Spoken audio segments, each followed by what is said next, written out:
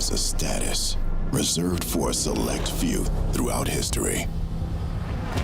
For those remembered for more than just a name, it's a title even kings die in vain for. Out of the dust, a legend is born. Born for the game, born for the throne. Time gives us all one simple choice.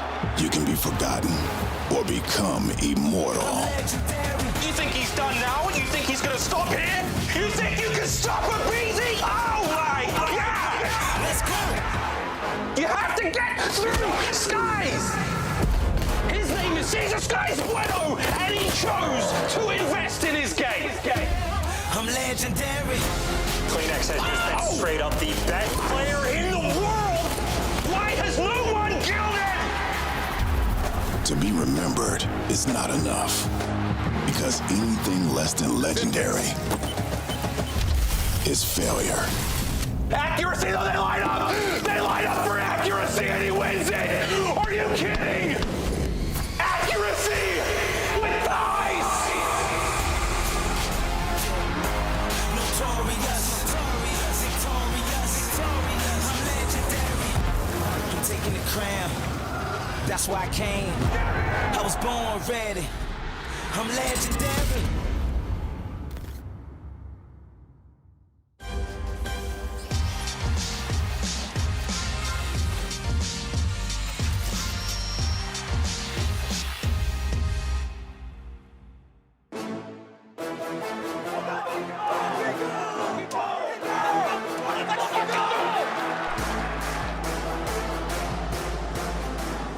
The excitement only continues to intensify coming into today. It's a different atmosphere as we're down to just 4 teams and only 4 matches remaining, all looking to covet that CDL championship that you see right on your screens. We welcome you inside the Galen Center to join us for day 3 here at Champs.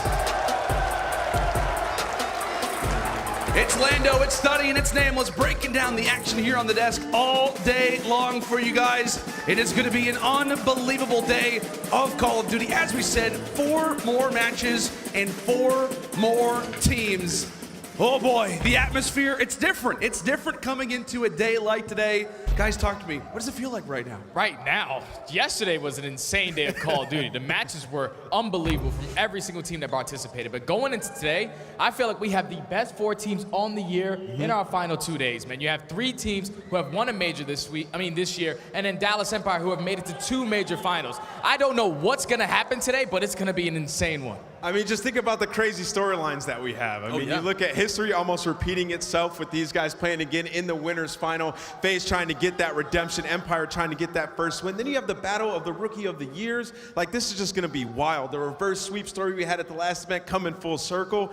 This is gonna be a special day. Down to 4. By the end of today, we'll have 2. Yeah, absolutely. As we said, all in coveting of hoping to potentially have that CDL championship. It's going to be a phenomenal day of some good old Call of Duty. Now let's go and take a look at the bracket to see how things are shaping up coming in to day 3 here of championship weekend. We take a look toward the bottom side of the bracket. It is elimination round 3, the battle of the North between the Toronto Ultra and the Minnesota ROKKR. Also, to the top side, it's going to be our first match of the day. It is Atlanta FaZe taking on the Dallas Empire. It's a rematch of our winners bracket final at Champs last year. It's also our Champs final rematch as well. There's a lot to be excited for when it comes down to this match. And as we said, 2 teams who I think you could say in a number of different ways are kind of expected to be in that final. So to be in this winners final now is only sets up for that much more excitement. But kind of being in a position like this, specifically Nameless, when we take a look at Atlanta FaZe, right, this is a team who's been preparing for this moment. Last year at Champs, they fell to the Dallas Empire, not just once,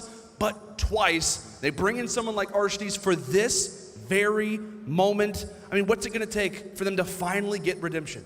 Well, I mean, you think about last year and what happened, it was the teamwork fell apart. I mean, they had all the talent in the world. They end up losing 5-1 in the finals. That's not something that you expect to see out of a team with that much slaying power. So for these guys, it started to happen again in stage 5, especially in the hard points where they lost 2 of them to Dallas Empire, which allowed them to push the series all the way to game 9. And they got to deal with a guy like Shotzzy, who's a 1.9 in hard point, which is just absolutely insane so far here at Champs. So I'm looking at Simp to do what he did yesterday versus the New York Subliners. He went off. He's going to have to go toe-to-toe with Shotzzy to contend today. And I completely agree with you, man. Their teamwork needs to be on point because, like you said, at Major 5, you had every single player from Atlanta FaZe underneath a 1.0 KD. You can't have that today. But for me, in order for them to get their redemption, it has to come in their go-to game mode all year long. It's going to be that control, which is that swing mode. Because if you look at what Atlanta FaZe has done the entire year, they have just been the best at that. They're basically guaranteeing themselves a map in every single series. And when you talk about both of these rosters here, I feel like when you're talking about the hard points, they match up easily. That's ridiculous. You talk about the search and destroys, they match up easily. But this is where FaZe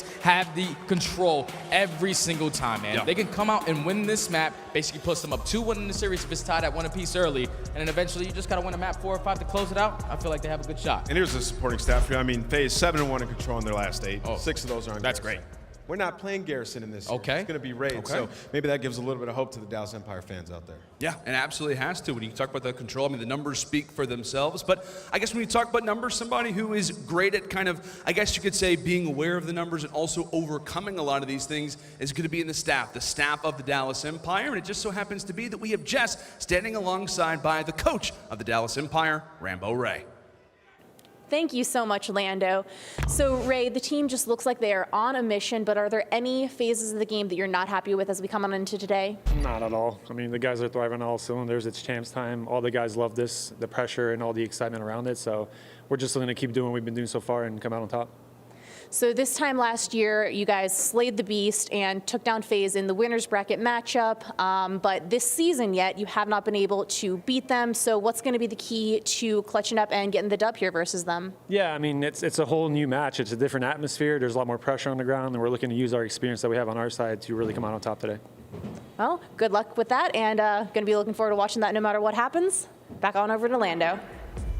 Thank you so much, Jess. I mean, yeah, she alludes to it very, very well, guys. Dallas Empire an 0-5 record so far this season versus the Atlanta FaZe, but also at the same time, Rambo Ray, eager to mention, it's a different atmosphere. We were in this position last time around at Champs, so we were able to take them down not just once, but also twice. You know, we talked about Dallas Empire, right, Stud? They have been great so far this weekend, but Atlanta FaZe, they are a different beast. Yeah. What player are you looking at today to shine for Empire? Well, I don't think he needs to shine. He needs to continue to shine, man, because it's all going to be on Shotzzy. Watching him so far throughout Champs, he's just been unreal. The series versus Minnesota, he had a 1.6. And then yesterday in the series versus Toronto, he had a 1.2. Overall, he's sitting at a 1.38 KD, plus 36 kills. And just keep in mind, he's their most aggressive submachine gun, the playmaker on this team. You're going to need this guy to continue to play at such a high level because you're going up against the tiny terrorists. They looked great yesterday versus NYSL. This guy cannot drop his gameplay at all if they want to stand a chance here. You know what, I agree with that. I think Shotzzy is a big key factor here. But there's another guy that I want to talk about, and that's iLLeY. I mean, iLLeY, I'm looking at him to go off here, and we got him in the crowd. Look at him. Shout out iLLeY, man. Shout out iLLeY, bro. Shout out Gersh. No, but you know, talking a little bit more about iLLeY, I feel like he's the X factor for this squad. As their teamwork has gotten better and the team's gotten better overall, he started to take.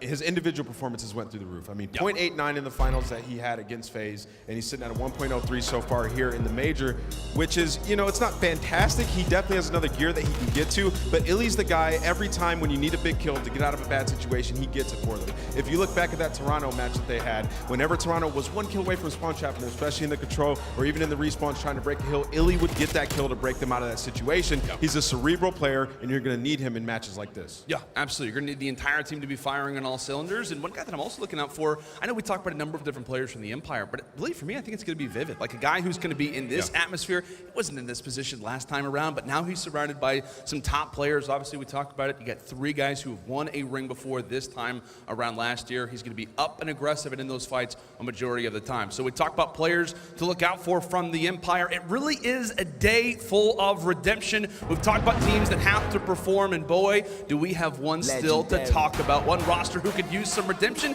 It's the Toronto Ultra. They just suffered one of the worst losses, one of the worst comebacks in Call of Duty history. We're talking Ultra, we're talking ROKKR when we come back after the break. You know, let's go. Out of the dust, a legend is born. Born for the game, born for the throne. Up from the ground, and out of the gates. I am the storm, I am the thunder, I am the eye of the hurricane. Yeah, cause I'm the only one that's born for this shit. Cause I am mythic, I was made for.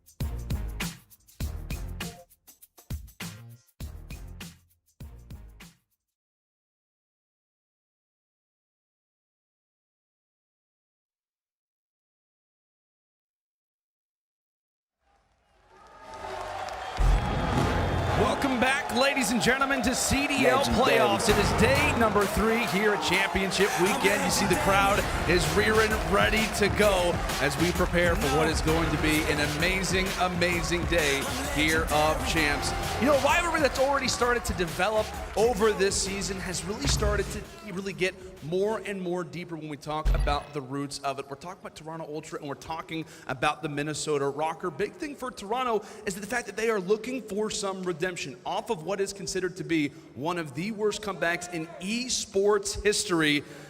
To say it's a bitter pill to swallow would be an absolute understatement. Here's a look back, in fact, at how things have unfolded during Stage 5 from start now to finish.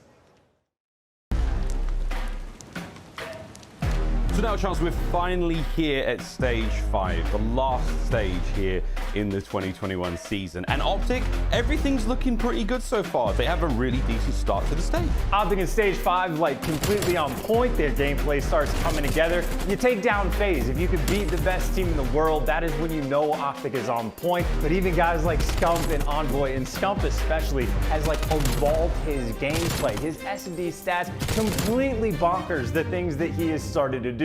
They have proven to themselves that they can beat the best team in the game. Now it's about just executing that at a major, but by God, did they look good in the group stage. OpTic, they get their win in the series. You can see the boys are fired up about that one. And now it's on to the actual major itself. OpTic's gameplay is looking great. They're starting to peak at the right time. All the usual suspects are looking really strong. Dallas looking good, coming off the back of second place in Major 4. And we've got fans. But little did we know this was going to be the most unforgettable major by far, Chuck. And it was like a game of one-upsmanship as well, because like things start off and like Minnesota Røkkr starts beating the best teams in the game one by one and sending them to losers. Seattle's working their way through losers, how impressive they are on land, and then we're like, oh, but now they have to play against FaZe. That sucks for them. Turns out, no, it doesn't. They beat FaZe, knocked them out after the year that those guys have had. I mean, that might be one of the most unpredictable series of all time. That grand finals was unforgettable, man. I mean, this was a 5-map comeback. This is one of the greatest comebacks we'll ever see, ever. Nothing compared to Full Sail. You can't compare like FaZe versus OpTic, you know, the comebacks there. Like, this is truly one of the most amazing moments in COD history, bar none. We may never see anything this great ever again. We might have peaked. It is something that, by the way, solidifies Attach as the most clutch Call of Duty player in history. I mean, he's got the 1v3s running through artilleries. He's got the 0-3 comebacks from years ago. Everyone knows in the 1v1s that he is the Reaper in those situations. But now he's got that 0-4 comeback just to make sure there is no argument. Most clutch player we have in time. Fans. They were unforgettable. The roar of the crowd, the electricity of having people in the venue again. It reminded all of us of like why we're doing this. The energy was incredible. Green Wall fans screaming. It was truly an event to be remembered. How great is this crowd, by the way? We've been waiting for this moment for such a long time. The fans have been in the venue, but for us as talent, it is so great to see so many happy fans out there and ready in preparation for it. It's, like we said, going to be a wonderful day of some good old Call of Duty. But I guess what, man, we kind of end out that video talking about the Stage 5 Major. It's Toronto Ultra versus Minnesota Røkkr. Ultra go up 4-0, and then right after that, Minnesota fire away 5 straight maps. It is something that I don't know if we're ever really going to see again, but it only really intensifies what is going to be this matchup that we're going to have to kind of kick off the day here in just a bit. But I guess you could say, after suffering what is considered to be the greatest comeback of all time, and in regards to Toronto Ultra, Stud, what do you think that Ultra needs to do today to earn that redemption? Well, their main focus just has to be on search and destroy, man, because if you go back and look at what happened at Major 5, they lost in a 3-1 fashion. They lost 2 hardpoints and a search and destroy. And then when they went all the way to the best of 9, they lost 3 search and destroys. So in total, they were only 4-1. They beat them in the beginning of that series. So search and destroy needs to be the focus for them, because at least watching them yesterday, they looked well versus OpTic. The mind games were on point. You need to have that today versus Minnesota, because that's what can give you that edge. Yeah, and you know, I agree with the search and destroy point. I think as the series went on, they started to get in their heads a little bit. Like, are they really completing this? Which led to them losing some of those clutch moments. But I'm looking at 2 players, and it's going to be the SMGs on the Toronto Ultra. Cleanex and Bans. I'm going to need these guys to have a big performance here to frustrate the ARs on Minnesota. I mean, Cleanex, this guy, he's 0.65 versus Dallas, 0.86 versus OpTic Chicago. Like, that's just not going to cut it. He's your aggressive SMG player. He's going to have to be getting up close and personal, especially in the controls, because I look at these other 2 modes. I look at search and destroy, and I look at hardpoint. In this series, it's likely a wash. So whoever wins that control, to me, is just going to have that extra leeway in the series and probably go ahead and take it. So these 2 guys, especially in that mode, are going to have to be on point. Okay, so we've kind of highlighted it well, players to look out for. And oftentimes when we talk about, I mean, you guys mentioned control, we talk about search and destroy. And one guy who is always going to be in your face and normally putting up numbers in search and destroy is going to be Minnesota's own MajorManiak, who's standing by right now with Jess. Thank you so much, Lando. So MajorManiak, you've won the last 2 games versus Toronto Ultra, one with a sweep and one with that epic reverse sweep that, as we all saw, will go down in COD history. So how's your confidence facing them today?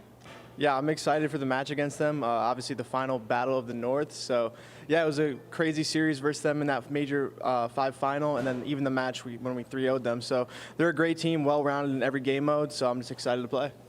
So we on the talent team, me, the casters analysts, we analyze what we think needs to happen for a team to win every single day. But what do you think needs to happen? What do you need to do in order to take the win here? Just come out hot in that first map. I think Toronto, they're a team that kind of start off slow in their series. If we come out hot in that first hard point and then take that S&D, I think we're in a really good spot. We heard from Attach Røkkr, our respawn team, so I'd like to see if that comes true. Thank you so much. Back on over to Lando. Thank you so much, Jess. And there you have the results so far of the Battle of the North throughout the year. It was Ultra winning the very first 4 engagements that they've had, but Minnesota, as of late, as we know, at Major 5 in both that winners final and in the championship. You know, Nameless, it seems like Røkkr have seemed to really find the kryptonite in this Battle of the North. And from your perspective, who has to shine today for Minnesota to avoid elimination?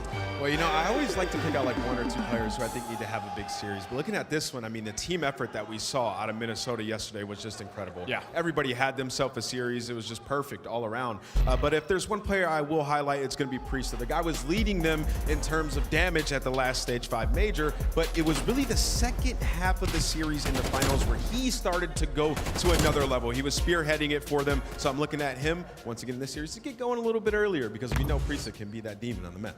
I completely agree with that. You know, the teamwork definitely was there yesterday. They were looking like a well-oiled machine. Standy was sitting at a 1.3, MajorManiak at a 1.6, and that's actually going to be my point. MajorManiak is going to be that guy for me today because watching him yesterday, he was above a 1.5 or 1.6 in every single map. And you heard him in that interview. You have to start early. It's not like they're going to be sitting there waiting now with Toronto getting a couple warm-up matches, and they're going to be both be coming off the fresh. So I'm looking at MajorManiak to really step up because when he's going off with his AR, it opens up the lanes for his SMGs to start being playmakers.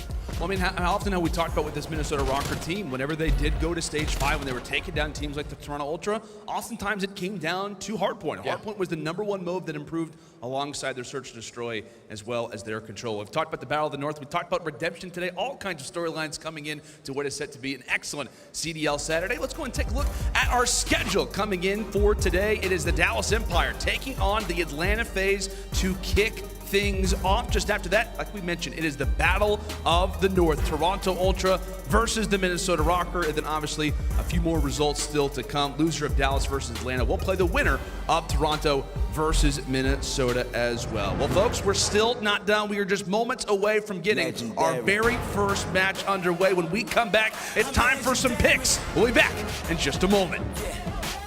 You know, I'm legendary. You know, let's go. Out of the dust, a legend.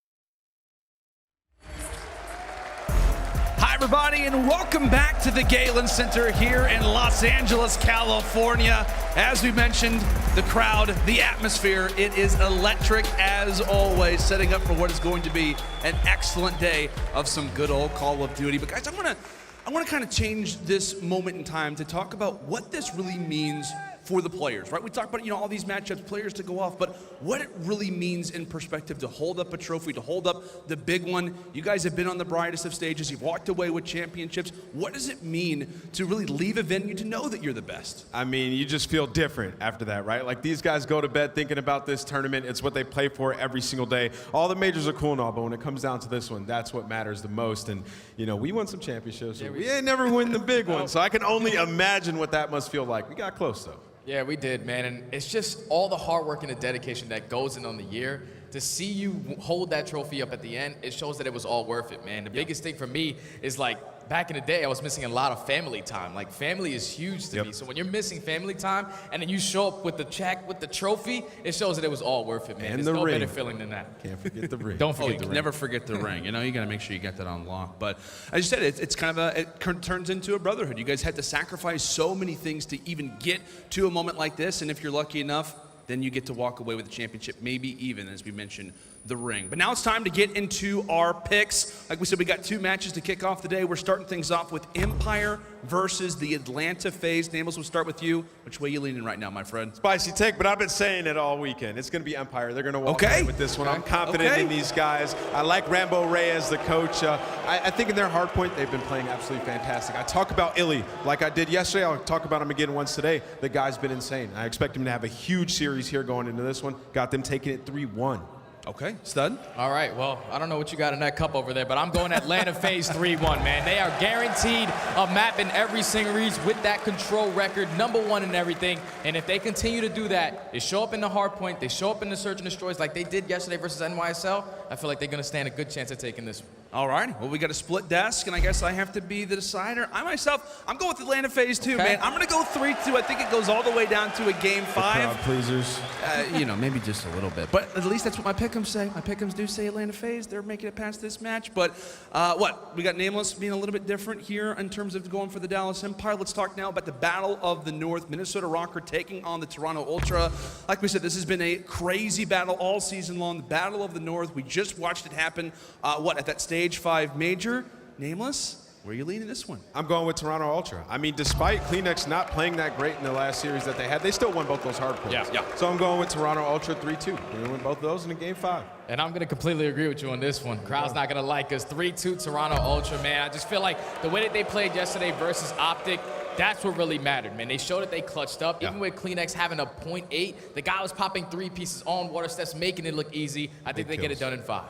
Well, you guys have made very, very clear statements. And am I a crowd pleaser? You bet I am. We're going Minnesota. We're going Minnesota Røkkr, baby, all day long. Let's go. Wise man once said, never chalk. It's never chalked. It truly is not. Have you seen those shirts? Those look absolutely excellent. I need one of those, please. We definitely do. We gotta get some merch, thrown up here from time to time. But folks, we've set the stage. We have set up what is going to be an amazing day 3 here at Champs. We are kicking things off with Atlanta FaZe versus the Dallas Empire. They have been waiting for a year to be in this very moment, and now on the brightest of stages, they have got their chance. When we come back after the break, it is Miles and Chance guiding you guys through Dallas versus Atlanta. There is a status reserved for a select few throughout history. For those remembered for more than just a name, it's a title even kings die in vain for. Out of the dust, a legend is born for the game, born for the throne. Time gives us all one simple choice. You can be forgotten or become immortal. You think he's done now? You think he's gonna stop here? You think you can stop aBeZy? Oh my God! Let's go. You have to get through Skies! His name is Caesar Skies Bueno, and he chose to invest in his game. I'm legendary. Kleenex has just been straight up the best player in the world. Why has no one killed him? To be remembered is not enough. Because anything less than legendary is failure. Accuracy, though, they line up! They line up for accuracy and he wins it! Are you kidding? Accuracy with ice! Notorious, I'm legendary. I'm taking the crown.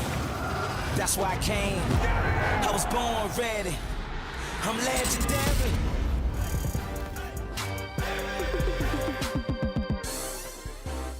What's going on, LA? It is great to be here with y'all today, Saturday afternoon, and it feels so good. Come on, crowd, let me hear you. Make some noise, make some noise. I'm Golden Boy, your host, and it has been a pleasure to be here all weekend long, but we have plenty more action on the way. And let's just go ahead and bring out your first team representing Hot Atlanta. It's the Atlanta FaZe.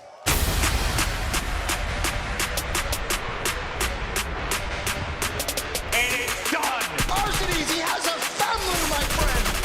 Count that big. Might be down as the nade doesn't land, and aBeZy! What a nice two-piece that was. Atlanta FaZe is going to attack from the other side through pillars. They don't care. They said, we're going to water steps. Next offense, we're going right back at it. And Simp just doing it all. 30 seconds on the clock, and Cellium a huge win, a huge finale, and a low drop, and it's done. FaZe.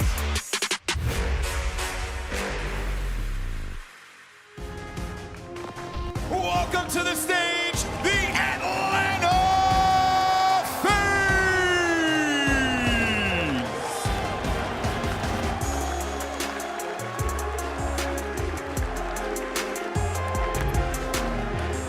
You hear the crowd chant MVP for Simp, who just clocked in the regular season MVP award. #1 in control, #1 S&D, #1 in hardpoint, #1 in your mom's heart.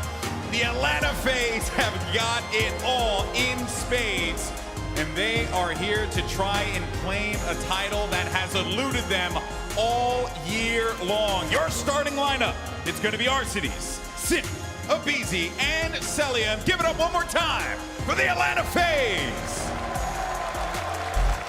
But now, it's time to bring out their opponents, the one and only Dallas Empire.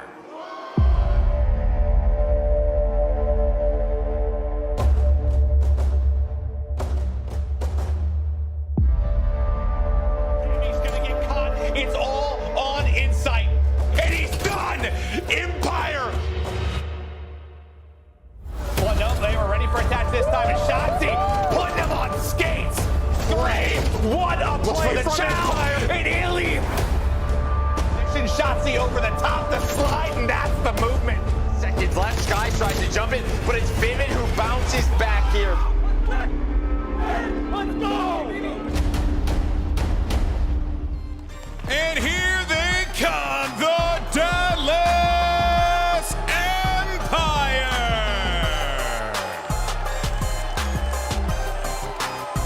Here to defend their crown as the Call of Duty League champions. And of course, led by one of the most polarizing men in esports, Crimsix. This squad has a chip on their shoulder here as we are witnessing a rematch of the COD League 2020 Winter Bracket Finals and Grand Finals. Could lightning strike twice here today at the Galen Center? Shotzzy leading the team as a Slayer, but here is your starting lineup. Vivid, Shotzzy, iLLeY, and everyone's favorite player, Crimsix. Give it up one more time for the Dallas Empire. All right, folks, but now it's time, the moment you've been waiting for, the Winter Bracket Finals. Los Angeles, I need you to let everyone at home know what they're missing, so make some noise. Let's send it to your casters, Miles and Chance. Thank you very, very much, Alex. We can't wait to get into this one. Truly going to be an absolute show. The crowd's well and truly involved, and we hope you are at home as well. Galen said, I've got a few requests because you've been very vocal today, and it's been amazing to be back. Can I ask for a few things? Is that cool? You know what I want to ask for. Can I get a skirt? That was great. Can I get a sheesh? Can I get a oh yeah? That's made my day. I'm gonna die a happy man. Right, Chance, let's get into this one. Winners bracket finals. This is gonna be a treat. I'm going to hell for that one, but can't wait.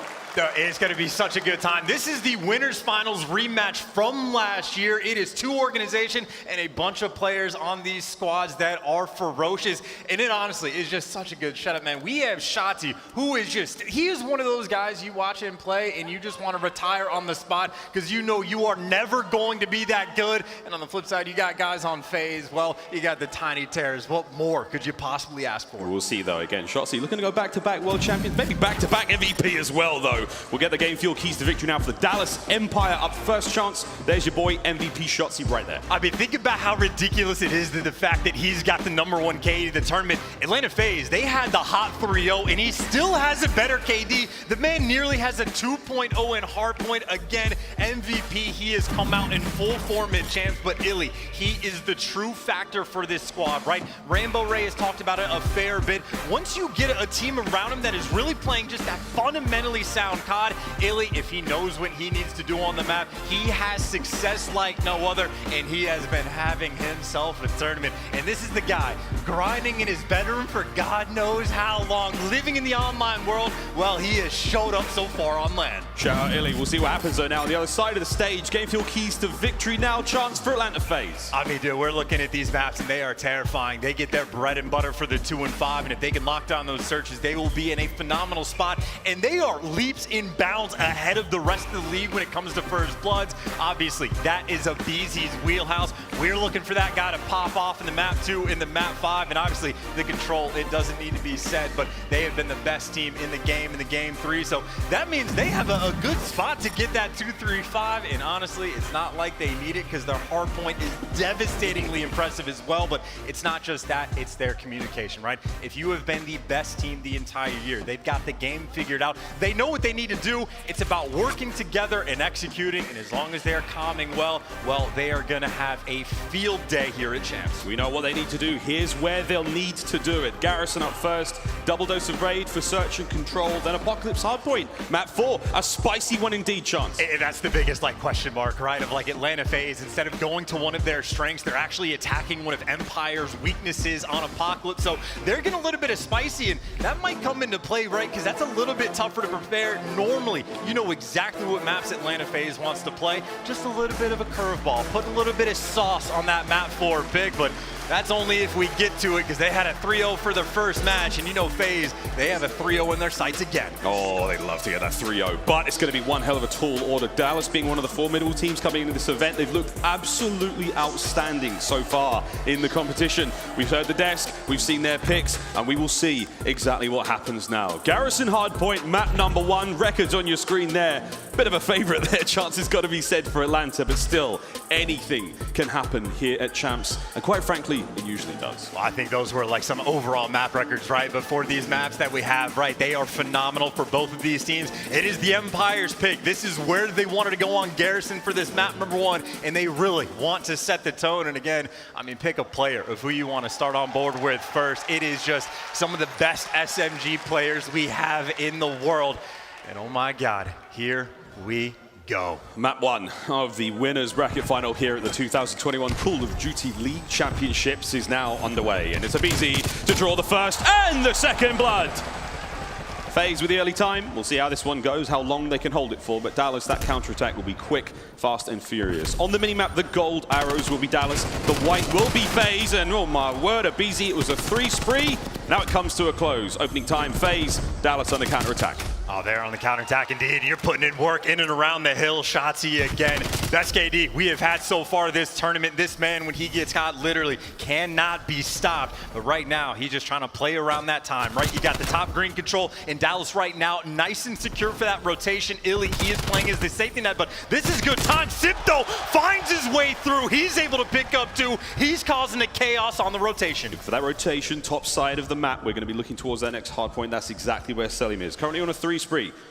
This position he's been in all year long. The man who finds the angles, the little nooks and crannies that he can abuse to his benefit, and he has done that all year long so well. Time now ticking in favor of Atlanta FaZe, looking to push this lead ever further. iLLeY though, shout outs as he makes his way forward to the crowd, starting to get involved here at the Galen Center. Atlanta FaZe though, they just demand perfection. Shotzzy, well, he's trying to find his way to break through and stop him. They're gonna get it. Vivid flying out of top green, he connects with one, and hey, at least the break is in. A nearly bungled P2 hardpoint, but Dallas Empire making up for it in the re-break. And well, you see who's in the feed, right? It is iLLeY picking up some pieces. And again, when he's on point, he can be a machine. That Roto though, Vivid, he is going all the way back. These are the key battles, and Empire actually, they're taking their time. They're looking to chop down these players along the way. That's why you see Simp wrapping back. But in the meantime, this has been so much time the Empire have collected, looking like they're gonna be able to tie this one up and potentially take the lead. Going into third now, tied up. Dallas with position now on the map. We'll see if FaZe can pick up the final few seconds and make their way across. Still, Shotzzy's going to be the player to slow them down, and he will do nothing of the sort. Simp, a nice kill, pushing these players forward now. And again, the kills back and forth. It's Vivid on the defense now. aBeZy, Mr. Entry Man of the Search and Destroy, tries to take down iLLeY. Forward they go. Cell, aBeZy finding those kills, and now you have FaZe in the hard point. FaZe in the hard point again. If you're getting these breaks on the P3 time, this is what you want to do. Just keep them out of the hill, force them back, and don't let them collect any of this money hill time. And well, they are doing it. The ARs right now showing up. Cellium's able to find two. iLLeY the next man potentially. Oh, the jumping block! But he takes them both down. Say your prayers and kiss him goodnight. He picks up two, and well for FaZe, now they're worried about the spawn trap. iLLeY's not done just yet though. The pace still being set by him, and Dallas now with a 9-second lead. It's going to change after this one. Map control all theirs. Dallas with a bit of momentum. Perfect time now to go for a listen in with the Dallas Empire. Green. He probably bricks or something. Yep. Dark cell. We're looking for Alec Green. In the dark. Alex, back bricks. Yo, Yeah, I'm big dark. Yo, he's going top green. He's going top green. Green. Yo, oh, mid. Yeah. Underground and bottom float. No. Green dead. Okay, zombie. One shot. Nice. Yo, catch. Mid-takes. Weak mid-takes. Where'd he go? Nice shot. Yo, I think he's top green. Yeah, he's top green. Weak, mid-take. He's mid-tank. Wheels. I'm coming. One shot mid-tank. Some mid-tank. Watching a hanger. Hanger cell. Take your time. Underground right now. He's jumping up this side. Yep. Top green right now. That's the underground. There's a trophy behind me. Nothing float. Nice shot pocket. G2 out. G2 dead. One take mid-tank. aBeZy. Yo, top float. Cell dead. Mid-take on hill. Where's hill? Last one behind. Yo, he's top cat. Top green. He's on your box. They're spawning green now. Just sit by the close trees. There you go. Take routes. You go left here. Yeah. Oh, top green. Oh, yeah, one fracture. We're good. I don't see anything. It's on across. One's still gray box. Yo, mid-tank and one guy's back up. Top green. Top green. He's dark. Simp. One shot. Low foot, one shot. Simp. I need it. Yeah, if you want. Oh, this is dead. Yo, Simp push out hanger. Simp dead. Simp push hanger. Yeah, I'm looking. Waiting for him. I don't see him. Well, chance we had the listening there again, Dallas. Intensity in its own right, but still feeling a little flat in the gameplay. That is a different level of focus. Those four guys are locked into their own screens just for the gameplay. It's worth pointing out, Simp was getting close to streaks. He gets shut down, so Empire starting to find some of these key kills, but obviously down by 30 points. And, well, right now it is just tough for either team to start collecting this time, but it is pieces back and forth. The ARs having themselves a great time, selling able to pick up a couple, and Crim can't make the play. Atlanta inside, and most importantly, no one's in the back, and you see it. Empire now, they're the team that's starting to spawn out, but it right now is chaos on this map. It's a difficult hard point to get into. We're going to see what these players can do. It's going to be Crim in the closest position. Simp, though, looking to find something there through vents, trades, back and forth once again. Atlanta still retain the lead. The first set of hard points now about to come to a close. We go back towards the center of the map, a fresh sweep, as these teams look once again to push the lead forward. Dallas currently sitting in a strong spot, but they will not have control going into the next one. Good stuff out of Simp once again, 14-6 overall, the regular season MVP, having a ball. And we've had so many breaks and so many spawn outs and stuff like that. This is turning into a slay heavy game, and Simp, the man leading the charge, 15 to his name right now, and finally gets taken down, but his teammates still collecting all of the time in the hard point. But right now for Dallas Empire, right, you're down by 50 points. They got broken on P2 the last go round. You see they're still setting up, trying to be secure, a little bit of pressure over towards green. They cannot afford to lose it. More importantly, This is still a ton of time on P1. They need to find a way to get through, but they can't. All 4 go down in Atlanta. Flip the map on its head. Still trying to find that time. Here we go, though. Dallas onto the point. The contest is there. Simp from up high, though. Looking to cut these players out. And aBeZy, once again, it is back and forth. And I take it back. It was back and forth until Simp gets involved. It's a 3 spree for Simp. It's a 3 spree from Cellium. And now, Dallas, they've got a long and dangerous run across map to get towards second. Simp, though, he is just a machine. I mean, this man is the walking 2-piece in this map, and he just cannot be stopped. It's a 4 spree. It's a rotation. Atlanta FaZe clicking right now, just like Golden State in this moment. Already got a massive lead. You're looking for score streaks. He got the rotation. Simp, and well, he's going hunting. iLLeY, the man in his sights. He can't find the kill, but there's the next. Still, the score streaks. That's a 5. Looking to get it done. He was cut short moments ago, and now Simp desperately trying to stay alive. Look at the movement right now. The man's playing out of his mind. All takers. It took 3 of them to bring it down at that moment in time, and aBeZy will try to get the swift retribution. Over to Cell, though. His 5 spree still alive and kicking, as again, the hard point remains in the hands of Atlanta FaZe, and that scoreline keeps going up. 5 still for Cell. 19. Make it 20. And that's a 6 spree, and we're looking at streaks. He can't be stopped right now. He's even going for the wall bangs right now, but it's 20 kills for him, 20 kills for Simp. Right now, Atlanta FaZe popping up. They might be thinking about the 100-point club to start their day, but we are rotating over towards the Money Hill Empire. If they want any opportunity to try and get back in this game, it needs to come off the back of a full 60, but it just got that much more difficult. The artillery has been secured. 7, 8. Here come the streaks. Let it rain. Forces Dallas back. An opportunity now to make their way forward from Atlanta FaZe. Cell still keeping the play alive. Shotzzy finally brings him down, and for now, that's all good. You keep the hard point. iLLeY gets dropped by Simp. Shotzzy now steps up to the plate, and it's going to be Vivid who helps out there with the Semtex, and man, it is getting furious in here. But again, Chance, that 200-point club. What can Dallas do? Get out of it. Get into the 100s, into the triple digits. As Vivid starts to get things going. 18 and 21 from him so far. The final 20 on this hard point should be theirs. And Dallas save themselves the red face at the end of this one. But can they finish the race and make it all the way to that 250? It is just such an uphill battle that Dallas are working from right now. They are getting bullied in this match. And again, it is purely just from the slaying, right? You got Cellium 22 and 13, Simp 21 and 11. It is a massive disparity, and Vivid gets shut down after he went on a 5. Empire, though, inside the hill. They're dealing with the split spawns for the moment, so they got a lot of direction to look. iLLeY with a nice one, but over towards the actual hard point, FaZe wins every single gunfight right back inside the hill, and they're right back to about that 100-point lead. I have no idea how Cell got that kill, but I'll take it. He's on a 3 spree again now, 25 and 13, as we start to make our way back into this one. Dallas trying to hold it down, and it's not happening. Once again, Atlanta FaZe, watertight defense. Final 30 here on Trash, and they're going to be picking it up. And Cell, sweet Jesus, he's on a run now. 5, looking to get streaks once again, potentially. Crim back on down. This is not a fight you want. Don't shell him.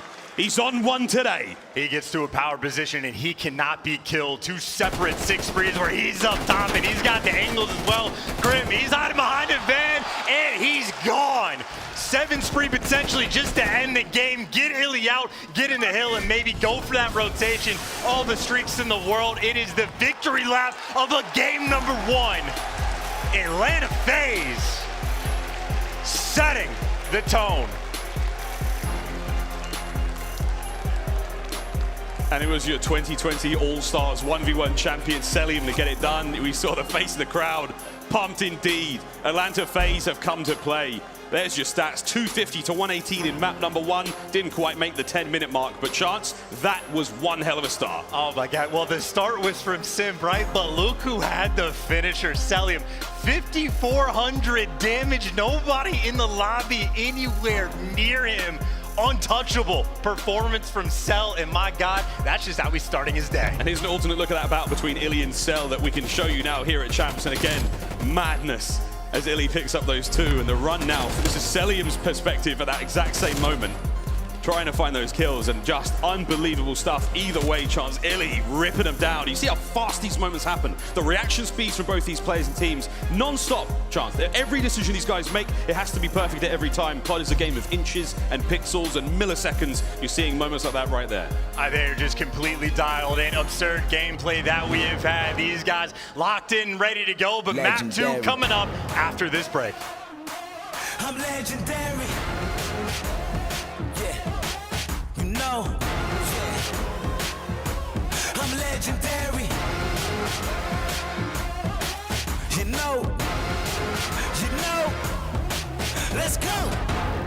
out of the dust.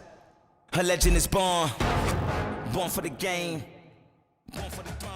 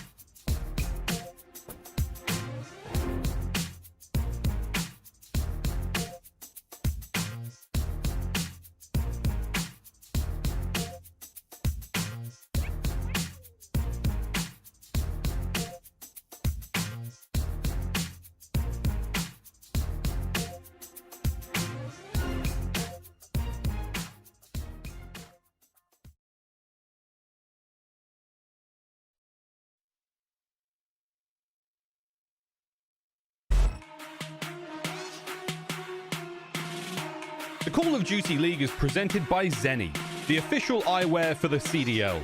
Armor your eyes with Seany Block's blue light protection glasses by visiting seany.com/gaming.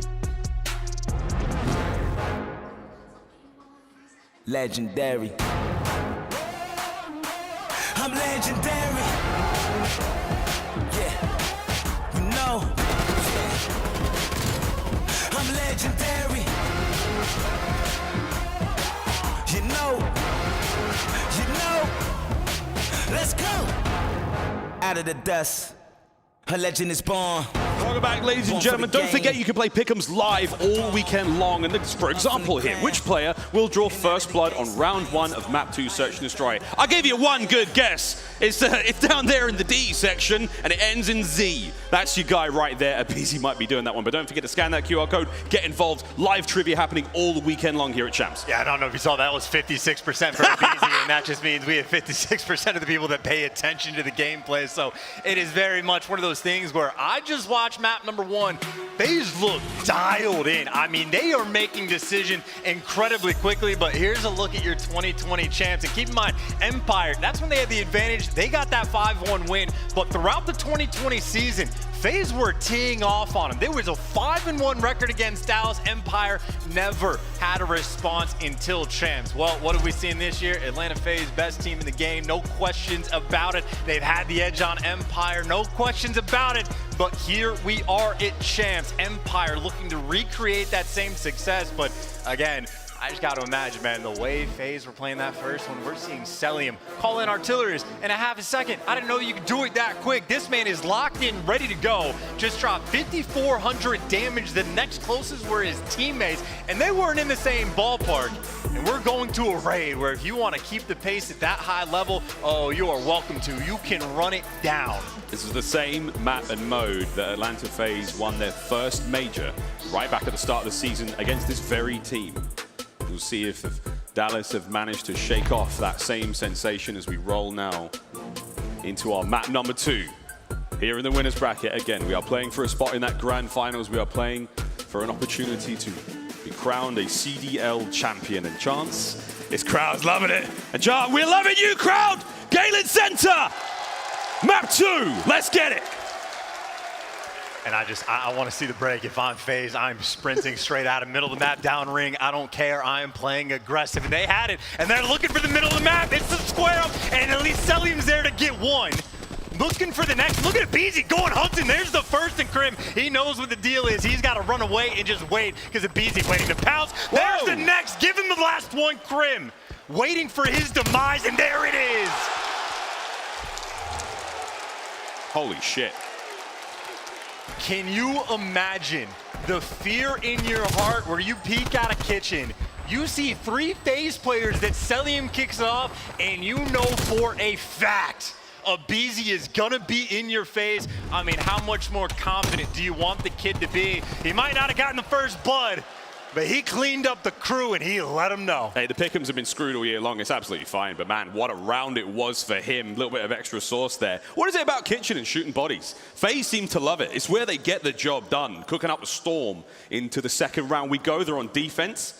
Atlanta, what an opener. Dallas now, what have you got on attack as we're gonna make our way through mid, and it's over the ring we go. And I love this, right? If you are just getting bullied out, you need to find some way to slow down the pace, slow down this gameplay, and honestly, just wait for aBeZy to just poke his head around some corner and try to take him down. But Shotzzy, he's got the timing. aBeZy gets caught, and there it is, the first blood for the response. Simp though delivers. He responds in kind, trying to stay alive, but he is in an Empire sandwich. He gets taken down. Main advantage for the Empire.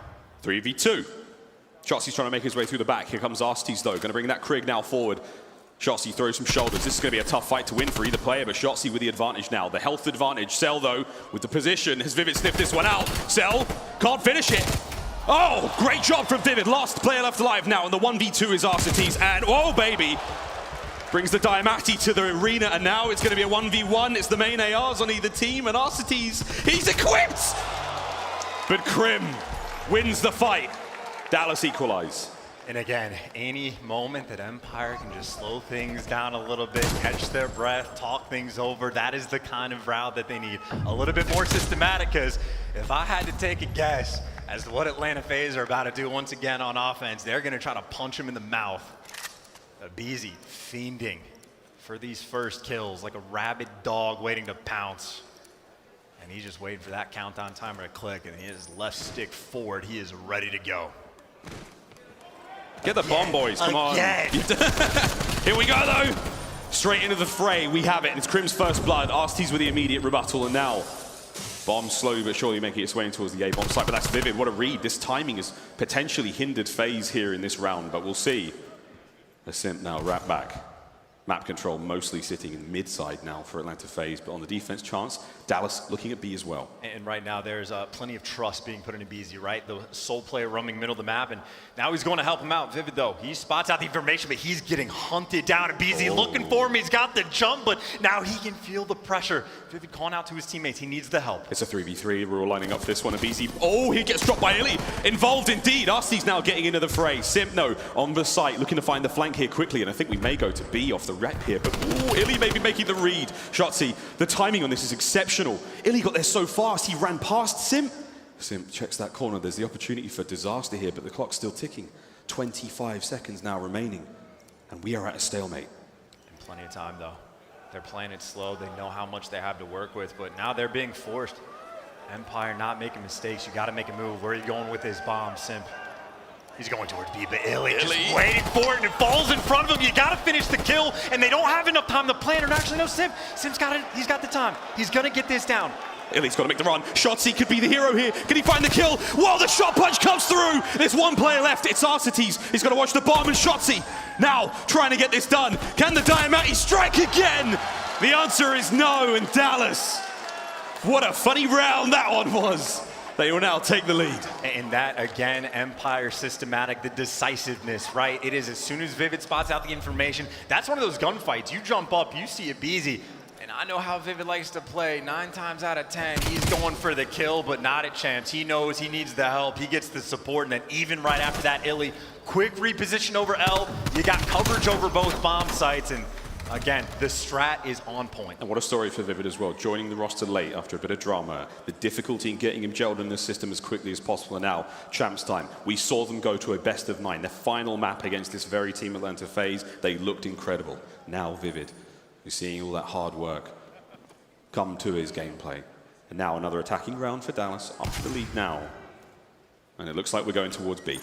And I want to know how aggressive Empire are going to be willing to be. Well, aBeZy's hopping over. He gets taken down. The trap was in.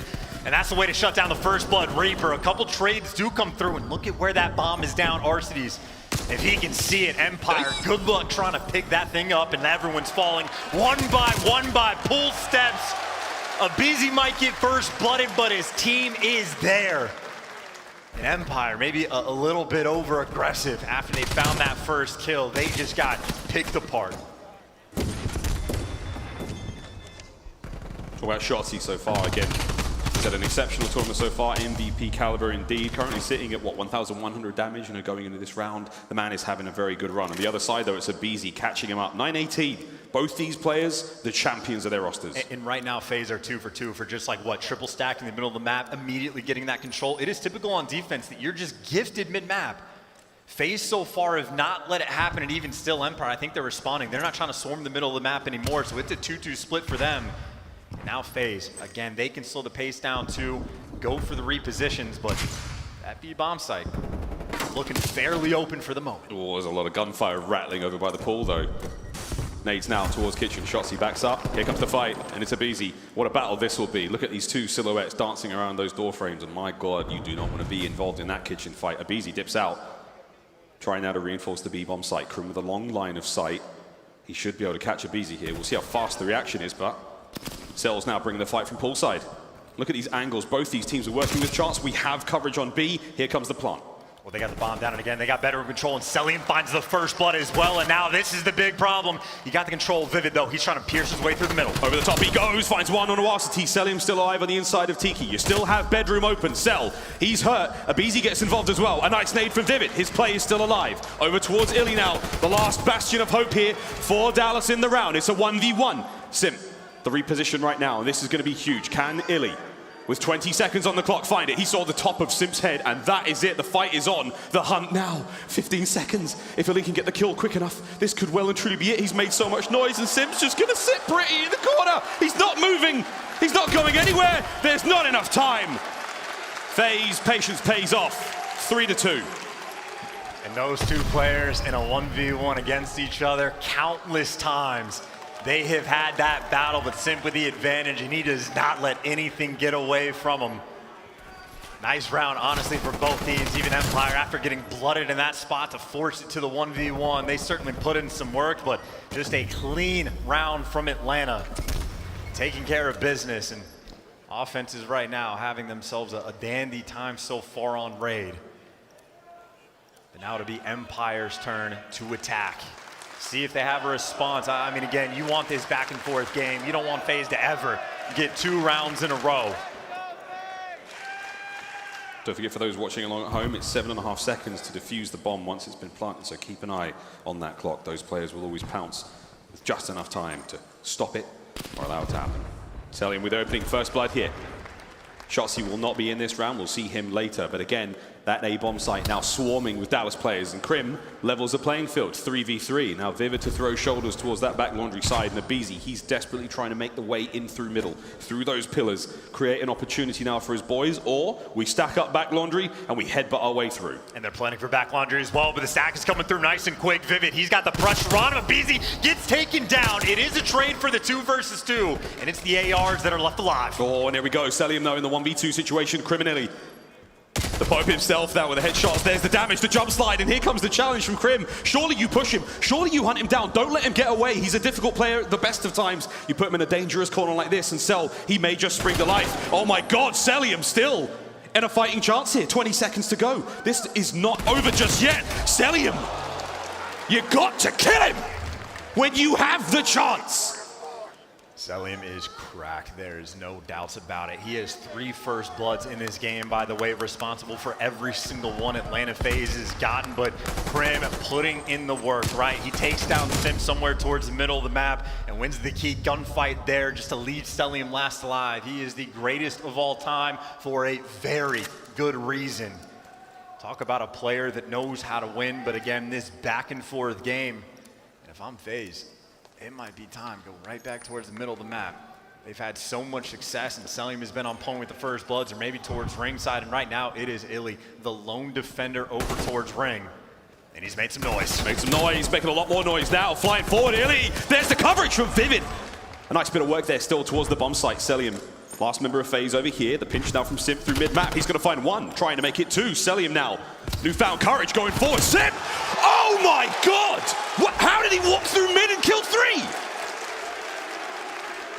The roaming player, Simp, he's allowed to just kick back and analyze the map. And I don't know where that third player was looking, but the first kills fall into his lap. And well, the third is an even bigger gift, Crim.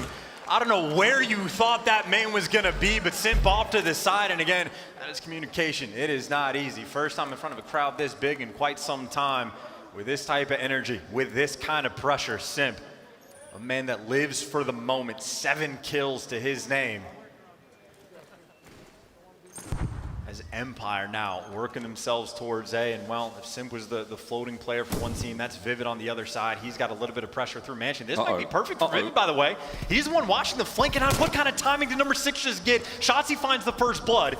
Vivid able to get the next, and the round is starting to fall apart. It's working so well, and with clean shots like that, you can understand why. It was a fast one, it was a clean one, and it was a nice 2 out of Vivid there. Shotzzy with the opening kill, top laundry. I'm amazed he got that one, but this was the timing. This was Vivid making his way forward, and the aBeZy's like, trying to help. Not even like just under half HP, a huge win. And look, maybe he just got really good timing, but that also might have been a 200 IQ play. Let that first guy go on the flank, and well, Arcitys is never expecting anyone to check top Mansion and not have his first teammate running in front get shot at, but either way, Vivid, talk about letting, kicking back after game number 1, right? 9 kills that he has. Vivid having himself a year. FaZe right back towards A. No first bloods just yet, but Empire, this is the first time really on defense where they've been able to get at least the middle of the map. But obviously FaZe, the swarm is over towards A. And they do not want to plant this bomb anytime soon, right? It is outer laundry. I think it's really about whether or not aBeZy wants to be taken off the leash. I mean, it's standard stuff right now. You clear out the back, you get the bomb down, but Shotzzy, he and Vivid have made the rotation fast, and there's the kill. They get there in the nick of time. There's the shots now from Cellium. Oh my god, Cell gets 2. Can he find the third as well? No, iLLeY. The silver bullet to kill that monster, and here comes Simp from mid. That's big. It's a 2v1 now. Vivid, show us what you got against the tiny terrors. And they rip him to shreds. Map point, Atlanta FaZe. In the instant chows from aBeZy at the end, but from Cellium too, just playing with his food. Reads the flank, right? And that was the strat call. They even did enough for the Empire to get that first blood, but how quick Cell is to find that response again. Dialed in right now for Cellium. Led the lobby by a mile in game number 1, and now they are 1 round away from going up 2-0 in the series. And keep in mind, FaZe, I know it's technically still early for them, but they've been perfect so far in this tournament. So Empire, they just want to force the round 11. They have been no stranger. It's going to be aBeZy. He's playing the spot, and he gets the first blood, and he's looking for food. He wants the next one to fall into his lap. He knows the pressure's on. He does get taken down, leaves us in a 3v3. Oh, wow, Crim. Nice 2-piece. Makes this a much more winnable situation now for Dallas, still on the approach towards B. And again, look at mid-map. That's going to be where Simp is. That's his home, his little arena where he takes on all comers. Cellium over by L. Crim. Great shots once again out of the go. Looking now to hold on to it, but again, look, the bomb. Chance to make the play, they make the read. There's enough gunfire here, enough time spent here that Atlanta FaZe are taking the bait. Simp's coming for the kills. Well, yeah, I was going to say, Crim is now left by himself, and Simp, I don't know how much time he's going to waste, and maybe the bomb can get planted today, but right now, Simp and Crim, they are in the standoff. Who is going to make the first mistake? And Simp, well, he's feeling the pressure. He's going to help out his team, but now Crim, he can be the late flank player, but Simp, he's so smart. He's reading it. He knows Crim might still be there, but Crim, the old goat. Forward he goes, and again over towards the bomb at this moment in time, the double stack through the back. And he just plays it perfectly. He gets all that information. Now his teammates know it's going to be back laundry. You know they're going to be coming from back laundry, and Simp trying to go so fast, but Cellium's going to fall, and Simp, all of a sudden, the man that got called out by Crim gets taken down and forces the round 11. We know that Simp lives for the S&D, always aware, but he's the GOAT for a reason. 2-piece from him, and then just making the smart plays towards the end. Crimbot engaged to round 11.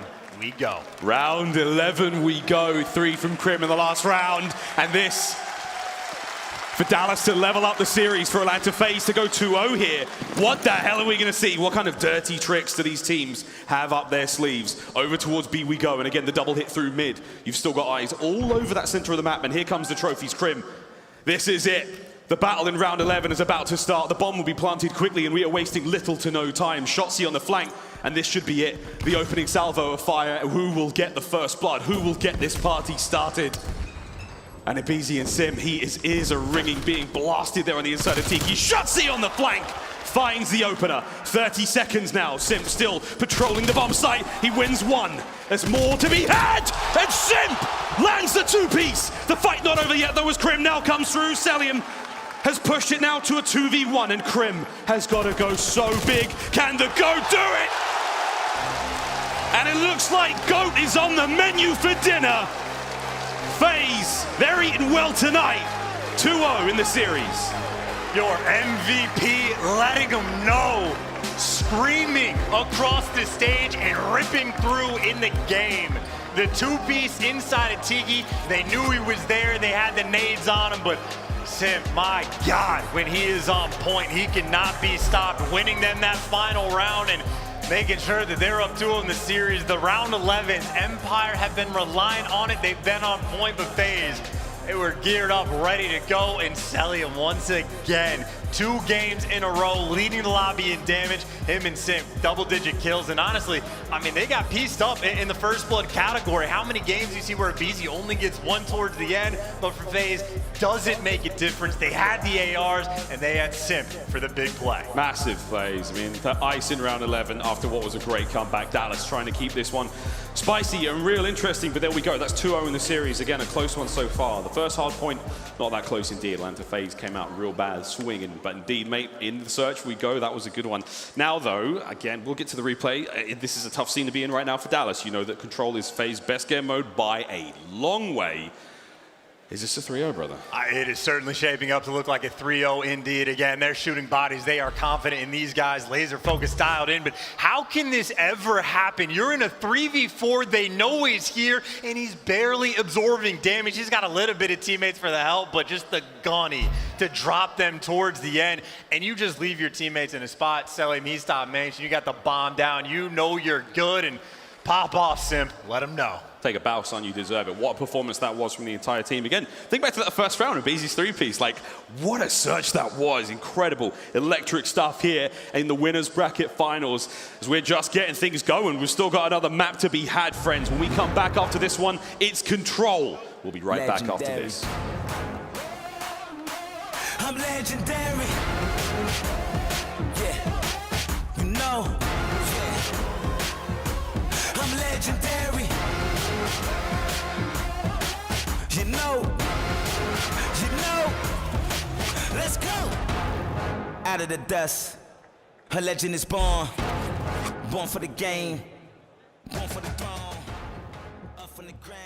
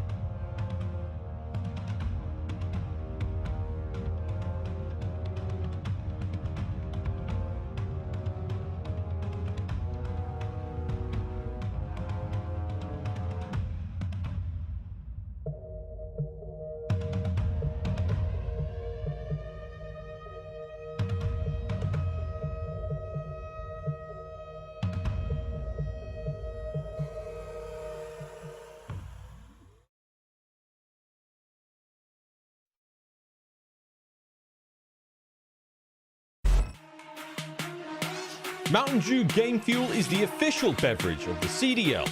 Buy now at gamefuel.com/CDL. Legendary. I'm legendary. Yeah, you know. Yeah. I'm legendary. You know. Ladies and gentlemen, welcome back to the Call of Duty League. Don't forget to stay tuned all day long for the chance to receive the CDL 2021 Championship Pack for free. This includes a black and gold Cold War AK-47 and a Tundra, along with Champs themes, calling cards, emblems, and stickers. I like the Better on Land or the Online Warrior. I'm more of an Online Warrior these days, Chance.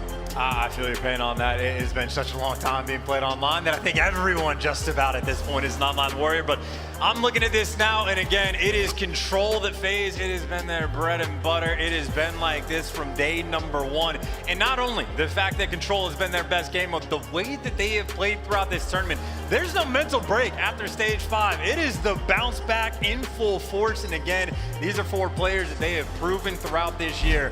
When they're on point and playing well together, there is no one that can take them down. Maybe though, the team that can finally make amends, prove that wrong. If any team can do it, it's gotta be your reigning world champs, Empire. Still plenty of gas in the tank, but the uphill battle that these guys are currently fighting, it is the Sisyphus rock that they are trying to push up. It is not a fun place to be. Good luck with dealing with that man on your screen, Simp. He's been popping off. Honestly, the way they set the tone, as soon as they come out, start shooting bodies, you know that they're feeling themselves. I mean, this is Dallas coming today. It may seem like a Sisyphean task, Chance, to us, but to these boys, you know they feel they can do it. They've done it before in the past. They've taken this team all the way. They've managed to take maps off them. But Atlanta FaZe feeling a little strong today. We'll see what Tyler Fellow and the squad have managed to impart those final moments again. Before we get into control, we are staying on raid for map number 3. And again, it has to be said, statistically, definitely the favor goes the way of Atlanta FaZe first across every stat when it comes to the game mode throughout almost the entire year. The Chance, what special sauce do you think Dallas can really bring today? What is the difference maker for them? I genuinely do not have an answer for you. I really don't. It is just such a tough spot to be in because, again, it has just been outright domination. There are so many times where, like, you have 1 or 2 players that are in that battle for, like, best in the game or best in this, best in that. It's clear-cut Simp, man. When it comes to control, and even if you don't want to agree with that for whatever reason, it's Cellium the guy that's right behind him. And, well, the way that Cellium has been playing today, again, he was dominant in game number 1, goes on what, 2 different 7 sprees, gets fully streaked out, 5,400 damage. Game number 2, 10 kills, all the first bloods that he needed to get. Cellium has been a machine. And towards raid we go, and you even know that this is the map you play against FaZe, right? But it's not like FaZe care if you know about it. They got a 15-3 record. From day number 1, they have run the show in the 3rd game mode. And they're trying to keep that perfect record going through champs. They are hunting for that 3-0. We will soon find out if they can continue that seemingly perfect run in the game mode. Dallas, this is it. They do not want to drop to the lower bracket. They want to find themselves in that grand final. But for FaZe, 1 more map win, 3 rounds is all they need. They are in that grand finals. They go to Sunday. Here we go. FaZe fans, just 1 more map. Dallas backs against the wall. Let's get it. And towards B they go. You see so many teams, it is A off the rip that is ordinarily favored FaZe. They are happy to go the opposite direction. aBeZy, the first one in, and well, the next one to get the kill. He does get traded. Empire were ready for that pressure, and they've also left the guy Vivid over towards Art. Empire on defense. That is the opening break they need. 2 zones, A and B, 30 lives either side, and we're going to watch those players whittle each other down. Look how hard it is to kill Simp in any situation, seemingly. Shotzzy really having to put the shots down there to land him. aBeZy finding the 3rd in his game so far. It's 2 in a row. Stop the clock over towards B. 55 seconds on it. Will they be able to capture the B zone? That first segment coming to a close. And again, we will see. There's a lot of FaZe members here, but Dallas now the immediate counter-attack. Progress already made. Dallas on it. The push, though, from aBeZy. Good shots from Vivid's, going to keep him some space now to work with, but Arcitys still moving forward. Will he be able to keep the play alive? As again, you kill one member of FaZe and seemingly 2 more sprout in their place. Empire ever on the map as well. As soon as they come off respawn, they're right back towards A. Arcity's trying to keep things mixy around, but Crim there to take him down. Over towards A though, Shotzzy is waiting for his teammates. He gets back down for just a moment. Finally, FaZe have to go back to the default over towards Ring, but now they're getting picked apart. Vivid's able to find 2. You're able to stabilize, and now 40 seconds on the clock. FaZe, they're going to start to feel this pressure. They're going to have to flood this A zone and get it captured, ready to go. It might turn into a situation they could eventually get punished for going to B first. We'll see what happens. Again, A is almost done here. The second segment was closed out pretty fast, and there it is. A gone. 1 minute on the clock now added for Atlanta FaZe. 16 lives to work with. All they have to do is capture B or kill 16, now 15 members of the Dallas Empire, and chance to doing a damn good job so far. And Simp just won a massive gunfight too to keep the bedroom control alive. They've at least able to clear that out. And now you just get set up. Wait for those next waves of gunfights to come your way. It's Simp on point. Doesn't matter what gun he has. He's ready for the action. In FaZe, it is 4 men working their way through Mansion. They're trying to get past Pool Step. Oh my God. They've gotten past Pool Step. Couple kills go their way. And this is the opening. Right now, it's 1 player left alive. He is gone. Bodies on point. Everyone stack it and get this B zone cleared. This could be the round. If you get more players on point, Shotzzy's got to go big. aBeZy, he's going to keep these players back. Crim over the top rope now, but Simp from the back line. Cell gets it. There's no hope in hell. Round 1, Atlanta FaZe. The amount of pressure Atlanta is pouring on everything. So quick, so decisive in the kills falling to their laps. And this is the start of the spree. If I remember, I think this is where Crim falls on the flank. This is the moment, right? You give up mansion control for a moment. It makes your life that much easier on offense. And Sim, well, he turned that into a 6 spree. He captured some zones. I don't know if he's got the artillery just yet, but if not, he is certainly looking for it.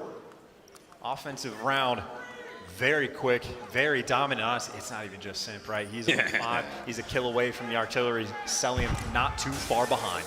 Falls pre for Cell, and again, the points are really what matters there. So depending on where he got it, he may be closer or not. But Simp extremely close now to securing the artillery. A zone progress slowly but surely now for Dallas Empire and their attacking attempts. Going to be Shotzzy in there. Crim watching the back. Vivid's here. Bit of parkour in the middle of the map, trying to find those angles. And again, it's slow, but it's steady progress there. First segment is now complete on A. I think really just Simp. There it is in the BDC. Got the kill. I think that's going to be the artillery. And while the tiny tears are showing up, it's still a body on the point over A, slowly working on that progress. But you get the streaks, you're good to go. And with clean shots like that, you know he's going to get them. And we're on raid with 2 open zones. You're fully streaked out. And he's a score streak himself. He's talking his trash and he's ripping heads. And with ego childs like that, how good he must feel. He doesn't even hesitate. He's not going to pull back whatsoever. He pulls a dime at you out of that range. He's like, I'm going to kill you, Crim. Stay there, old man. I'm going to finish the job. He's trying to get it done. iLLeY, though, keeping the play alive now as Dallas, not to be dismayed by that wild spree from Simp. Now the A zone captured. B is in their sights, but Simp straight off of spawn and straight into the kill feed. And whoa, Vivid. That was a snap and a half. Okay, task manager check maybe just for a brief moment there, but 20 lives now for Dallas Empire, 23 lives for Atlanta FaZe, and man, Arcitys is getting aggressive. Well, they've at least been able to clear out bedroom, but still a minute and 40 seconds. It's a little bit of time, but you're dealing with the Terminators. The trades are in, but someone for Empire, they're just going to have to step up, make that clutch play, and try to get the guns hot because they're getting picked apart. Either someone for FaZe is going on a spree, and even when you're finding the kills, the trades are always in. A minute and a half left to try to work your way towards B, and iLLeY trying to open things up. iLLeY's doing a great job. Shotzzy now is going to check these corners. You know he's going to peek down low. Nice shots. Takes the head off of Simp. Your regular season MVP back on spawn. 15 lives for Dallas Empire in a minute 10 to get onto that point. And Cellium, sneaky boy in the middle of the map. Maybe able to catch one. Damage dealt. No kill. Pressure is now on, and this is a good situation for Dallas to be in. They're going to try to find those kills forward, onto the point. That's the goal now. Try to get there. aBeZy slows him down. 12 and 9 overall for him. Onto the point. The battle rages, though, but it's Simp who finds it. aBeZy on the front line as well. Oh, no! It's all clear for FaZe in round 2. This is just feeling like the Simp show at this point. This man can do it all in every round. He's still got the streaks, and he does not need them. Finally, he gets taken down, but he has earned those chances and then some. He has been a machine in this game. unkillable. But FaZe, they're going for the turtle, right? Even in a moment like this, they know if they need to slow down the pace, they can. The double stack over towards basketball. They've been here before. They will be here again. This is where they go to work. Austin's immense patience. Simp though. Cruise missile should try to help the play here. Not a whole lot of information. That's not going to land anything here. You still have those players alive in the inside, and that's going to be Shotzzy. Good job. Vivid stays alive in bedroom and money as well. So the kill's now coming through. There's an opportunity for Shotzzy to get on this one. Pushes aBeZy. Oh my God, reads him so well. aBeZy finds the kill. Too easy for him indeed. But 1.3 on the clock. Dallas find the kills, and it's iLLeY. Oh my God, that would have been it. That would have been it. Huge play. FaZe stay alive, and now it's 2-0. What could have been from iLLeY, but of course Simp so quick to get back in the action and there to shut him down. This is one of those moments where if you're on Dallas and you're calling out Simps on the map, you just have a little bit of extra fear in your heart to try and take him down. He's still got the artillery, and again, he doesn't need it, right? You bungle the cruise missile, doesn't make a difference because the gunny, too hot right now. A prayer is what Empire need to get back into this game. You can see how much this means to those players. You saw their faces, the intensity, the sweat. Nothing in the world matters more.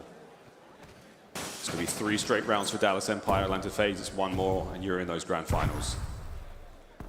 And it sounds so easy, and aBeZy trying to make it just that. And again, the effort now from the tiny terrorists as they light up the kill feed once again. The first segment A, now a thing of the past. 2 left there on the A zone. Simp will be brought down, and again, the attack now from Dallas has got to be swift and decisive. The second segment now gone. aBeZy, sweet Jesus, he finds himself 2 more. Cellium on the other side of the map. A's gone, kiss it goodbye. Dallas, go to B. This is the Alamo. You need 3 players right now just to take down 1 player of FaZe. Everybody's got to be together, and well, Simp, there's the next one for him. Looking for the 2, he can't find it, and maybe some semblance of an opening, but look at how much time they have to work with. They were in their spawn, they got 2 minutes, and you are just forced to turtle up around this zone.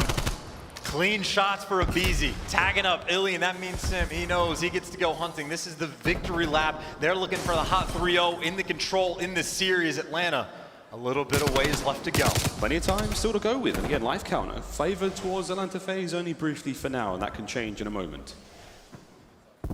1 minute and 40 seconds. Dallas Empire have to hold on to survive another round. These rounds have been close. Anything could really give between the teams. This is far from finished, but my God, iLLeY's down and out. An opportunity now to move forward for Atlanta FaZe. And again, as we try to breathe some air into those lungs, as Dallas, the adrenaline spike, the tension rising, and now the artillery falling. Simp's gonna let him have it as he makes his way forward. B-zone safe, but Dallas with all the kills.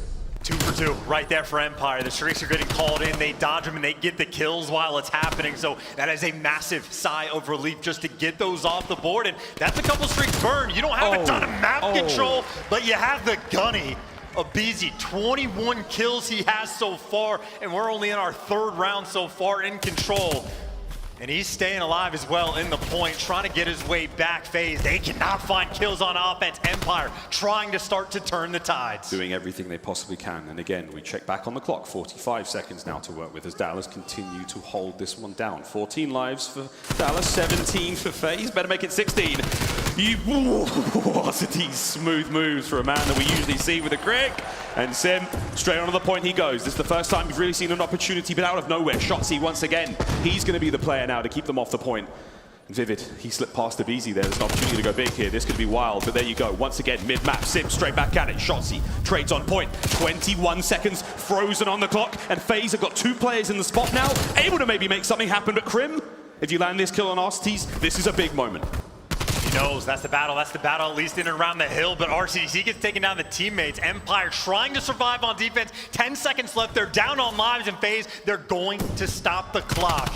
You got the life advantage, you got the kills, you got the progression, a tick and a half is through. Still going though, the players from Dallas are still in a position to get this one done. 5 seconds on the clock now, no lives left for Dallas. 4, pause there as aBeZy and Arcitys get in on it, but Shotzzy from up high! He can't get all 3 as Cellium's there, but it doesn't matter. The time ticks away, and what an effort it took. All that, just a round. Dallas have to do it twice more. Dallas Empire on the board to try to turn things around. And I don't know how many double kills they've had this entire series, but the double kill right here to make sure that you survive just a little bit longer. try to get some win in their sails in the bounce back. This is your MVP from 2020 that is trying to lead his team back into this series.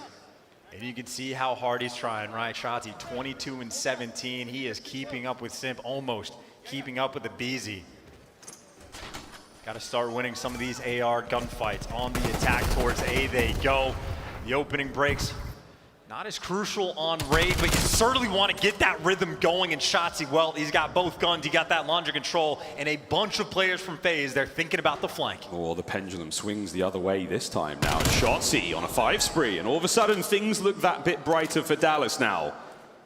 Second segment at A gone. aBeZy trying to find those kills. There's a bit of a flank happening now as Dallas, they're going to have a bit of a contest over there, but still, this is not a bad spot to be in. If Shotzzy can keep causing discord in the back lines now for FaZe, this could be huge. Well, now he's trapped. He's playing for streaks, but now you got players spawning on every side of him. He doesn't know what direction he needs to look. The next gunfight, he's able to win. He needs these streaks to try to get back into this game. Time is a ticking, and his teammates now over towards B. If you could get this point first for the Empire, that is the setup. It would be that much sweeter, but the flank is through, over towards Mansion, through pull step. Shotzzy cannot get any help.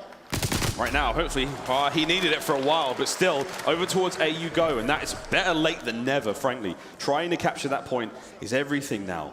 As Dallas hoping to get it done, make sure that they get themselves that additional minute of time, because right now, life count relatively even. If they can find the opening towards B, good. But for now, you got yourself A. All you have to do is make it over to B. We've not seen many players capture B yet, and aBeZy. Oh my god, this is looking like a difficult gunfight. The shots he wants no part of. Finally, a couple kills go their way. It is a similar situation. You get an SMG behind enemy lines. You're looking for some spawn kills, and Vivid gets the first, but what's going on the other side of the map where his teammates are? It's Cellium in Mansion. He gets taken care of, and this is the moment for Empire. Get rid of Simp and let Vivid go to work. Shotzzy wins the fight over by Mansion, by Bedroom now, and he's going to make his way through to pull steps, though. Again, FaZe, they are just everywhere. aBeZy's on a 5 spree, trying to stay alive right now. The full regen comes through, and he is dipping, dodging, diving, shooting, finding, killing. Crim, this is not a fight you want. He's coming closer and closer, and there, Crim, a big win. Staying alive, keeping the play going. Push, Dallas, push. Give us another round as Vivid trying to keep the base safe. There's a little bit of timing going their way, and well, the next kill is going to fall. You start to push the pace, you start to sprint forward, and Vivid looking for the next one. Arcitys going to fall. He's able to take him down, but again, it's the teammates. It's the 4-man wipe. Any opportunity Empire ever have, everyone else is just going to fall. They're down to 7 lives. Make it 6. This is looking like it's going to be a 3-0, 6 lives, 30 seconds on the clock. Empire, this is your last stand. Cellium now just pushing his way forward. The last-ditch attempt now, the final 30 seconds here in the control. And Cell, he'll be brought down. Dallas still trying to make their way forward. Every trick in the book. Are we going to swim it? Are we going to find the kills go forward? We have to find something. Time still ticking. 15 seconds now, Chance. And guess what? Simp's on the flank. This is it. This is quite literally the dagger in the back of Dallas here. That kill seals it. Atlanta FaZe 3-0. They're going to the grand finals. Wave goodbye as you send them to the losers bracket. Unstoppable, godless killing machines. FaZe, you win that round 11, you go into control 2-0 up. How good they must feel. Still perfect throughout this tournament. 2 3-0s, hand delivering destruction. For Empire, more COD they have to play today, but honestly, FaZe, when they're looking like that, I do not know what you can do. One important point of the tale of this entire series, though, again, 1 round difference in the search and destroy, and this could have been an entirely different series. But FaZe proved their worth, and again, a 3-0 there in the winners bracket finals. That is a statement and a half here on the penultimate day of champs. Stats on your screen tell you everything, but here in the Galen Center, things are getting wild. And again, Simp, it's a 3-0. You're not wrong, my friend. What a show. And I'm just thinking about the multi-kills, right? It seems like FaZe, anytime they kill one, the second is quick to follow. And on the flip side for Empire, how many double kills do they get the entire series? Like 3 or 4 FaZe. The trades are on point, the teamwork is on point, and even when they need to make the individual plays, boy, did they deliver. Simp again in that round 11. They were a man down inside of Tiki. Make sure he gets that win. It is just insanity of a match. And again, 6-0 in map count so far in this tournament. Not dropping a single thing. Quick look at the bracket so far as where we are here in this massive tournament. And again, 3-0 there in the winners finals. We still have 2 more matches to play today. Elimination round 3 coming up next. That's going to be Ultra taking on Røkkr, and the winner of that will face that wounded Empire. We will see who meets FaZe tomorrow in that Championship Sunday, that best of 9 for $1.2 million and the CDL Championship. Ultra ROKKR, though, the true final Battle of the North here in the 2021 season. That's coming up next, Chance. That's going to be a banger as well. That's going to be an incredibly fun match, because you got to imagine, one for Røkkr, they're going to have a ton of confidence going in, and for Ultra, an opportunity to make up for, again, you know, one of the worst losses we have had of all time. But you get to win it, champs. It'll make it that much sweeter. But I just can't get over the fact that FaZe have not dropped the map, and they're the best of 9. You have to beat those guys in 5. Good luck, have fun. Luck, have fun indeed. Well, someone who has had fun and who probably has a fair bit of luck as well is on stage right now with Jess. It's your regular season MVP. It's Simp. Thank you so much, Miles. That's right. We are here for your Game Fuel Victory Spotlight. Give it up for your regular season MVP, Simp. MVP. All right, so Simp, you guys have absolutely owned Empire this year. I mean, did you know going into it that if you clutched that S&D that you would win the series? No, not exactly. I mean, we take every series map by map, but we didn't know having a 2-0 lead is especially winning a 5-5 like that, it's a big advantage mentally just going into map 3. I gotta get your thoughts on Cellium. I mean, he popped off. He had 5,400 damage in that hard point. He was in the zone. What do you think about him? That's my guy, MC. He's an MVP candidate for a reason. He's the best flex in the game by far, and I'm just super glad to have this unit on my team.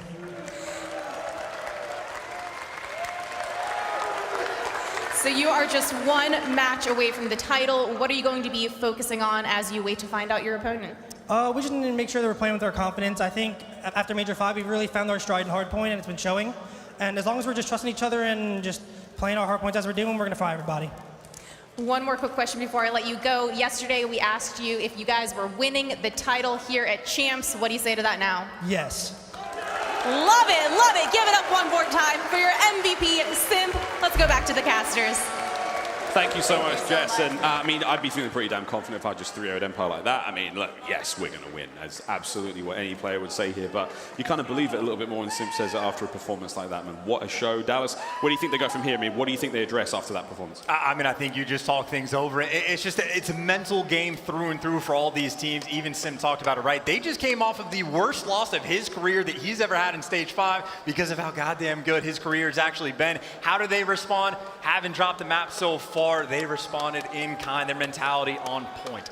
Our Scuff player of the game, though, is going to be going back again to that Search and Destroy. That round 11 was so incredibly close. And again, for FaZe, what a round to win. In this entire thing, right, if you are just off by a tiny little bit against FaZe, they are going to pick you apart. He was weak going into this. They tagged him up with the nades, but they can barely connect with bullets. And again, slightly off, he's going to drop you, take you down. He's doing things like that in round 11. There's a good reason he's letting them know. Fired up indeed. There we go. We will see our first of 2 grand finalists now waiting for the 2021 CDL Championships. Upon our return, we got more Call of Duty. It's Lando, Nameless, and Standy on the desk.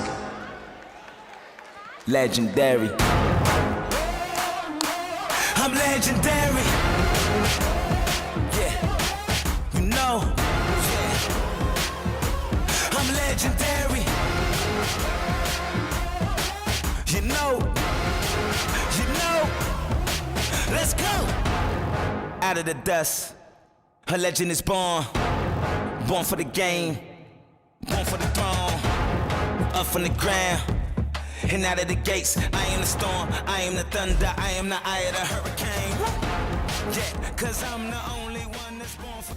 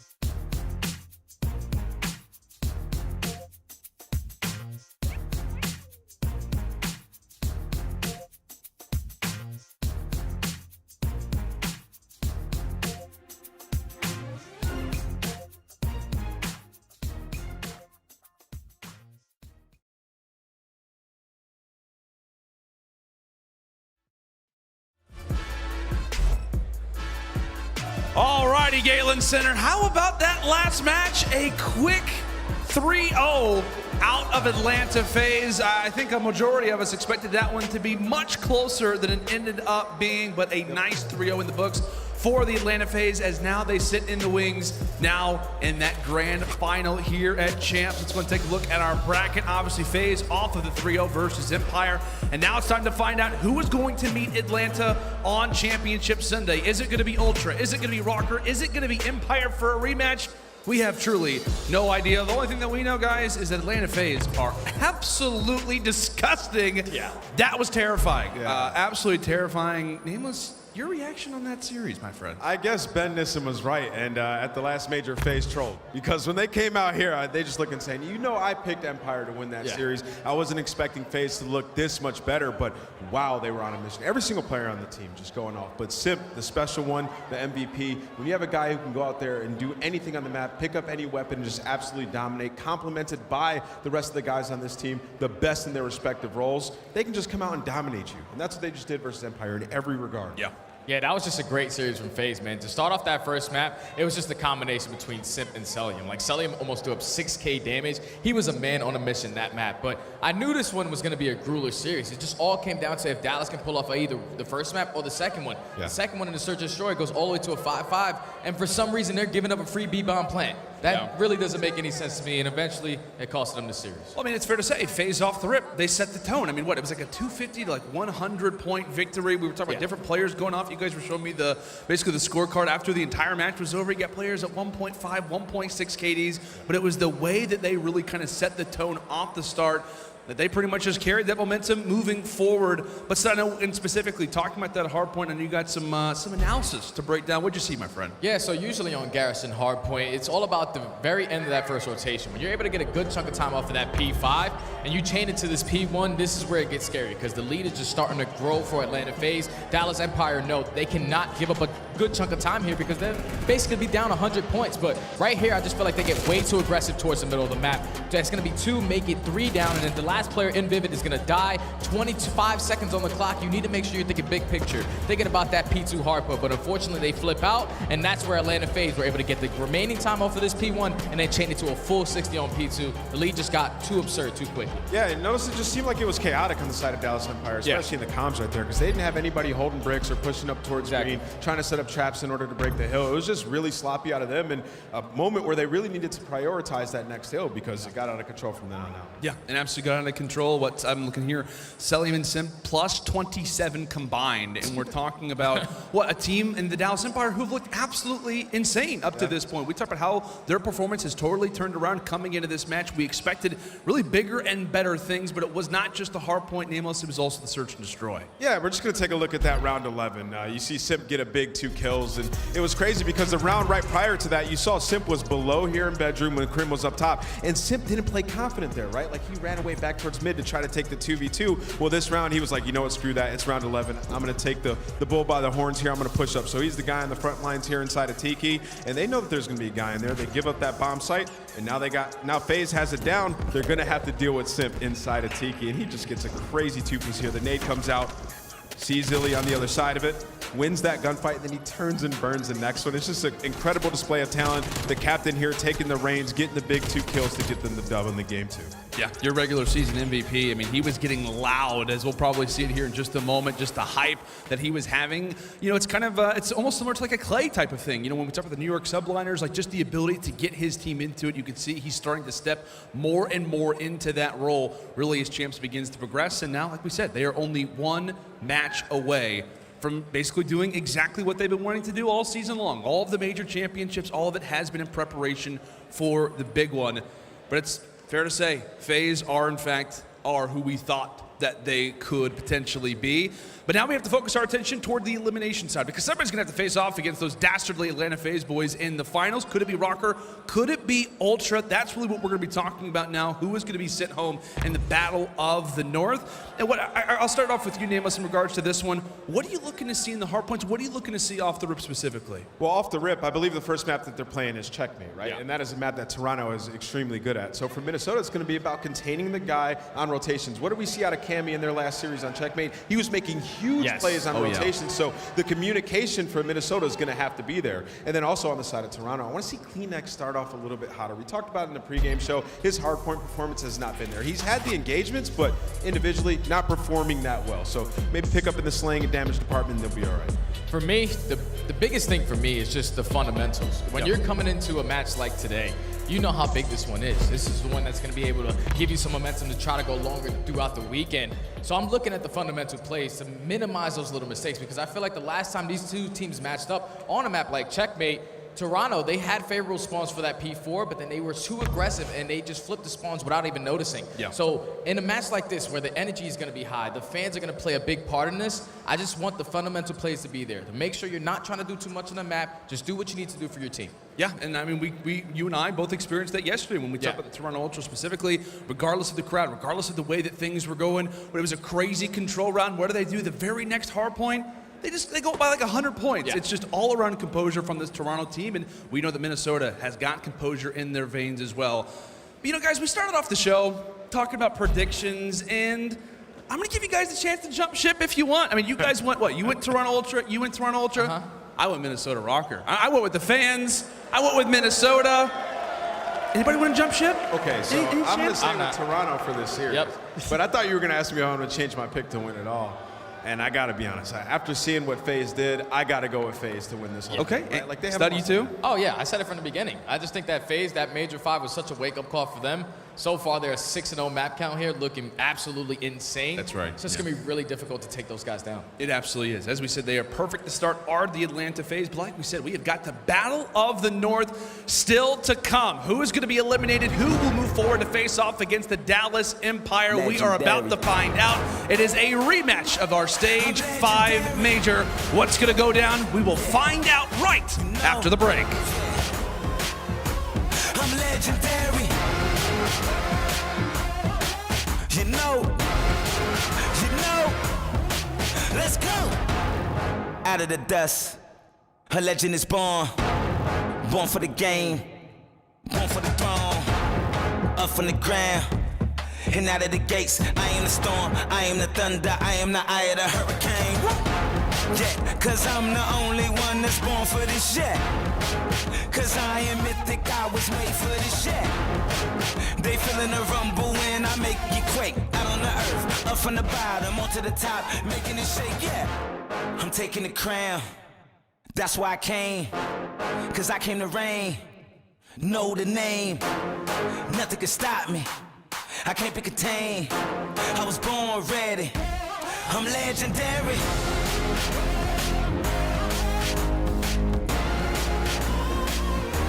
I'm legendary, notorious, victorious. I'm legendary. Written in stone, history's made. I came to rule, I came to play. Out of the rubble and out from the dirt. This is my rise, this is my time, this is my birth. This is my legacy, I'm made for this shit. This is my moment, I was born for this shit. I make it rumble when I show my grit. I am the raw, I am the real, I am the strong, I am the great, yeah. I'm taking the crown, that's why I came. Cause I came to reign, know the name. Nothing can stop me, I can't be contained. I was born ready, I'm legendary. Yeah, I'm legendary. I'm legendary.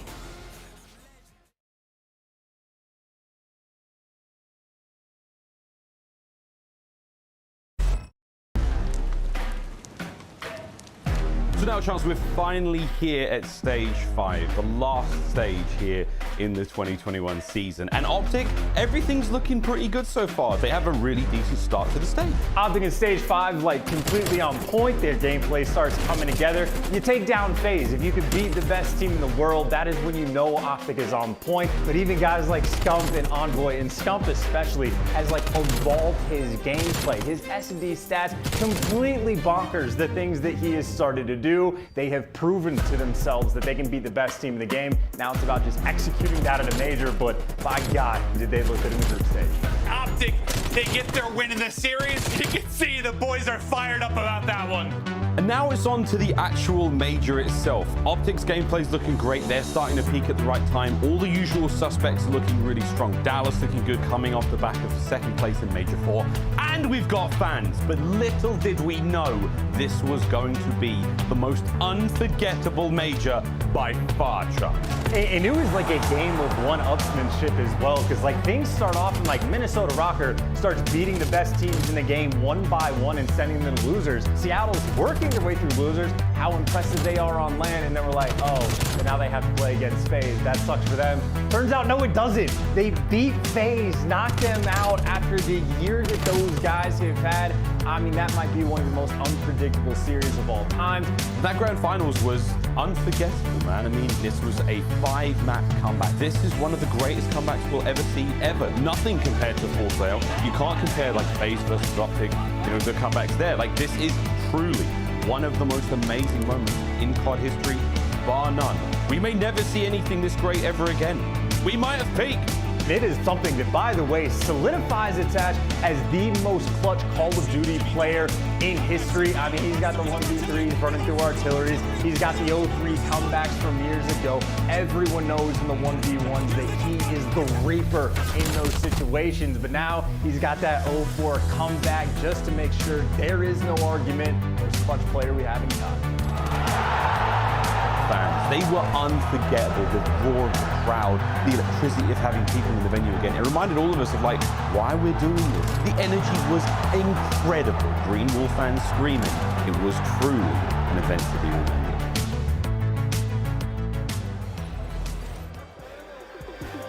Here we go, people. The Battle of the North is about to go down one more time. But this time, the stakes could not be higher. Welcome, everyone. I'm Golden Boy, your host, and we got ourselves a great game because I don't know if you guys remember a certain historic Stage 5 final matchup between Minnesota Røkkr and Toronto Ultra. Well, folks, we're running it back, and it is going to be a good one. So let's go ahead, bring out your first team, the Minnesota Røkkr.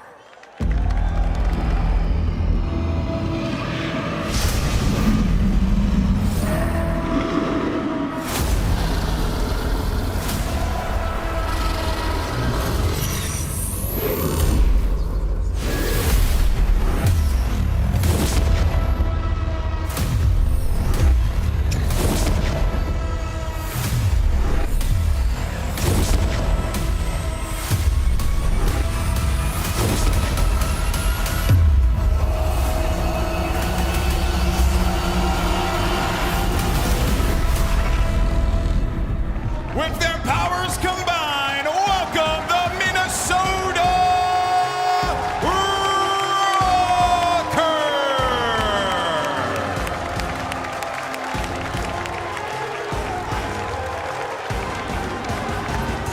The current kings in the north as they defeated the Toronto Ultra at their last meeting at the epic, historic Stage 5 final in a reverse sweep. Could history repeat itself again here today? We'll have to find out. We'll have to wait and see. This Minnesota Røkkr team coming off of a few big wins here against the Thieves, against the Subliners, but now the question that is on everyone's mind, can they do it again against a very game Toronto Ultra? Now, let's go ahead and bring out their opponent from the 6. It's Toronto Ultra. Me, the cheap friends these days. I don't put my trust in no one but the teammates. Boogle no taking no recess, no beaches. The THC till we make it proper. Kim in this to be the best and feed the 10 seconds left, nades are up and about. Bounce gets the kill block, and now it's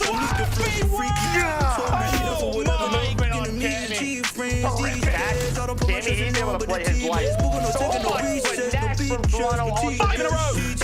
Why is Kleenex still alive? Why has no one killed him? Insight now to save the day. There it is. The trap's still set for the kill box. They can't get out right now. They go to the other side. Insight there with an easy 6. To be the best and feed the rest. Cause need a little bit of knowledge.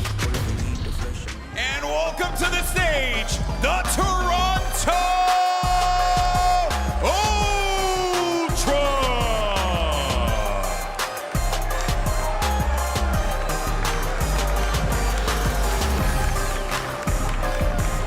Looking to right the wrong from the Stage 5 Major. This squad has been looking dangerous here at the Galen Center all throughout Champs Weekend.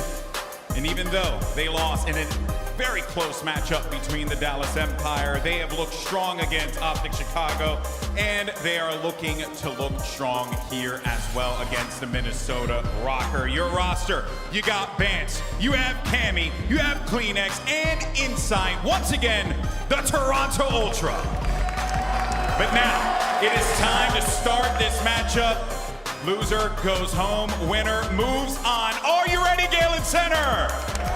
Let's get right into it and send it over to your casters. It's Maven and Murph. Thank you, Alex. Let's get it going. I'll tell you what, the intro video for Ultra, it's awesome.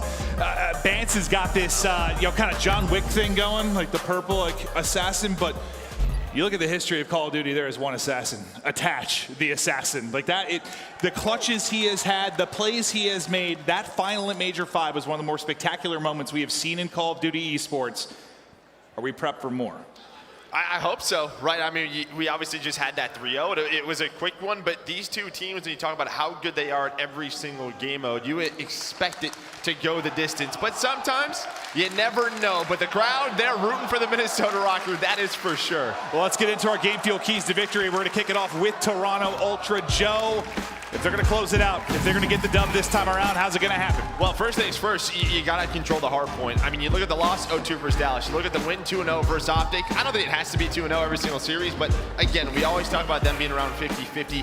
Cammy needs to be the playmaker that we saw yesterday. When they were put in a bad spot, he got them out of it. And Kleenex just find a bit more consistency in those respawns. Hard point control here at Champs, not the best so far. Yeah, we were surprised when we were looking through the stats. Like, Kleenex has been getting beat up a little bit so far, which, you know the skill ceiling for him. You know how ridiculous he can be, but he hasn't been that this weekend. If they're going to win this thing, he's got to get back to that form where you're looking at it and you're like, he's the best player on the map. Well, I mean, he's had high impact plays, absolutely. We've seen it, especially in Search and Destroy. That's where he's been great, but respawns, if they want to control the map, yeah, you're looking at him. 100%, but now to our game field keys to victory on the other side of it. Røkkr, Joe, take me through it. Well, I mean, you got to come out and, well, have a better map one. You do not have the cushion of a best of 9, right? You can't go down 0-4 and make a comeback. And then Standy, he's the difference maker. The first 4 maps of that Stage 5 final, look at that, minus 23.69. The last 5, he had a 1.44. So the turnaround there, huge. And then MajorManiak is coming off one of his best series, plus 34 versus NYSL. If he plays at that level, they win this series. Now, he doesn't need to play at that level. Yeah. He doesn't need a 1.6, but he could not get smoked by Insight and Cammy. Yeah, he does, though. They're winning. Yeah. I totally agree. But I walked in with Standy and Attached today when we got here, and I was just like, guys, just remember, it's not a best of 9. Like, you don't have 4 maps to throw and then pull off this comeback. You've got to get into it earlier. But as we look at the maps and modes, what shocked us about the final is we just saw Ultra light up a checkmate hardpoint. Then a cold Røkkr has to come in, play a checkmate hardpoint, and they get annihilated. It's a bit different this time, and that is a good map for Røkkr. Yeah, I mean, it's 250-34 was the map from the final. Yeah, uppercut, laid out. All 5 of these we saw in that final. The only one Røkkr were able to win was map number 2, that standoff Search and Destroy. But, as you said, it's not the first match of the day for just one of these teams. It's the first match of the day for both of them. I think that's a big difference, 100%. But, yeah, I guess maybe you feel all right if you're Ultra, though, and you think 4-5, we won, considering they just won the first 4. I would say so. Yeah, I'd take that. I would think you're like, hell yeah. Well, you know these guys want to rewrite that history, right? Yes. They want to just have us forget about that major and focus on Champs of where we beat them. Now, That's really the goal. Unfortunately for them, not a goddamn person on the planet's going to forget about that final because it was one of the most unbelievable things in the world. But how do you get through it personally and mentally? Yeah, you come out and beat them here. You get that revenge if you're our Ultra or the Røkkr. Have a few more tricks in the bag as we continue on. It's championship weekend, match 2 of 3 on the day. To kick it off, FaZe lit it up. Now, what will we get between Ultra and Røkkr?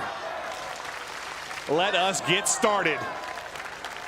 You just got to think, so much on the line for these two teams, but Ultra, man, you got to want to bring it back so bad from that utter collapse at Major 5. Well, you know, they want another shot at FaZe, right? I think they're one of the teams that plays FaZe the toughest. So if they can go to the distance, right, they're going to play another match right after this.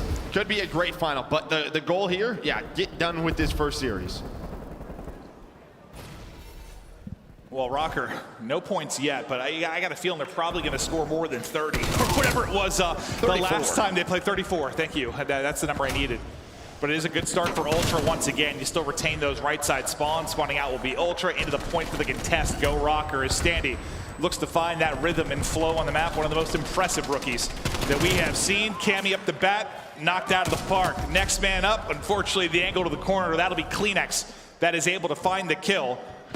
Just keeping an eye on that minimap to see the spawns. Trying to push forward, make the influence is going to be Cleanex as he's got a one-on-one here with Major. That's the flip right there. You see all 4 players starting to get pushed up right now if you're Toronto Ultra. An opportunity to blow this lead wide open. We just saw them do it yesterday against OpTic. Just trying to find that early lead, but in the back is Standy, able to find one. Does get cut down. Does he buy enough time for his teammates to get there? But the close spawns go the way of Toronto Ultra. Objective done. A perfect start for them. It's unbelievable how fast it can happen. Like, it's like Røkkr have that right side spawn the entire time until the time that it matters most. Ultra, they make the pounce, they make the plays, they go in. And okay, well, maybe we are on the verge of a blowout. I know it's early, but the lead growing 50-2 right now, favor to Toronto Ultra. Yeah, and then look at the top right. I mean, you're 2-9 from Attach and Priestahh. You need those two to step up. Attach was so good in the final, even from the start, even when they were down 0-4. Attach was leading the way. We know how clutch he is. We know how good of a player he is, but he's got to start turning it up here as well. The last couple of seconds going to go the way of Ultra. They're going to have a solid lead, but 3, 4, and 5, Røkkr can start to bring it back. And I know you talked about, like, Røkkr, you know, you always believe in each other after doing something like that, the final, but does that hold a little bit more true, especially against the team you did it against? Yeah, like, we know what we need to do to beat these guys. Yeah. To the next hard point we go. A flurry of kills around it, but it's still going to be Cleanex with playing control, and we spoke to the respawn struggles for him this weekend. No struggles here, triple positive, 4 in a row, lighten it up, looking reminiscent of that Major 5 finals attack. We will see you later. Killing spree up for Cleanex is the tissue, an issue. Once again in the plane, pop it off for the squad. Well, what did they do again on that rotation from second over to P3? They flipped the spawns for P5. That's what we talked about yesterday, how good they were at that hill. And early on, they flipped those spawns to set up the success of that hill. 90-6 so far. They're finding some points, and while Røkkr, they need to get going here soon. Ultra doing their best to rewrite history after that Major 5 final. An incredible start here, up 90, looking to rock, looking to roll. Let's go to a listen in with Toronto Ultra. You go back. Yeah, but go all the way around, you know. I'm doing it. I've got all the way around, okay? I'm just waiting. Was we top playing? Yeah. Touch, one shot. No trophy. Stop playing. Under left wing. Nice, Toby. Play left, Toby. That's 1-in. Well played, Toby. Nice. Standy was under left wing. Toby underplaying, Jamie. I need you. Play through right, bro. Low left. There's one top lane. Top left. Yeah, shoot my top. Yeah, I'm watching top. Get under. Stand by, be on street. He's going to be top play. I'm coming where Standy is. You're slow left and one was top left. Stack time. Attach dead. Top left. Look for Standy. Push your outside. I'm hiding. Nice one, play. Standy. Low where? Nice, get. Have your time. I'm on the right. I'm on the right. I've got your SD. Yeah, I'm hiding. Hide. I'll get your plane. Two plane carrier. 2 top, 2 desk, right now. Hop one. Grab your desk. Nice cam. One shot, Priestahh, top left wing. Good cabin. Nice, good shit. Any more? They're hitting bad. Go on, David. Try to be old. I'm playing new. I'm going new. I'll reflank them, okay, Cam? Standing deck. Nice. Yeah, right. Two forklift, one on the left. Priesthah's on forklift still. Okay, I'm on time. Top left. I don't have a trophy on time though. Major's absolutely. Listen. One's gone left lane and one was tube. Wait, we could have. Wait, I think it was one to my lane. I've been naded, bro. I'm naded. I'm one shot. You can hop off time. Top plane. Okay. Let's see backstairs, mate. He's top left. Top left, yeah. I got flashed. I got you front cam. Yeah, right. I'm watching him 100 pounds. So far, calm and cool. Gotta love the comms, especially the lead. But I like Vance sometimes. He's like, listen. I don't care what you're talking about. Shut up. This is where they're going. Pick it up. Yeah, just that, right? I mean, you heard them talk about Standy being on a spree. They hunted him down, but CleanX 18-8 on the map right now. Bans his duo, finds 2 more kills. You got to 34 points. The problem is, though, 150 for Toronto Ultra. Yeah. They set up 3, 4, 5. Very patient. They find the kills on the rotation. This is what makes Ultra so dangerous. Yeah, so everyone that was talking about the format and the major, yeah, I hear you, but maybe it doesn't matter if they played it or war. The result is looking pretty darn similar. Ultra are just firing away, smoking Røkkr in this map 1. And if you're Røkkr, I mean, I know you're thinking about the comeback, but it might be the comeback within the series because this is just not close. It is not competitive once again in the map 1. But Joe, if you're going to bring it back, where does it usually start? Well, right here. But the problem is again, they're in control of P1, and what happens, it's the map pressure from Toronto Ultra with the kills. They flip the spawn just very early. You can play discipline now. You're going to find your kills, but you're going to see Banton inside 1 and 3 just try to hold on this side of the map. And well, CleanX is going to spawn on up. Attach trying to do what he can. The spawn should flip here. He's still getting 1 safe from Cammy. Bance is all the way out. They got to find the kills right now, and Attach is doing it on 3 in a row. Captain Clutch himself. I think one thing that is big as they make the plays to get this time is like that last blowout at the final, they never got the guns warm, right? Like you'll see teams get blown up, you know, at the end they start to pick it up, they start to get a groove for it. That didn't happen until like the 4th map in the series. It needs to happen for them now, whether they win or lose this map. Yeah, I mean, listen, MajorManiak and Standy are playing fine. You know, Attach is finally getting now you just need Priestahh and maybe an opportunity here, right? On a money hill where you can get set up in some power positions with that AR. Maybe he can get going on some streaks, but here comes the SMG duo. CleanX, Bance, they find 3 kills. It's just too easy for this duo. They find all 4. They just run through the crate. They find all the kills, and there is the break. 24 and 12 out of CleanX. What a monster map to kick off this series. Just beautiful from CleanX, who has struggled all weekend, but he is not struggling here. And they look to put this one away. Under 30 seconds remaining on the hard point, but just 40 points needed for Ultra. As this has been a clinic. Welcome to school, Røkkr. Can they begin to teach the lessons if we get deeper into this thing? But what a thing of beauty this has been from Ultra. This is what has been impressive about them all year long. Well, and it's really a checkmate hardpoint because just even earlier in the year, it was a map that they played good on, but they threw a lot of things away. But they've just been getting better and better. It is now, in my opinion, probably one of their strongest hardpoint maps. You know, it's just become a map where they're beating teams. Well, they're 100-point Columbium. Now Minnesota Røkkr, we saw what they were doing to OpTic yesterday. This is such a strong map for them. Teams maybe like Dallas just waiting. You're thinking about checkmate, maybe not. Yeah, I think the question is, can they close it out? Obviously with the final, but how much better can you come in than a beatdown like this? Looking to close out the 100-point club. Streaks are in. Benjamin Bance raining hell from above as Ultra dominate the map 1. I'll throw that to you. I think it still comes down to, can they close it out? I mean, winning the map 1, we know they can do that, but like, still, this has got to be exactly what you want to see from Ultra coming into this. Yeah, I mean, again, they're playing with a different type of energy, I think, right now. Like I said, they're trying to rewrite that script. And then on the other side for Minnesota, you know, we've been here before. We've been in this position. We just got to get a map going. But again, you know, the coach comes out, you only have a couple of these talks. It could be a very short series, so you got to get these guys going as quick as possible. I don't know what to call it. It was like the Røkkr Resurrection, just like the Ultra Ultimatum or Ultra, I don't know, something. You'll think of that. Yeah, I'll try my text Miles, he's the words guy. 250 to 83. The stats, though, so impressive. CleanX, too. You know, you had it the game field keys to victory. He had, what, a .66 in hard points so far? That is not a .66. It's better now. Yeah, that's a whole lot better. It's a whole lot better. But even in advance as well, 20 and 13. Those two just ran away with the game. Priestahh, a rough one there. But they were the guys breaking those hills, making the plays. An unbelievable opening from Ultra, but it's familiar territory. They've been here before. Can they put Røkkr away? Series continues after this break. I'm legendary. You know. Let's go.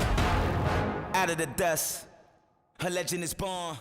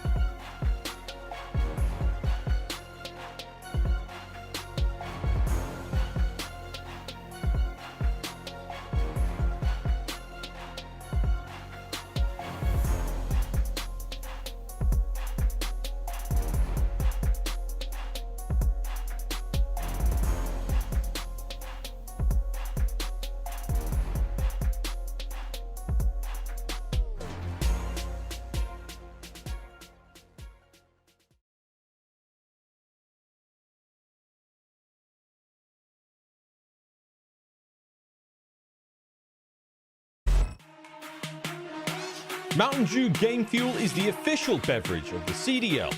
Buy now at gamefuel.com/CDL. What's up, everybody? I'm Captain Flo Groberg, and I am here to tell you about an incredible organization for US and UK veterans, the Call of Duty Endowment.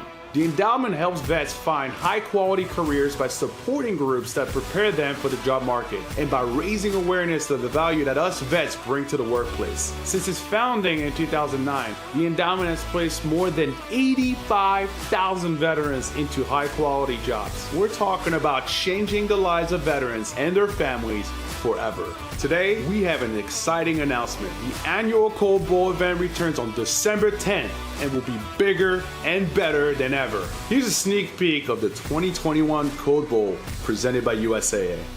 The Code Bowl is back on December 10th, 2021. Watch as US and UK military esports teams battle it out aboard the legendary aircraft carrier Intrepid in New York City. Hosted by Legion and featuring some of your favorite Call of Duty League creators, this action-packed tournament is one you don't want to miss. Watch players from the US Army, Navy, Marine Corps, Coast Guard, Air Force, Space Force, as well as the British Army, Royal Navy, and Royal Air Force duke it out to benefit the Call of Duty Endowment, which helps US and UK veterans find high-quality jobs after their service. So prime your loadout and get ready for thrilling Call of Duty competitive play alongside some of the biggest names in the scene. Be sure to follow @Call of Duty Endowment on Instagram and Facebook and @Code4Vets on Twitter for more Code Bowl announcements and tell us which team you're rooting for. Get ready for Code Bowl 2021.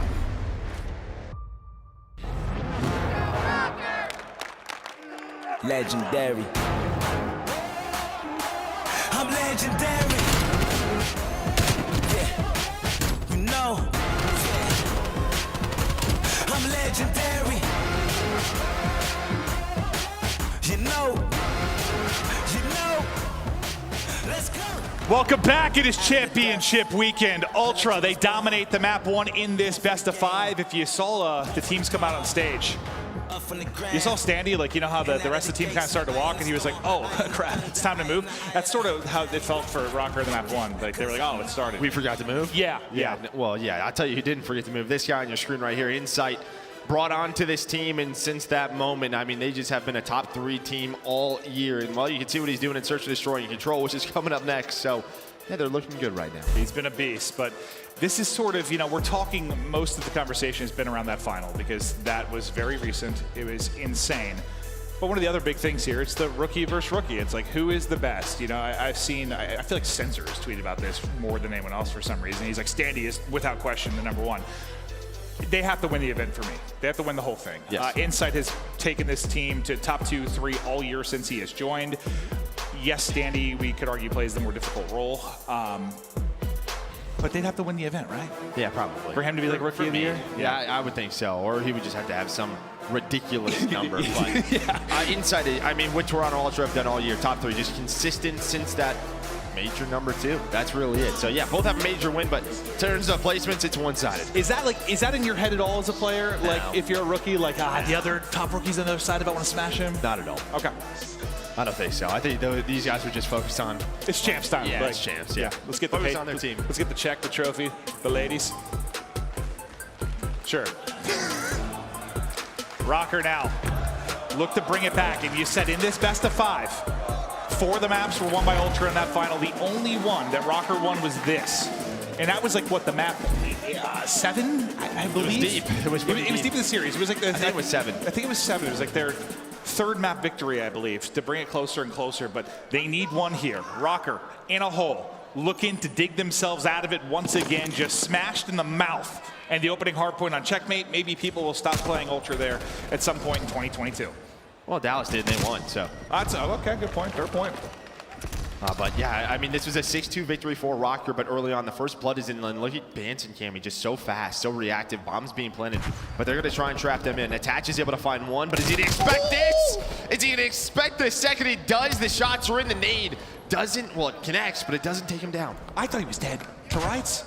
but he's able to get out of it. Attach finally will drop. Benjamin Bance able to push through and get the kill. Now going to be a 2 versus 2 though, as Major brings it back. He's been hit with like 16 tacticals at this point. Doesn't matter though. MajorManiak stands tall, wins the fight. Now down to Insight to try and take it. Not gonna happen. Up over the tractor and hitting the shots. It's Røkkr with the opening round. Well, and that to me is just attached because he's in a 2-on-1 on the flank. I mean, he doesn't expect this. I thought he was dead. I thought he was so dead. I did as well. The fact he buys time, he gets a kill, he puts it into a 3-on-3. But MajorManiak, just the S&D man on a mission, able to find those 2 kills. He read that perfectly, and while Standy just staying alive behind the tractor. You like spoke it into happening. You're like, is he gonna read this? And attach the snaps. I'm like, oh God, okay. 2 for Major though, in the round. I see a timeout requested. Not sure if there's an issue for one of the players, but we'll find out after this round and try to keep you updated. But into the round 2 we go. From what I can tell, all the arrows moving on the map as of now. Clemsix though, again, involved early. This is very similar to what we saw in round 1. The defensive team quick on the flank, the offensive team fast towards that A bomb. Bomb being planted. Cammy, I think he spotted attach, but again, it's one of those positions of is he going to know the second is there? Well, that was a good read on a Standy, but Standy gonna try and take this from a different angle, but it's gonna be a tough one with that 74U as Cammy wins the 1-on-2 on the flank. Major now, what a series he had to close out the day yesterday. No magic here though, he will drop. Now what I heard during that from our producer was Ultra picked the other side to start this map. And it was incorrect when they got in. So I'm not sure what the call is going to be, but they're going to talk through it now. Typically when that happens, I feel like it's like an instant restart. The players get out of it. But they played the first round. They played the second round. We're tied up 1-1. As soon as we get an update, we'll let you guys know. But that's the last thing I heard. If you guys aren't familiar with it, maybe at home, you know, there's the ban and pick process. Part of that is picking the side you start on in the various modes. And it sounds like that was what was flipped. Now, how that happened, not entirely sure. But hey, we all make mistakes. It happens. It's all good. Someone just forgot to flip the sides. I think so. They're going to get that figured on out now. But, I mean, it's 1-1, so we'll see. They're just going to discuss it right now. It happens, and we'll continue playing. Yeah, it's like I just don't know. Again, if you don't like play at all, it's easy. Like, let's just start over. But once you're in, it's 1-1. Well, and let's talk about early rounds. What's really the big difference? It's trophies, all right? about those trophies, right? The tacticals and aids go down, and your strategies early are kind of surrounded by that. That's why you see so much of an offensive presence towards that A bomb. Both sides just going for the quick plant, and that's just due to that. Defensively, you cannot protect yourself from the Semtexes, from the tacticals coming in. So, well, I'm sure it's a surprise too. You got to think, like, what is the... There's only so much prep you can do leading into this when you're talking about the 5 minutes between maps, right? The main thing you're talking about is probably the round 1. Like how we start this off, how we're going to hit it. And when you come in and suddenly you're on the different side, it's like, oh, well, crap. Well, right, it's your VOD review, right? Because as soon as you get done with a map 1, it's okay, hey guys, reminder, what did we go over before this match? And that's what the coach has. 100%. We're waiting to get this finalized, see what the call is going to be. Apologies for the delay. We'll resolve it as quickly as we can. Quick break while we figure it out. We'll be right back.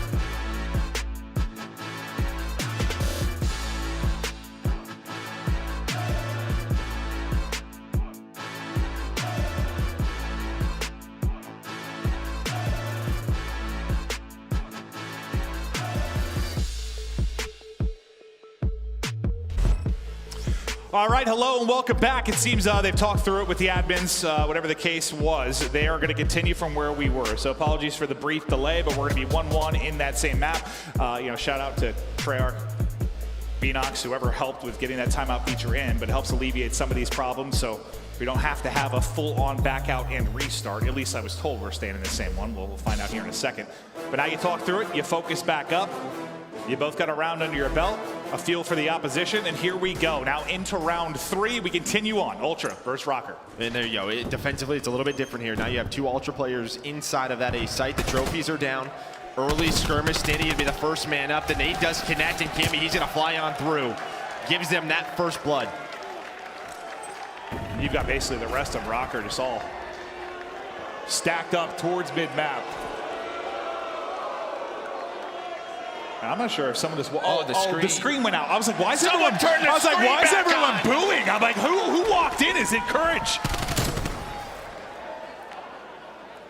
Well, Bance, we'll get another one. It's going to be a 4-on-2. Massive numbers over to Ultra.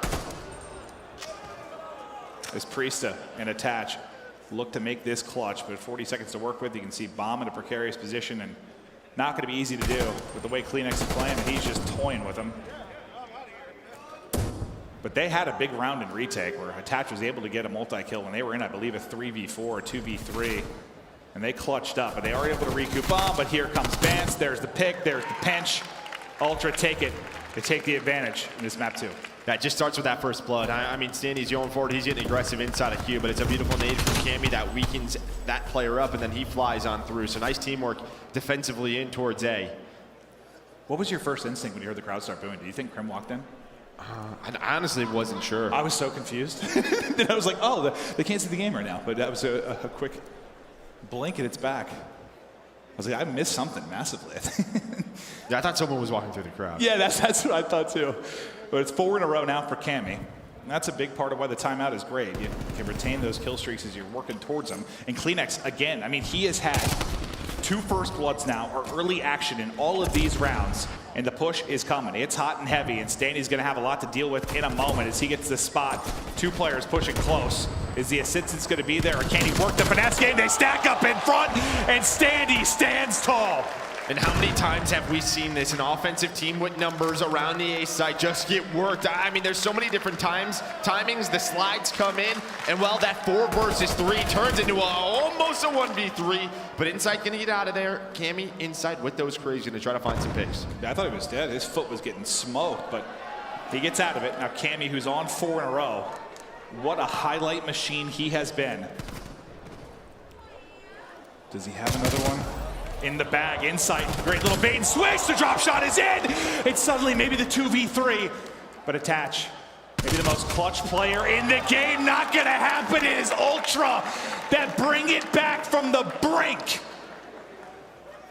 And well, I was talking about offensive teams throwing rounds away, Nate. And that's why you see a lot of defensive teams, as soon as they have numbers, they just take over courtyard. They allow the offensive team to plant that bomb. And I think if you're Røkkr there, you do that. You get away from that bomb site, you allow them to plant, and you go for the retake. Doesn't happen, an individual play is made, and instead of having another round, tying things up, ending the streak for Cammy, Ultra now up to in a very strong spot. Where's the mistake for Røkkr? Because usually if there's a 3v2, something went wrong. You got to rotate out. I think give up the A site and play around courtyard. See if Cammy can work these streaks. As you can see through X-ray, Major. The peak going to come from top round here in a moment. Now, will he meet his maker? No, it's the timing for him. The tags into Cammy's. He's hit down to 69 and has to back it on up. Bomb working up towards A now for Røkkr. You've got the full fan and spread for Ultra, nearly a haircut for Major as he gets ripped. Cammy and him continue to trade blows. That's a good day. That might be. Oh yeah, he walks in. He's like, oh, hello. 50 seconds to go though. You saw what Standy was able to do from the site. Clayster's gonna be trying to do the same thing as Røkkr inch closer and closer to the collapse. But look at number 8 now. Standy's got pushed out towards that B site. And he's just playing for info, but now you got to make a decision with this bomb. 30 seconds to go. Cammy with the first blood. Ultra have dominated the first bloods. That's what, number 6 for Cammy. He will not get the streak though. Falls a little bit short. Now MajorManiak and Attach light up the kill feed. No streaks for Cammy. Insight last alive. We saw him last alive about 40 times yesterday. Well, defensively, again, right, you're playing around that cube area. You have the numbers, and well, I mean, it's MajorManiak this time around. The double slide comes through. He's able to line it on up, and that's just free kills and a huge round to stop that streak. There, Cammy gets taken down. He's ready for the next one. He sees the slide come in. Beautiful shots out of MajorManiak. And that just, it feels like it's so hard not to get antsy defensively during that, like when you kind of know where the push is coming from. But how long did that develop? I mean, it's a minute plus. Well, another thing is too, right? They have courtyard control. You know that Standy is in that area, can use numbers, maybe take him down, and then once again force them around A. I would just love to see defensive teams try to leave this area when they have numbers. We'll see if those teams adjust and do it. Just try to isolate somebody. Yep. Well, attach with a huge first blood for Røkkr. They have not had many.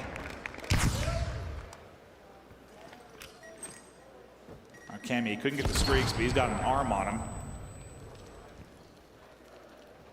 That's a Simtex right to MajorManiak's position, but now as Bance starts to inch his way forward, that trophy is gone. It's gone quickly. Standy, I'm sure, is he's probably the best player in the league at destroying trophies. Well, again, you have this two-person split, but Cammy gets right up the middle of the map. Attach, he was watching the back alley, and instead of a man advantage, now you have a 2-on-3 towards that A site. They're trying to find number 7 in Attach, but he's able to get all the way through towards the offensive spawn. Shots coming in on both sides. Bomb being planted at B. We're into a 3-on-3. Insight, now he's the one getting isolated. Bance is there for the trade. Now it's down to Cammy. Toronto Ultra's MVP candidate trying to get them up 4-2. You wanted them to push it out, take the numbers, take the isolation, and that time they do it. Cammy not given a chance, plenty of time for the defuse from Røkkr, but I just love it. As soon as that plant went down, they knew there was one at tank, they sent it. Yeah, I mean, that gets a little bit scary there because Cammy, if he goes on the flank actually towards A, he might find a couple of kills, but he has no idea where Attach is, and Attach just sends it back out. He says, hey, wait for me to make the play, and they do just that. How often is it that, like, I don't know, Lurk player, iLLeY player, like, which one will strike first? Not always that, who will strike the most effective kill? But it's Attach who makes the plays, who brings it back, and kind of bails them out of a round where it's one where it feels like they're in control again and things might slip away. Yeah, and he's the one who finds that first blood, right? So a huge round from Attach to get things going, but Cammy, he gets 3 total? Cammy somehow sneaks his way on through, and while he's now on a 5 spree, up to 5 in a row. Well, I didn't think he had the ace. He had 3, didn't he? I don't know how to count, so I'm not sure. Yeah, no, now I'm worried he had the ace and I missed it, but I thought it was 3 in the round, but regardless, hell of a round from Attach. He's now on 5 in a row and looking to keep the beams going. Watch Bance, so Bance is fast on the flank. Look at his position. If we go over to Bance's point of view. It's gonna be Attach. Yeah, this is gonna be Attach on the flank. Oh, timing, he's gonna hear this though. God. He's gonna hear this. There's the free kill. Standy blows himself up. Maybe a trophy hits, I'm not exactly sure, but quickly we're into a 2-on-4. Okay, well, no streaks, and yeah, Standy kills himself. That is a tough one to deal with, but as Priestahh starts to peak, it's Bance holding top, and they've got to worry about him. He sees the size 11s of MajorManiak, and he will get dropped. Priestahh left alone. Priestahh dropped. Nice bounce back there from Ultra. Well, that's a nice adjustment there because, you know, when we saw Standoff really first coming to the scene, there was a lot of back alley control. Teams were very aggressive defensively throughout this map, though. It's been all about just playing around, you know, Grandma's house, playing around that east site defensively. Nobody's really hit back alley except for the first couple of rounds. They don't. It's been banned a couple times. Yeah. They don't have their eye on it, and well, he finds a free first blood. That's what I wondered if maybe Attach would be ready for it because he dealt with it once before we had the timeout. But edge to Ultra once again, 7-3 out of Cammy. Oh, the nades on point, really from both sides, but better from Røkkr. This time, instead of Standy taking it out himself, it's a first blood onto King Cammy. Standy just comes up the steps backwards, looking out towards the back alley, and he gets dropped. Look at number 4 on the minimap. Now it's going to be CleanX on the bench. He's able to take his fight versus Major. Numbers to Ultra. CleanX is ripped, and CleanX is dropped. Now to a 2 versus 2 we go with 50 seconds on the clock. And it's Priestahh in a tough spot up against Bance. Reload and slide to the left, slide to the right. Shots in, it's Attached with the help again. With a stack back into the 1v1 we go. It's Insight making the Rookie of the Year plays. Cha-cha real smooth on it. Inside, he finds both kills. He gets the pre-fire. He is ready for it. Priestahh. We will see you later as he makes a big play in the 1 versus 2.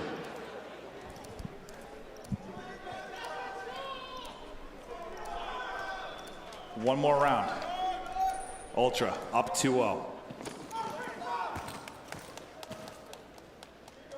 This is the one map in that best of 9. well, it's played here that they were able to win if you're Røkkr. Well, again, in that best of 9, it was Standy and Priestahh. That they were the difference makers in so far in maps 1 and 2. Priestahh really having a tough series. You know, maybe a win rate like that in a 1v1 that ties things up at 4-4 gets him going, gets that confidence going. But instead, he gets first blooded. Now 2 and 7 on this map. Well, they're in a 3-on-4, just trying to execute on B, and with how backed up they are, they're gonna play around the B site. But watch Cammy and CleanX now. They're gonna fly out probably towards mid-tank. Try to see if anyone's gonna be around that statue area. We're gonna just try to sandwich them in towards courtyard, but instead it's 2 1-on-1s. Røkkr able to win it back alley, though. We're into a 2-on-2. 30 to go. Both sensational rookies still left in this one. Vance is just gonna hop in. Hello, sir. I'm right on the other side of the wall. I've still been on this, but they're able to peek it and drop him. And Røkkr stay in the map too. I mean, I love it. I love the play from Vance. Why not, dude? Why not just go for it? Don't give them the opportunity to. And maybe if his teammate's alive watching over him, he's got a shot, but ooh, it's about 75% of the way done. If his teammate is alive, yeah, like another second or so, who knows? It might get a little bit interesting, but closer to around 11 we go. Can Røkkr take one more? This time, need to do it on defense. Well, there's a switch up. They're going to get aggressive towards back alley. Looks like attaching Standing going to be those couple of players. Priestahh by himself. Well, there's just going to be an execute towards A. So now you're going to have to make the call. You're going to have to retake through middle of the map. His insight's going to be here. Bomb is being planted. It's into a 4-on-4. And they're just going to go from the defensive side. Vance and CleanX to subs. Going to try and make the play. Oh, that is a beautiful flash. The trophy's going to deal with that trophy, but he's going to take care of it. Put the Semtex down. Now just try to buy his team as much time as possible. He's got all the info in the world. All the info in the world. They are all on me, boys. I'm going to need help. He will get dropped. First blood to Røkkr. Closer to around 11. They've got the site. Everybody's backed it up. And Priestahh, he has gotten on it. He's on it. He's looking for the angle. He's looking for it. They're able to pick him off it. 15 seconds left. Standy now going to be on it. Wins a big gunfight. Vance is going to be the last left. One more for the defuse. He gets it. He gets it just in the nick of time. What a round from Røkkr. I mean, just the sense to say, all right, we know where they're going to be at. They're set up for this with the, you know, the sort of post-plan positions. One's in spawn, one's up top, and who is it? It's MajorManiak who finds the 2-piece. He finishes on a 6 spree. He can find a streak, and we're into a round 11. Røkkr, they needed that round. They need this map. And this is when that time comes where you never lose belief in yourselves after that Major 5 final. You know you can bring it back. They get it to this round 11 as Major is on 5 in a row. And the hit towards A. But look, once again, Vance is going fast. Once Attach read it, once he's been caught, Attach picked it up. Look at Attach. Attach picks it up! Fool me once, shame on me! I forgot the line, it's not happening again! Bomb planted. 4v3. Røkkr looked to tie up the series. CleanX with the beams, but the trade is on point. It's down to Cammy and Insight. Trying to find Attach, not gonna happen. As he locks it down deep. Last guy is inside, he is gone. Røkkr, even it up. What was that, 5-3? 3 rounds in a row for Minnesota Røkkr. And I think the big one is just a defensive retake. That bomb gets planted. And then the adjustments right there. Attach finally picks it up. Vance hit it again. He says, you know what, I'm going for it. It's been working out. That's the only thing I was watching on the minimap. I'm like, we've seen Vance hit it. One time it worked, one time it didn't. That time Attach is ready for it, shuts it down. Take me through the stats, Joe. I mean, it's Attach for me. Double digits, 2,200 damage. Was doing it with a 74U, was doing it with the Craig. He had a poor map 1, but he brings it back in map number 2. And that is just a nightmare for Toronto Ultra. 5-3 lead, it's gone. And you start to feel it creeping in, maybe. You had a collapse at Major 5. Is it happening again? Legendary. Game 3, up after the break. I'm legendary.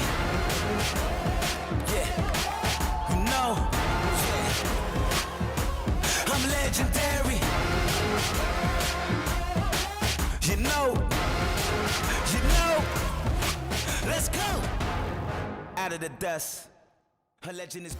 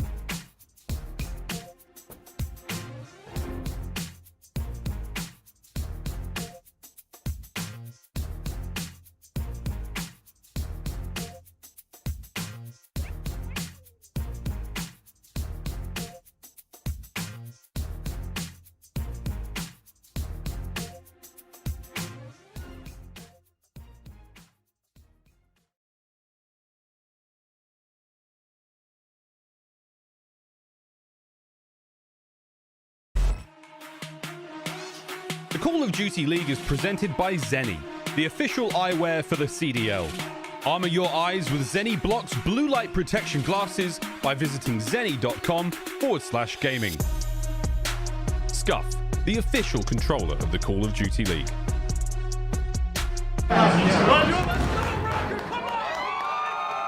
Legendary. It was like not a ghost town, but like the drinks were flowing. They were dying inside as their team was getting smoked. And then bit by bit, they're coming alive. They get a little energy earlier in this series this time, Joe. Yeah, it's a close one. It's up, down for these guys. But yeah, the Minnesota Røkkr fans, they've been dealing with a roller coaster. They certainly have, but we've got a Scump giveaway going down as well. We're celebrating the COD League Championship weekend with a giveaway. One winner will get a controller of choice featuring the winning team's design. To enter, retweet this tweet, follow Scump Gaming, tag a friend in Sunday, August 22nd at the end of broadcast. So if you want a chance to win it, go ahead and enter. Giveaways are great, but get me back to the gameplay. Let's get to the map 3. We're tied up 1-1. And it's a beautiful time. I was hoping this matchup would be a banger, and we had some. Well, okay, map 1. It was not great. It was over about 2 minutes. It was just a bloodbath and absolute domination by Ultra. But the map 2, what a brilliant search and destroy it was, filled with moments. Watching both teams kind of adapt and deal with the strengths of their opposition, it was a blast. Now we look forward to Control. And I guess I just want to hear, like, overall, maybe Control aside, like, what just needs to maybe change for either team? What needs to improve? Oh, well, I think for the Minnesota Røkkr side, it's one player for me. It's Priestahh. I think if he gets going, and usually his best game mode is Control. I think he could be the difference maker for them in this series. And on the other side, for Toronto Ultra, I think they're playing very well. I think it's more just hey, forget about it. We got to move on because, you know, it's another game that they kind of threw away against Minnesota Røkkr, but you got to forget about it. Focus on game 3 where they've been so good in Control, 32-18 on the year. Yeah, this is the Quick Scope presented by Scump, and it's really cool to see all their stats over the year, but I don't care about anything except the Major 5 final. Like, they played 9 maps. Like, we've seen these guys battle for hours. That is what is fresh. That is what matters. Well, and so far, even the winners final, right? I mean, it was a 3-0 to Røkkr. Yeah, true. But like, when you look at how this has gone so far, I mean, the checkmate hardpoint in that series, it was dominated by Ultra. They've done that. The standoff, that was won by Røkkr. They've done that. I'm not saying it's going to keep going with that rhythm to it, but like, the rest of the maps in these series, the next 3, if we go all 3, it was Ultra wins in that Major 5 final. Right, how good have they been on range control the entire year? Just been one of their go-tos, so we know what they could do. And again, in a respawn, a map like this, I'm looking at that guy at bottom right of your screen, CleanX, because it just feels like when he gets going, when he controls kitchen in the middle of the map, Toronto Ultra can't be touched. And if you would have based it off his tournament weekend, I'd be worried. If you based it off the map 1, not worried. Not really worried at all. Yeah, what was he, 30-15? Just lights out. But you see the stats there, both have been solid. Control teams here on Raid. But Raid has become, I mean, it was important when it entered, but like when it first joined, obviously you had a couple maps that were across the modes, right? When you talk about hardpoint, search, control. That changed when you think about what, like a Garrison change or Checkmate change, being removed from search. This is like the map that seems to make or break series. Yeah, I think you look at sort of Raid Control being that map, but for Toronto Ultra, you know, we talked about it yesterday in their keys. The 2 hardpoint maps that they're going to play a lot of is going to be Checkmate and Raid, because I think a lot of teams probably don't want to play them on Garrison. It's been their best hardpoint throughout the year. So you look at those 2 maps for them, and well, Checkmate hardpoint has been clean so far. It certainly has throughout this week, and then Raid hardpoint is that game 4.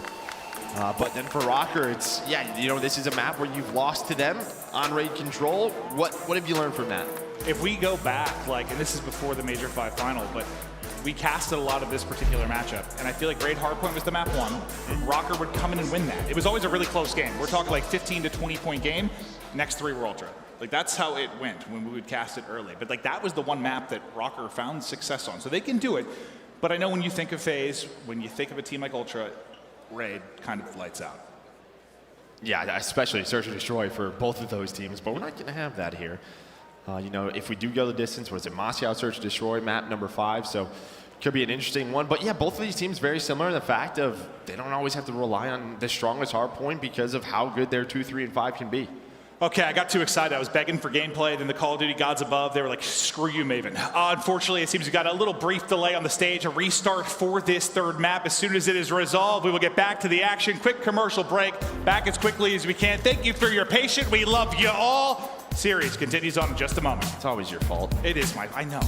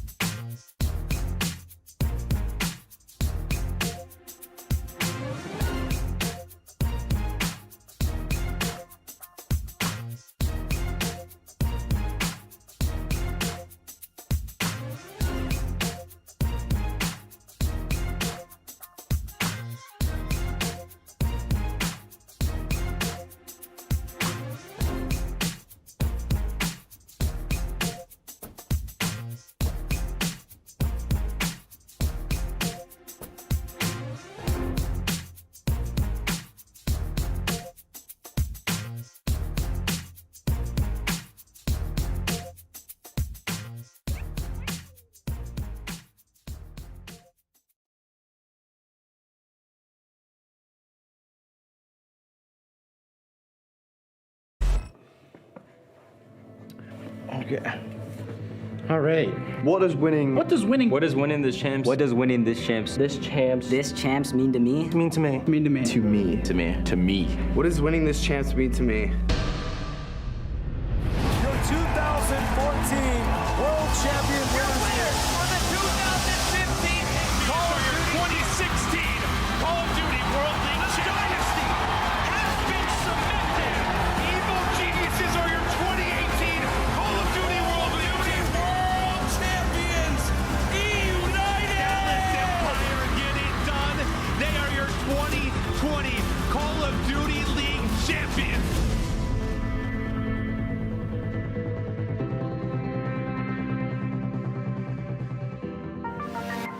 Winning champs would mean the whole world to me because we got second out of last year, and I don't think any of us really wanted that.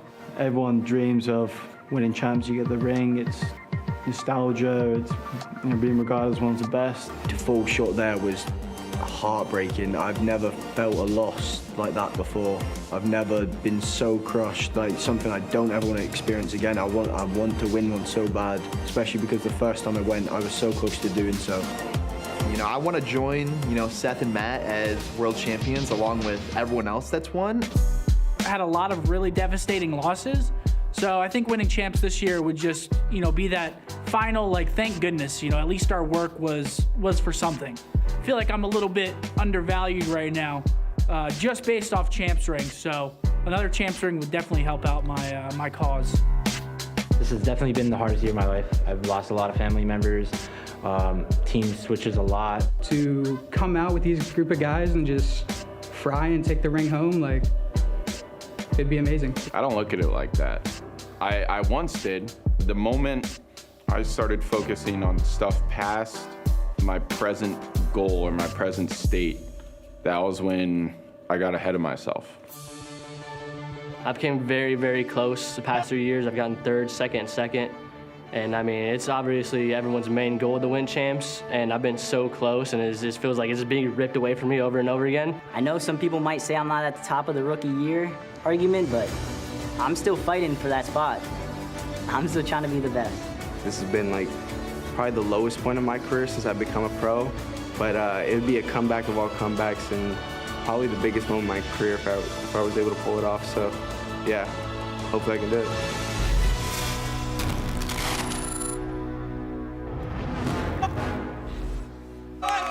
Legendary. I'm legendary. Yeah.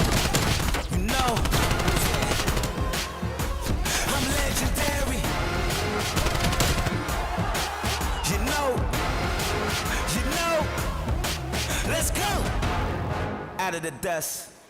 I feel like perhaps we need like a moment of silence or like condolences to some of the fans that had to watch that, because like it was very heartfelt from the players, but most of them are already gone. Yeah, they lost. Yeah. There's only 4 teams left. Yeah. Well, 3, right? That is No, tough. 4. That is tough. But just to be as transparent as possible with what was going on, you heard us talk about during the map 2, kind of the pause and the restart. They were arguing about, I guess, side choice. I believe that continued into this. Now, why that's happening, I do not know. The side pick is very important, but I would think that, you know, the coaches are doing it and they write it down on a little piece of freaking paper and then you know what side you're on. But for some reason, that has been an ongoing battle. It's important to get right, don't get me wrong. I just don't know why it's hard. Yeah, I mean, it is what it is, but it seems like we got to figure it out. Games get started. Yeah. Series is tied 1-1, and well, it's going to be Minnesota ROKKR starting off on the offense. And I was looking back at Major 5, and in the winners final, this was the map. So, you know, this is a map both teams have played recently twice, and they split it. Let's go, baby. Ultra, ROKKR tied up 1-1. As the gauntlet continues. And it will continue for either of these teams if they get the win to try and get to the final tomorrow. Vance will get caught though as he tries to fly on through. It's attached with the read, and that'll be 2 down for Ultra. As ROKKR getting the kills, that'll get them out to ringside. You see everybody spawning up defensively water side. This should be wide open. Now the question is, how do Ultra want to play this? And I don't know if you saw that, but just the break off for Minnesota ROKKR was very different. They only sent 1 to ring. They stayed 2 inside of Arc, 1 watching Zig. They knew that the push was going to come through towards pillars and Arc side, right through Zig. And while they caught Toronto Ultra off guard on doing that their homework? break, yeah, I mean, they were just ready for it. And while that's going to allow 2 minutes on the clock, 26 to 25, but now the hard part is that the kills start to come in for Toronto Ultra. Well, Minnesota ROKKR, they're going to have to start to work towards B. Yeah, no, I mean, I like it from Ultra. You know, you spawn out deep. You just got to give that up. Try to get in strong positions where you can put the life tally a little bit in your favor, and they've done exactly that. But look at leaking on through. That's going to be Standy, who's gotten to an aggressive position, and behind Attach's kill, they'll now take down 2. MajorManiak involved.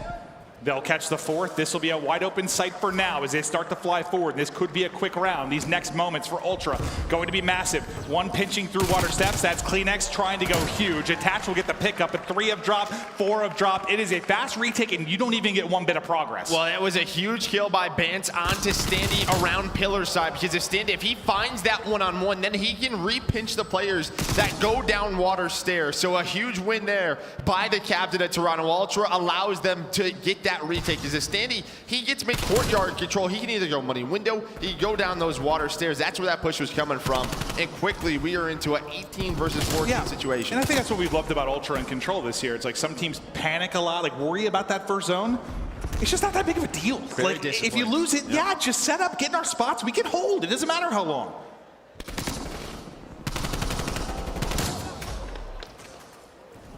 But where's the opening going to come from? You got to think ROKKR. They're going to have their moment. They are down massively in lives, down to their final 8, but you know, it can just take 1 break. But Cammy is still here on 3 in a row, lurking. He will actually end up dropping.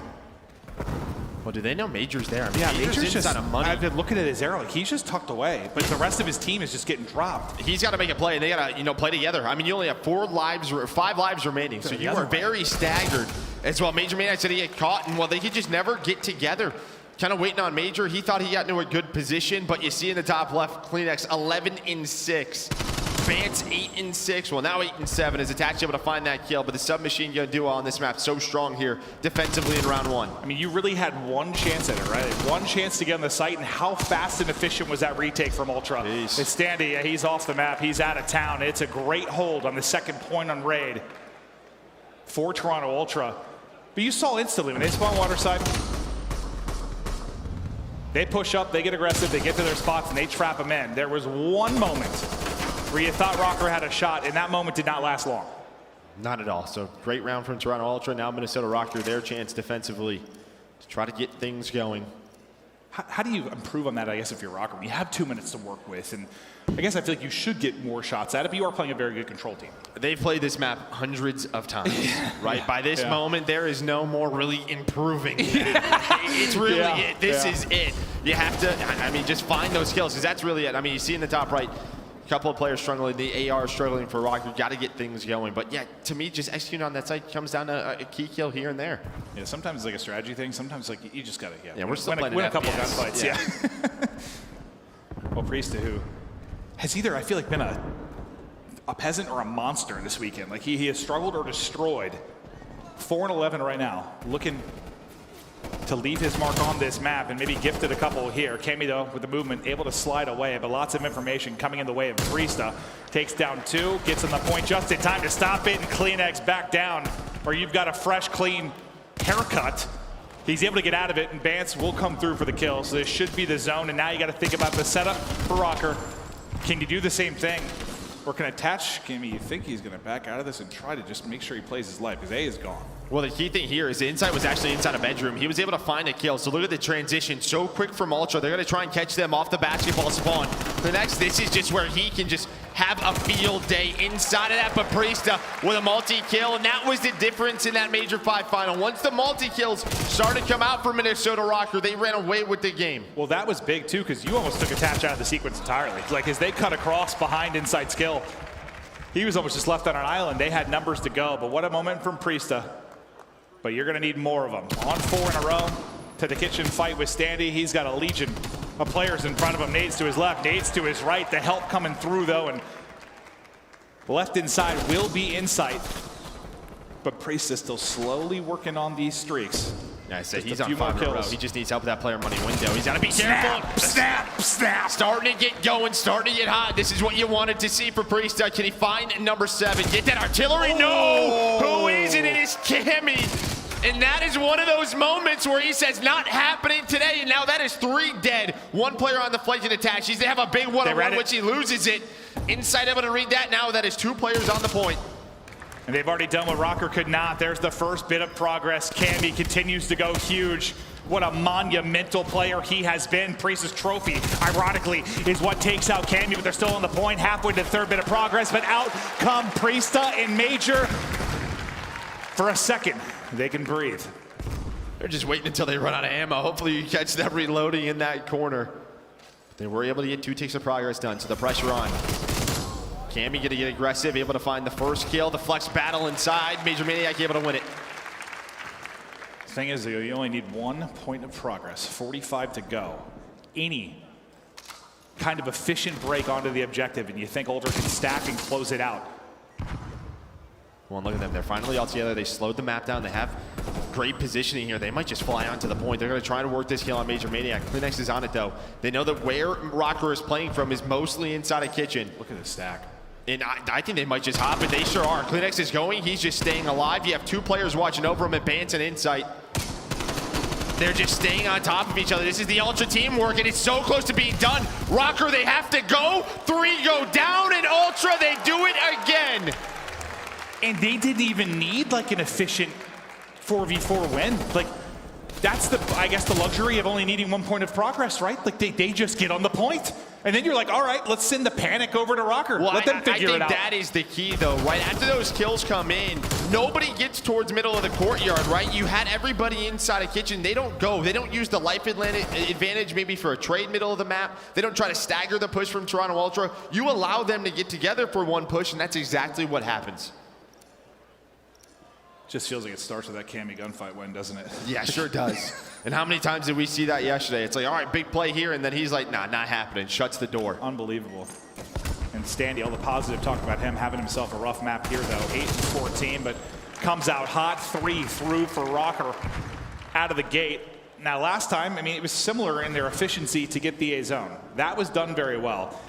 After that, though, is when the struggle set in. Can you improve upon that here? Or can Ultra lock him in for the next 90 seconds? They might actually go with this because they've got 2 down.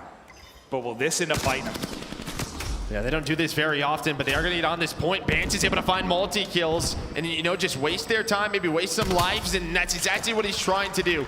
The whole time, though, Cammy has stayed inside a bedroom, so A's going to be done. Again, 25-24, 2 minutes, very similar to round number 1, but this is where the struggles came into play for Minnesota Røkkr. It's a little bit different, though. You don't have that same kind of vice setup if you are Ultra because you sit in one more wave at that. Now, can you get back to it? Absolutely, but a little bit more room to work with this time around if you are Røkkr, and MajorManiak winning his ones as he battles to get back towards even. Working all the way around the flank though, it's going to be Cammy. Will he find an opening? Not going to need it because Bance has already locked it down. And they are just so active. Inside Cammy don't see anything for a while. They know that the push is going to be back laundry middle of the map, so they just reflank Zig, and now you have Cammy in a position where he's playing his life, winning gunfights with his 74U, and just messing with this offensive push. He's going to have a couple players in front of him. Very sneaky play. Lines one up, lines up the second, and Cammy is just so active on the map.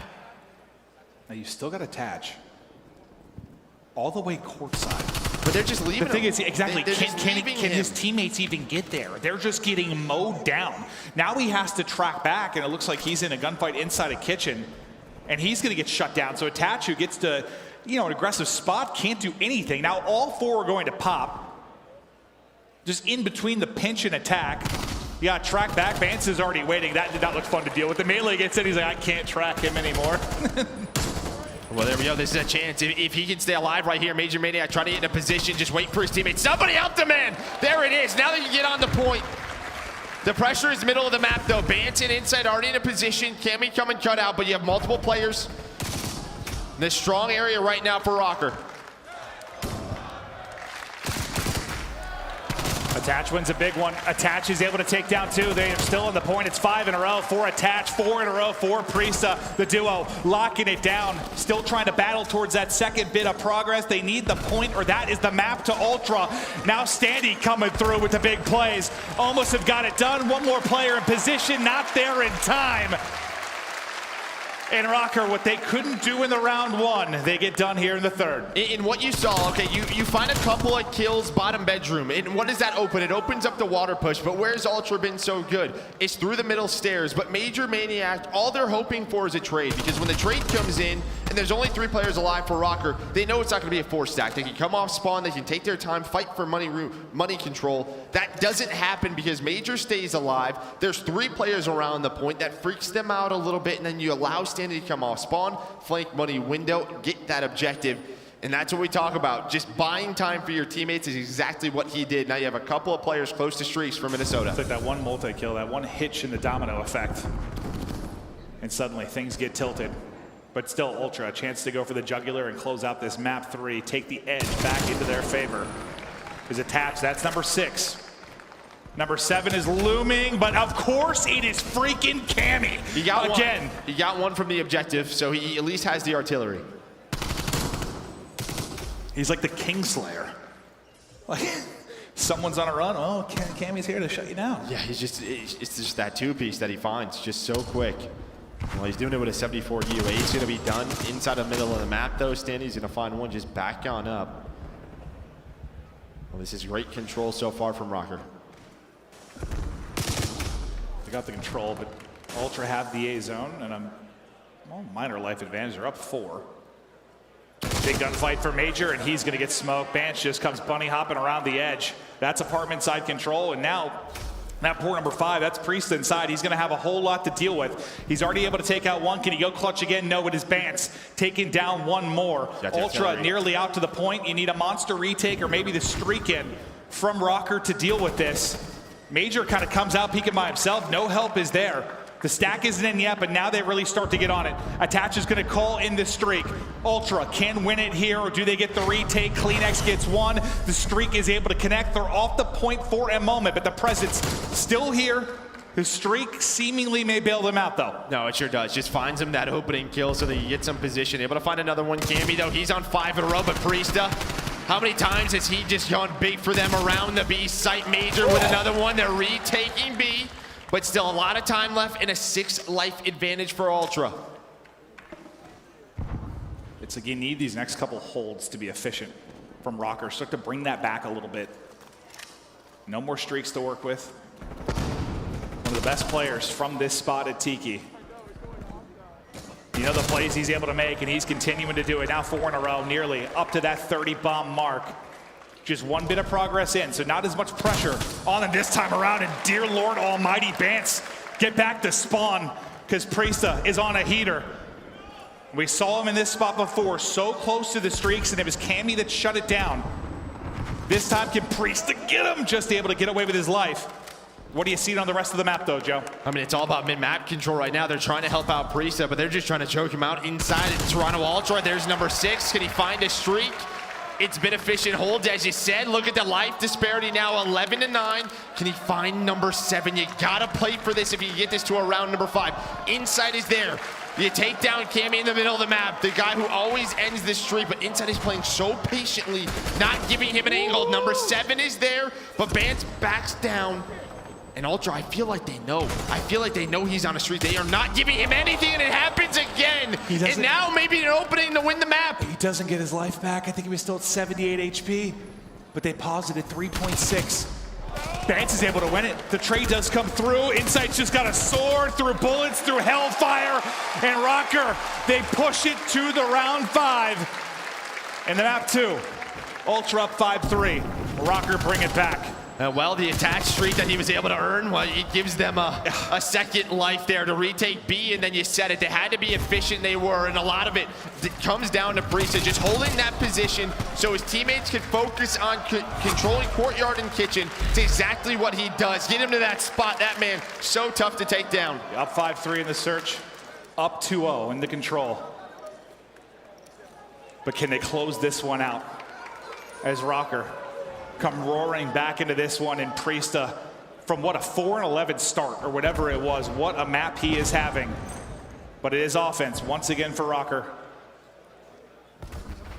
They're trying to switch it up a little bit, just trying to fake them out. Is it going to be a B hit? Is it going to be an A hit? Maybe with that kill, Ultra might be thinking it's going to be a hit toward nice, but it's not. They're just, again, playing around art, playing around finding pace, almost like you would see at the start of a search round, just trying to see where Ultra are getting active, and, well, they're finding those kills. They just keep standing on A. He's going to work the objective. Everybody else is slaying around the middle of the map.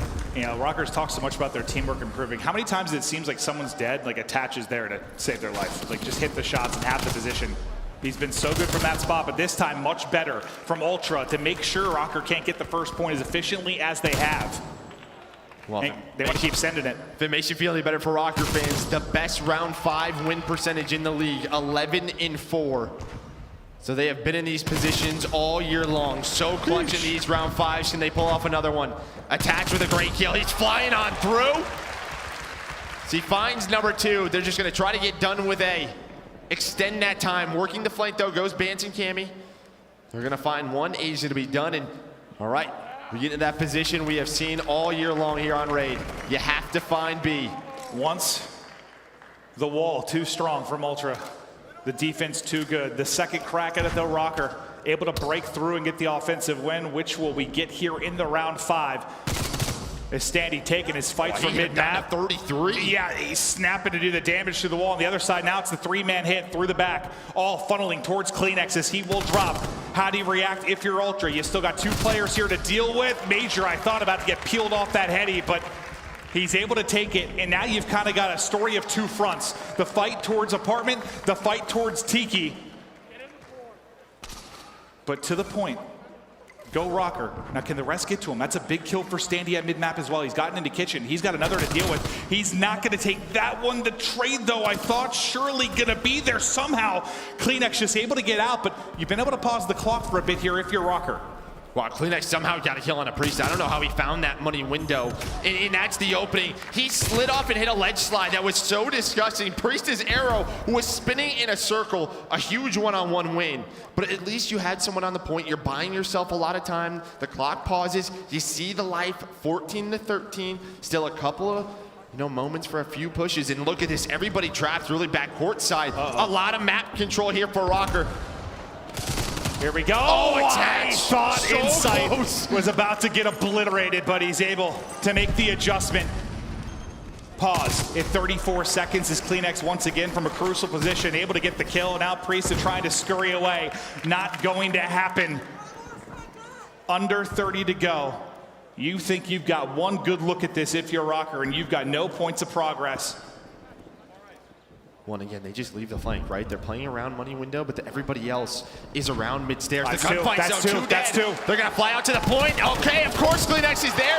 Cammy's going to take it down. 3 go down. Oh, my God. Now it's just on Insight. What can he do on the flank? Nothing.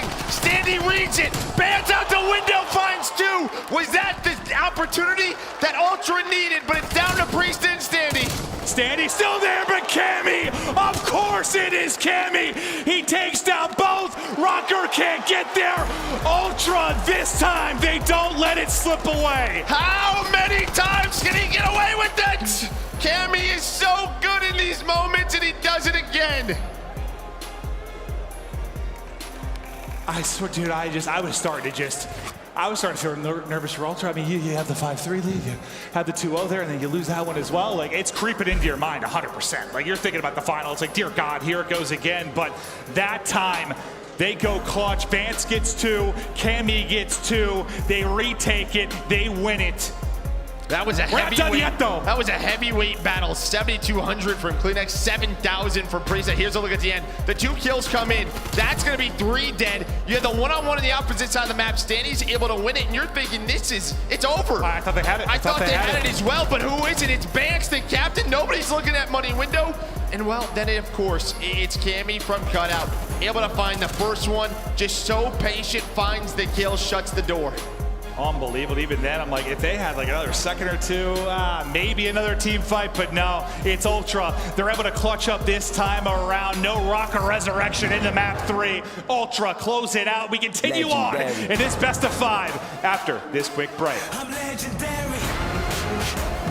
Yeah, you know. Yeah. I'm legendary. You know. Let's go!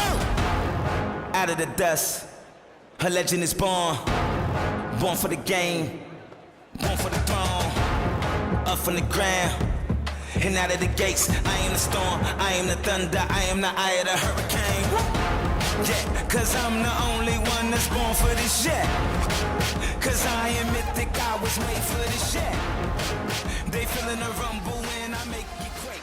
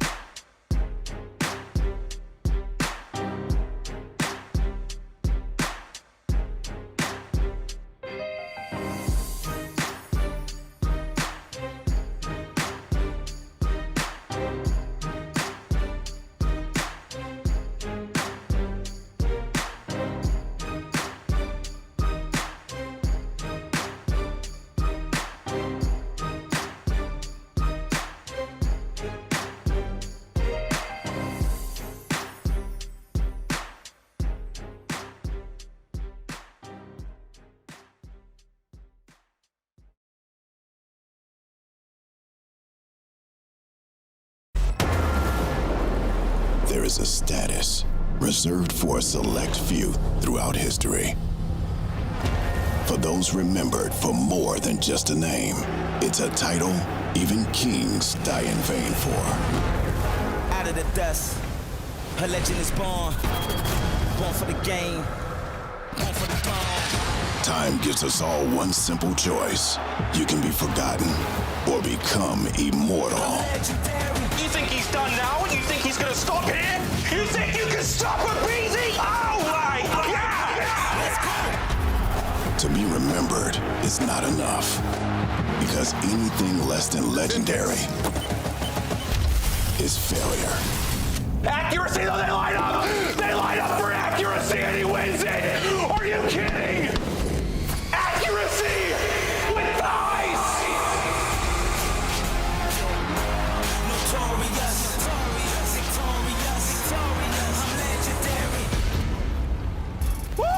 tell you what, that video piece gets me fired up. I'm ready to go as we continue on Røkkr Ultra. And Ultra, I swear to God, I thought it was a collapse again, but I mean, Joe, honestly, I saw JCap tweet. He's like, they just all died for free, kind of on the side. Nobody looked at money window. Yeah, like nobody looked at money window. But, you know, it's just one of those moments that we talk about in Call of Duty. And it's just crazy. It's frantic. The comms are probably all over the place, but that time it is Ultra that step up to the plate, knock it out of the park, and take the edge and back to his breathing exercises, getting focused, dialed in. Bats looking to pop off in this map 4 as now we get ready for raid. Well, we stay on raid, and maybe the most clutch player of all time, Dylan Price, doesn't seem phased at all by what just went down. I mean, they won the map too, right? They clutched up, they got into this raid hard point. You're still alive in the tournament. I would say, you know, one good thing for Minnesota Røkkr, you got Priestahh going big time in that map, and you're going to stay on raid where AR should really take on over. For Toronto Ultra, one thing I loved the other day was Cammy running the 74U really on certain hills. Look at him at P1 and P2, and then he'll bring it out on the last half. Will Minnesota Røkkr try to match that, or will Cammy just be allowed to do his thing? I just feel like, I mean, we've commentated so much this year, but we saw Røkkr when they weren't a great hardpoint team beat Ultra here. So we know they can do it, but now they gotta do it. Or it's bye-bye, let's go to the hotel, order lunch. Like, you're done. Do or die time. And it is Røkkr once again up against it. But don't call it improbable, don't call it impossible, because these guys seem to make anything happen. But this time, you know, Ultra, they're feeling it. Can we put these guys away? Can we close it out? Can we continue on in championship weekend? It comes down to this map 4, and I hope it comes down to a map 5, because that's what I need in my life. But the opening wave of kills, it's Røkkr striking early, and Nades just all over fans, somehow still alive. That van is destroyed. I mean, he literally just put 30 bullets into that blue van. Yeah, no, that was... Cellium's like, please stop destroying my property. Well, they keep cruising on forward, a big wave of kills, but in the point, it will be Ultra, but the flip there for Røkkr for now, trying to pick up backside laundry is Standy, and the help is in through MajorManiak. But despite what seemed like such a good opening from Røkkr, it could lead to points as we continue on. A lot of that hardpoint time, at least for a moment, was going the way of Ultra's Insight. Dear God, comes out with the hops. Right, takes off the forehead. Careful, right? This is what we saw on Checkmate. You get into this position, you're turtling now if you're Røkkr. Every kill, you're gonna spawn out. The first one, MajorManiak out of P2. His teammate's trying to hold on. Attaches in the back and attach, trying to stay alive. Just a couple more seconds, buddy. Well, you did it, but your teammate still spawned out. He's ready for it, though. He's up to 5 and 2. His teammates are here, and well, maybe they can split some time. Oh, it's so tough. You work so hard, you make such a play, they spawn 15 feet away. That's but because of him. His teammates pick it up, and yes, Attach got them there as they step up. They retain control of Kitchen, and they look to build upon their own lead. 35 left to go on it, as Ultra kind of sending it one by one for now, and the crossfire is in. No opening inside. Get out of Kitchen. As Major and Attach are cooking up a special meal. Those trophies are like hungry hippos, man. They are just eating away, dude. They are eating away. They got an appetite. But now, when do you make sure you start to back this up and focus on Garage, as Cammy is just locking down Waterside, making sure Priestahh can't leak through. Making sure Røkkr continue to spawn in the back. New hard point about to pop. You've got 2 through pillars. That's a big pick from Standy. That's an opener. Start them moving forward. Now, where does the spawn come in? It'll be safe side towards Garage. So you've got all 4 players here, but same can be said for Røkkr. Here comes the collapse. Yeah, well, this is a problem, right? You have no layers. With that player going down, if you die, the spawns could flip very quickly. MajorManiak is in a good position, but, well, he's only going to find 1 kill, and they do a great job now trying to get pushed up towards our side, but Attach is quick. Attach on point! That's going to be 3 in a row. 1 player left. It's inside the rookie, just trying to hold on, but, you know, they do good enough. There's only 28 seconds left. And, well, I guess you take it if you're Røkkr, but Ultra's like, yeah, all right, we'll just rotate the basketball. Exactly. It's one of those awkward spots we talk about all the time, but if you are Røkkr, your tournament life is on the line. You're in Garage. You've got the toughest rotation and break in the game as you get ready to head towards court. Let's go to a listen-in with Minnesota Røkkr. stay alive. I will pinch front. Yo, work the back, Every kill you get, they will spawn out. Yo, flash jungle, flash jungle. I don't have a flash. I just use it for me. Close on me, weak, insight. Went to the left. Phoenix, one shot a catch. He backed up. Sorry, There's nice. There's two catch Mike, there. come from. I got a cross. Stay alive, Mike. Let's go kitch. Money. One more spawn on me. Nice. Spawn on me in the back. Yo, watch out. I'm challenging. I'm getting close left. Yes, cycles left. He's behind the block. That's weak, block. One in the back. Backstairs. Inside backstairs. They're gonna be front, Joe. Yeah, they're gonna be pitching both sides. Just stay alive. I'm on front. I'm making my front. I'm gonna go back. I'm over here. And then one front. All right, 2-0. We should rotate. We should hold the rotation. I'm mid. I'm holding ring. I have a trophy catch. I can help pillars. Yeah, I got a catch. Play my That's that catch. That's two. I'm over ring. He went money.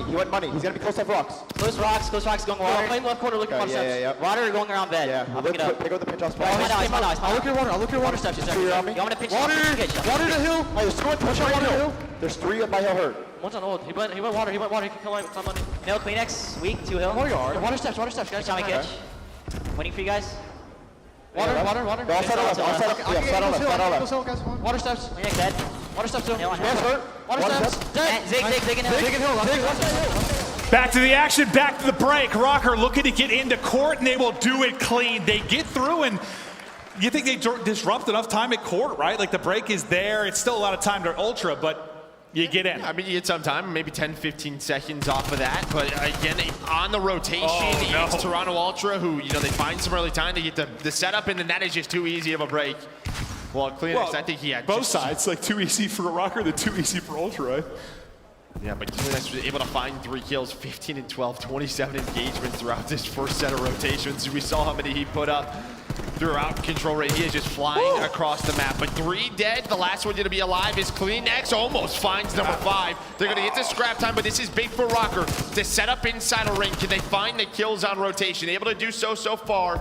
But Band's already in a very good position. Standy inside the kitchen, just kind of lurking. But they deal with him, and now you can set up the pinch. And you're going to see number 6. He's got to back up in MajorManiak, just in case if there's a pinch that opens things up on the hill.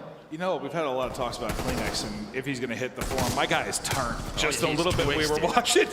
Oh, my God. And he's getting towards it. Cammy doesn't want none of it, though, as he's going to take everybody's head off in the lobby, including his teammate. Just a triple, quadruple headshots lighting up the feed, and the lead starting to build now for Ultra as they've gotten it up to 30.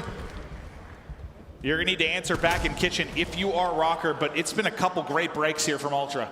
Yeah, this is it. I mean, this next hill could decide the map here. You're going to be around 180 points or so if you're Toronto Ultra. Can Minnesota Røkkr hold on? This is what they have been doing all year long. Well, especially throughout the last couple of months, just staying alive, making the clutch plays, but it's Kleenex and inside again right before that hill pops. Now, Røkkr, they were able to fight from the front last time through. You spawn a lot closer than, remember Major. He was, out garage side, basically. Get it a bit closer this time. You don't need to attach to bail you out, but it's a flurry of trades around the point. But so far, the numbers are here for Røkkr. It's the pounce out, the dash out from Priestahh, and attached to work a bit of fancy footwork in duo.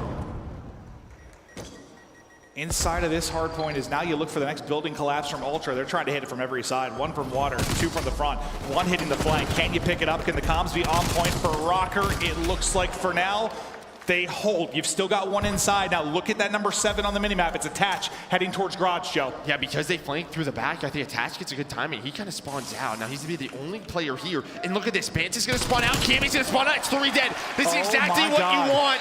Everyone did a spawn behind kitchen. All 4 dead. They're going to chain P2 into P3. Unbelievable sequence here for Røkkr. As garage gets ready to pop, and Standy's just popping through the wall. Get out of here! Look at the positioning of Minnesota Røkkr. You have 1 inside of art, one inside a ring. You're not even across mid-map with 50 seconds left. Now the key here. Change. The key here, if they die, right, you set up for basketball just the way that Røkkr or Ultra did on that first set of rotations. Can they hold? Or do we flip? 5 in a row. Now for Standy, the young phenom, leaving his mark within this map 4. As the lead change came through this hard point, it is building, and he is beaming. 20 and 17. 1 away from the artillery. The race is on towards the other side. You see that number 5, that's going to be Priestahh. But you've got Bance and Insight. over towards court and waterside as well. I mean, Priestahh really is in a sea of purple, but what a hold that is. It is flawless at garage, and we don't see a lot of that. You got to be careful here, though, too, right? They're going to try to set up Standy for number 7 to use the artillery, but they can't wait too long. You cannot give them a full 60. Attach is trying to bait, just trying to give them enough time, and they do it. They work it out. There's the artillery. It is in right away. Can he find number 8? Doesn't need to. Here comes the pinch. Look at the spawn out here. Here we go. Here we go. The artillery going to be called. He's got to be careful. Do not blow up your teammate. One player going to go down. Major backs up. Artillery lands in the middle of the map. Cammy is dead to break. He's in from Røkkr. Cruise missile earned by Standy. 8 in a row. Make it 9. Making a statement for Rookie of the Year is Standy. What a map! 20 more points needed for Røkkr to get it to the map 5. Now over to Major. We're into double digits. 10 in a row for Standy. Missiles raining from the sky as Røkkr look to close out the map, and close it out they will. Map 5. Oh, baby, I love a map 5. Come on. What a transition from kitchen to garage. Standy then going on the spree. Attach going huge. Beautiful raid hardpoint out of Røkkr. And we're headed to Moscow. And it's all, I mean, it's what, 2 to 3? Yep. Like the fact they get that perfect flip out, the perfect setup. And then, well, the streaks into place from Standy. We can talk about the rotations and kills all we want, but Standy just took every member of Ultra and slapped them across the face. That was 3 hills in a row that they chained together. What, it was 170 to 120 or so. 18 points earned for Ultra across 3 hills. Well, there you can see Standy, 4,200 damage. On the other side, you get it out of PaulEhx, but a slow map from Bance. Everybody's stepping up for Røkkr. It's just what they do. What's the series been after the map 1? Ultra in front. Will Røkkr bring it back? Maybe they won't, but it's a team of comebacks, and they keep finding a way to get it done. Will it be another Røkkr resurrection? Find out with the map 5 after this quick break. I'm legendary. Yeah, you know. I'm legendary. You know. Let's go. Out of the dust, a legend is born. Born for the.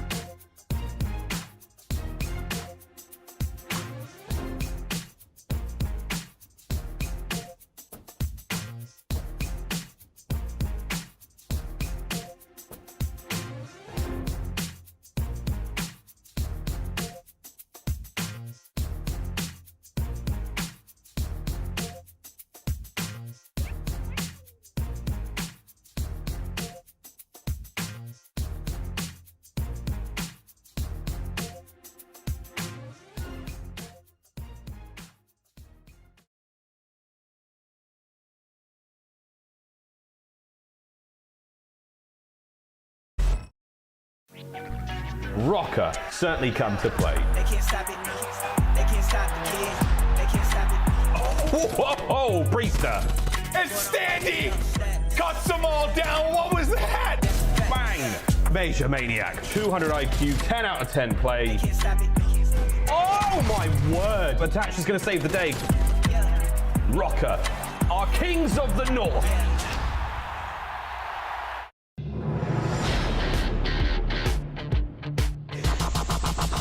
Boy, oh boy, what a slaughter that was. Cammy on a bit of a tear now. God dang. Cammy! Oh my! He can't be stopped, Miles. He is too good right now. Toronto have just taken the major. They truly are Ultra and...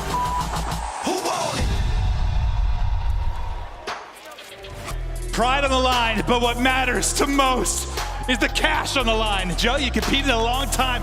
You weren't usually competing for this. No, I was not. I mean, no, not like this. I mean, fourth place, $150,000. That's what the loser of this is going to end up at. The winner's still a shot.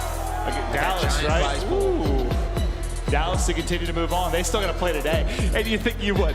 We go back to Major 5, 9 maps. Here, of course. Let's go on 5. Yeah, I love it. If it was a best of 15, we'd be going 15 maps. Like, these two teams just somehow blow for blow until somebody passes out or we do.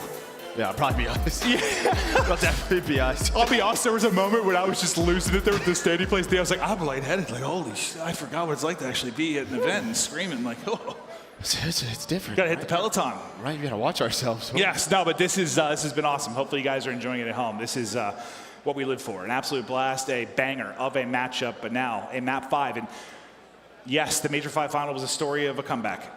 It just feels like that has been 2, 3, and 4 in this, right? Like, it's a lead for Ultra. Can they hold on? A lead for Ultra. Can they hold on? I don't know if that's going to be the map 5, but we'll see. But let's talk about the map 5s this season, how the teams have fared. Are you a little bit surprised to see it look a whole lot better for Røkkr? I mean, a little bit, because I just feel like, I mean, Toronto Ultra, they are always a team that goes the distance, but, you know, 7-10, 8-2 on the other side, but we're going to Moscow Search and Destroy, and I'll tell you what, stats-wise, this is very one-sided. This is a Toronto Ultra map. I think 12-7 on the year. On the other side for Minnesota Røkkr, 5-5. They haven't played it a lot. And I think if you look at stage 5 in champs, it's 5-1 for Ultra, 1-2 for Røkkr. So this is where Ultra have been so darn good. I mean, they've had some incredible wins here, some painful losses. When you think back to the 1 versus Empire at Major 4, like remember Cammy comes out, he's behind 3, like stop shooting at 1. Like there's been just those moments where you see heartache. And then those moments of utter clutches and celebrations. But it all comes down to this over, well, I was going to say the past hour and a half, but no, hell, the past 8 months. The season has led to this for these two teams. Well, just looking at that 8 box right there, I think there's 2 players that were the most vocal. On the top side for Røkkr, it was Attach, screaming into his mic. All 3 guys looking at him. On the other side, it was Vance, looking at his teammates across the row, letting them know what they have to do. The coaches giving their final fist bumps. It is map 5 time.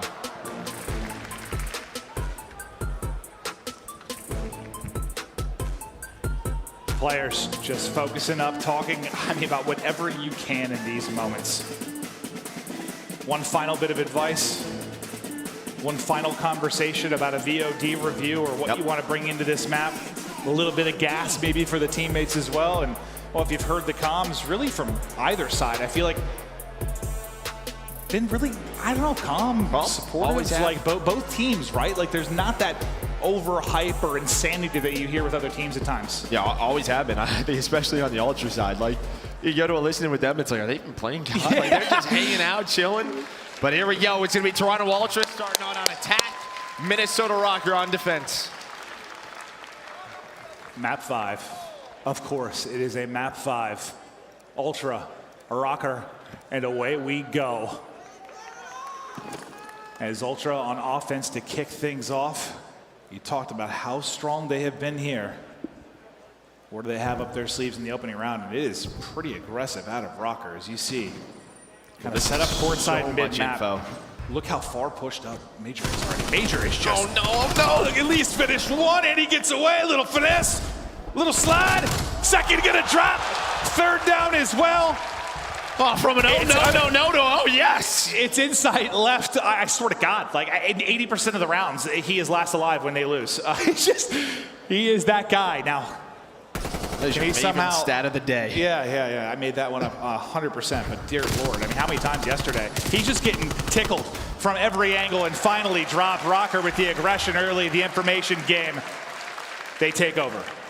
Yeah, they're just kind of waiting on that. And there's sometimes on this flank we see it not happen, right? That player just hops in the window and it's an early death. But MajorManiak, he doesn't allow it to get away from him. He finds the first kill. He plays his life. He knows his teammates are working up right down the middle of the map. He gets by them. Well, clean first round defensively. He scares me. He's very intense. Think so? He looks like a great guy. No, I know, but right there, you see his face there? Like he would lay you out. Probably. His adrenaline is going. To round 2 now. A big round for MajorManiak and Standy to get all 4. And typically you'll see that number 7 in attach, just kind of spotting for info. But you know Ultra like to play it aggressive there. They like to isolate it. As soon as they get the information, they will send it at him. The rest of the squad, though, slowly working up, and the one guy playing deep will be Insight for the Ultra side. Gonna play this retake. You're not gonna have any trophies down. And we'll watch number 7 the whole time, because I think Attach is setting up a late flank. This is really on him. His teammates have to buy him time, and he's got to get across the map. So it's gonna be a 3-on-4.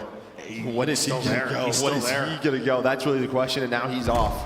You've got a 4-on-3. I mean, by the time he gets there, it might come down to him in like a clutch 1-on-2. We'll see. Or not. They line up in front of Priestahh. Cleanex, though, answers back with a double of his own. He's got the read here on Major as well. And Major, he's going to lay prone, wait for the help. That's Attach that comes through. Beautifully played, of course. It is Insight. Last alive again. And he will fall. Røkkr up 2-0. And I just love what I'm seeing out of MajorManiak so far in this map 5. When he has to just take his time, slow it down, he does just that. But that is the big play. It is just a body stack. And I'll tell you what, in Cold War, body stacks do not work. How happy did it make you once he got the spot information that he just laid down? I know inside you were like, yes, thank you. Yeah, thank you. Even right there when he's checking the door, he doesn't over shoulder. He knows that that player's not on the defuse. I love it. 4-0 for MajorManiak to kick things off. Can Ultra start to find success? I thought of first blood, but Standy put him on skates and hitting the shots. Cammy taken out of it, but Insight bringing him back.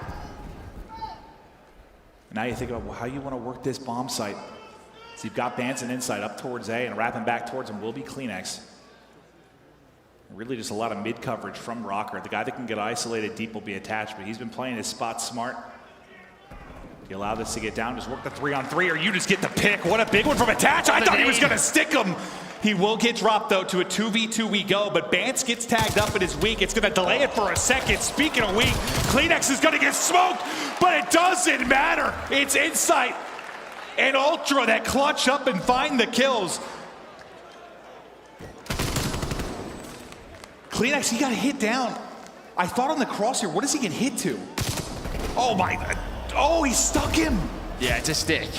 He stuck him. Yep. Oh my God. So he gets hit to like 15 HP. And that's a 3-on-2, right? And we saw that a couple of times on standoff. They allow them to find Attach to make it into a 2-on-2. And because they were so slow through the middle of the map, they don't work the A plant. They kind of are ready for it, right? They're ready for them to come up towards Essies. They find the kills. Nice round out Ultra. Rogers with the arm, what a toss. I thought Cleanex was dead to rights, but incredible play. A round they need, you know. A lot easier to look at 1-2 versus 0-3.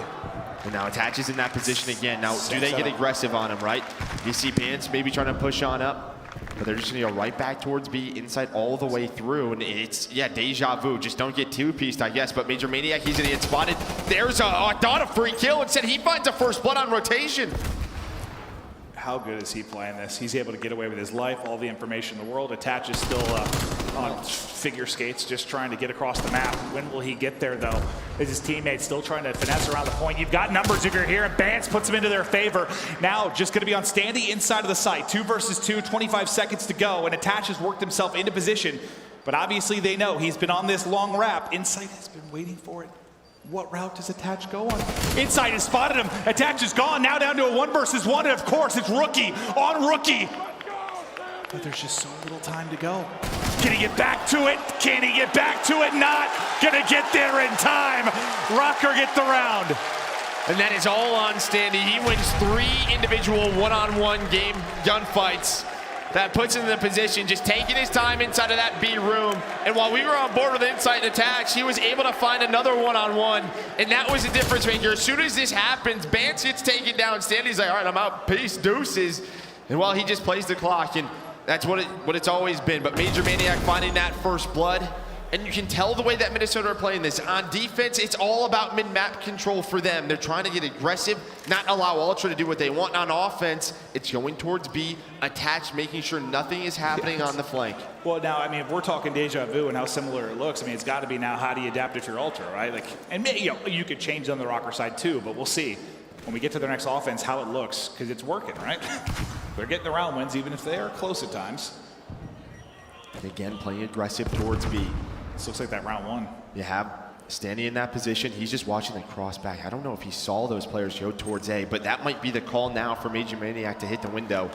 He doesn't see anything gold. He's gonna spot one, does get the trade. All right, we're new at 3-on-3, but now you have Attach in this island position all by himself, and he's gonna get caught. They gotta get close to him on defense, or he's gotta start playing with his team. And that's a great job, just not giving him a chance, right? Like that is just a triple chow. But MajorManiak find a timing as the bomb does get planted. 2 versus 3. Major's been so strong, but as the shots get out, he will get punished. Now to Priestahh, 1v3, maybe a little panic melee, and he will get dropped. Ultra regain, they get the round. And was that just maybe a lack of early information for Røkkr? No, I mean, they had all the information. I mean, with Standy going up Eskies, they had mid-map control. Well, I thought before that you said you weren't sure if he spotted it, like if he got eyes or not. Well, he went up to Eskies, they have the info, and again, it's just on what does Attach want to do? Does he want to go on that rotation, just play with his teammates, give up the plant and play a retake? But he's trying to find a kill, and I feel like at that A site, we've seen it all year long. Someone's gonna hit a slide in that. Back up and play the retake? If you want, or they gotta get close to him. That's the key here for Røkkr. Okay, so we were wondering how this round would look, and here is the change. What's the same from for Røkkr. Ultra, right? Like, same for Ultra, but yeah, a different look from Røkkr. Attached not here by his lonesome. Again, they find the openings. Standy just prone around the edge. What a map 5 he is having at 6-4. But he is going to get dropped. It's CleanX with the peak. And that is going to be bombed down by the A site. And really the third player tracking over is Major, who is leaking mid-map. What do you do from here? I mean, what a call that was too, right? Just to stick with it. 'Cause, Yeah, Røkkr's like, all right, they're going to play be aggressive. But Insight, Major's like, I do not know the timing that he just got, and it's going to be bad timing. I wasn't sure if he knew it was in that spot. Ultra, they're going to hold on. The trades, they stick with the setup. They said, go to B, we'll play the retake again.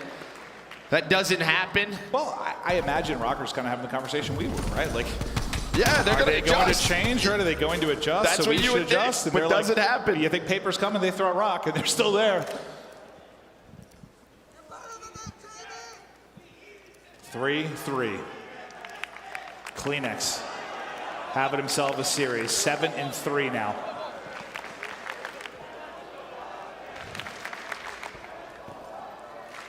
And Attach, who, we talk about how clutch he has been throughout his career. You got to look for him to get involved. And I know there's been some rounds he's the late rotator, but just one kill within this. Yeah, I mean, I think on offense it's fine. It's just, kind of his play on defense that's put him in a tough position. You're hoping he finds a kill. Priestahh gonna find the first blood. He reads this, but Bance, he's got the life advantage, able to make this into a 3-on-3 as well. You get into a 3-1 setup here for Minnesota Røkkr. Now they're gonna rotate on out, and now it's on the Standy. The one player again.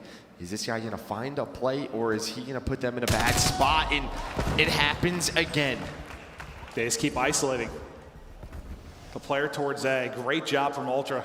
The information game gonna go their way. Now the two-man hit is gonna come through. Cotton putting his trophy down.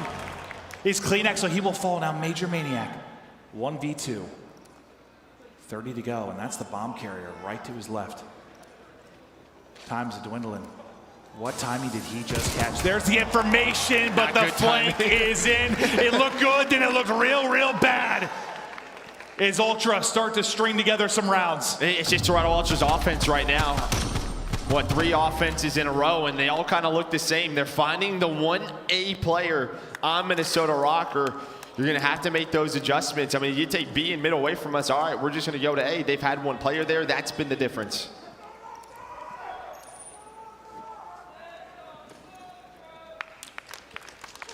Now we're kind of back to that default, but it's a little bit different here out of Ultra.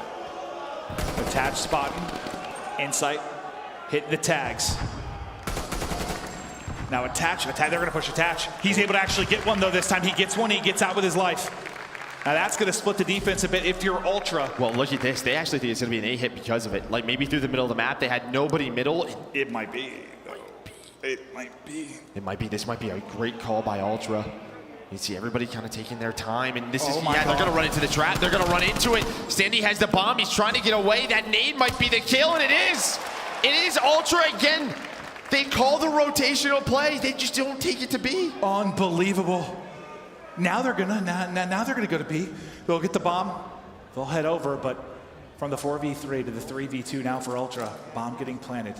So much pressure here on Priestahh and Major. Well, what can Major find right in the middle of the map? I mean, this is really it. He's the one player just kind of lurking. Oh my God. It is so close. He's gonna find insight. Is there a fast trade though? Cleanx gonna be quick here. He's gonna be quick. This could be the round, and he closes it out as Cammy takes down Priestahh as well. The read from them, the play call to stay. Top Eskies to stay at the offsite when I couldn't believe it. I'm thinking they're just gonna go plan B, they'll get it down. And when they start to wrap mid, I'm like, oh my God. Well, and what are they thinking, right? This is that first blood. They don't have anyone middle of the map, so with the first blood, they're thinking, all right, Rosh is gonna go through the middle of the map up Eskies. How many times have we seen that? Joe, what was the score of the map 2? 5-3, it's a scary number.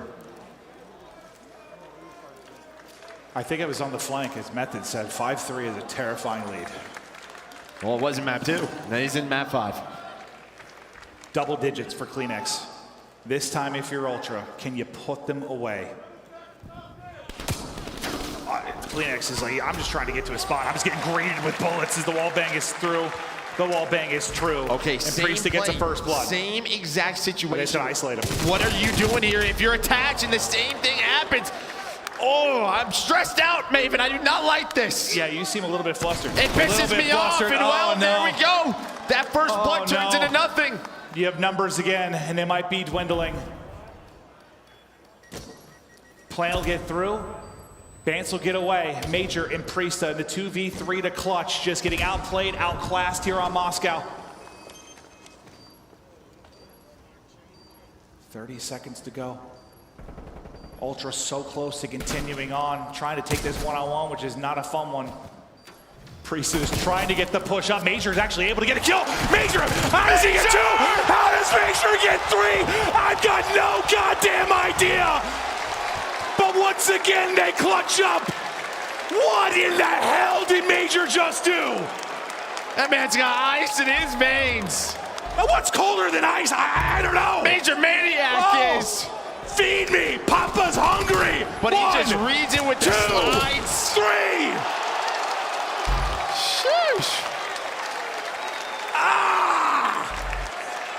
But they still gotta win 2 more. Yeah, I know, but that can't happen! There's a lot of things that can happen this map, and well, that's because it's map 5 at Champs, and I think people are very nervous. Yeah. The nerves are starting to hit. The pressure is on.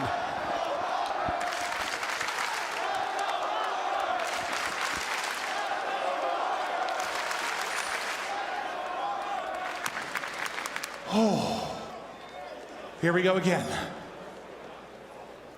Kind of back to that default for Røkkr.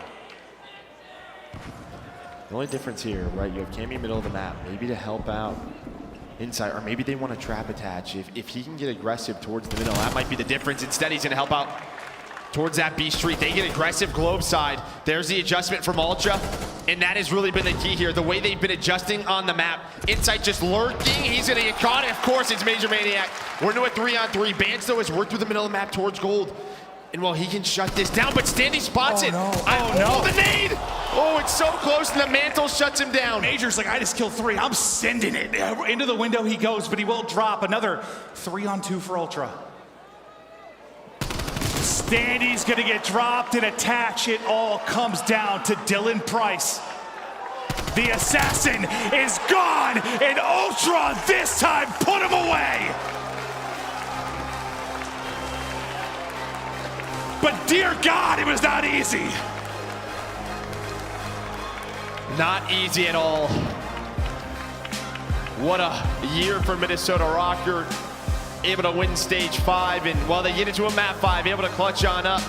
Dude, but Toronto Ultra just too good on Moscow. Yeah, I mean, they could have won that even more convincingly, to be honest. They were outplaying him. They were the better team there. 100%. I still don't know what sort of voodoo magic MajorManiak pulled to even keep them alive to get to that point, but I thought after that, I'm like, all right, Røkkr are winning this. I don't know, what are we witnessing?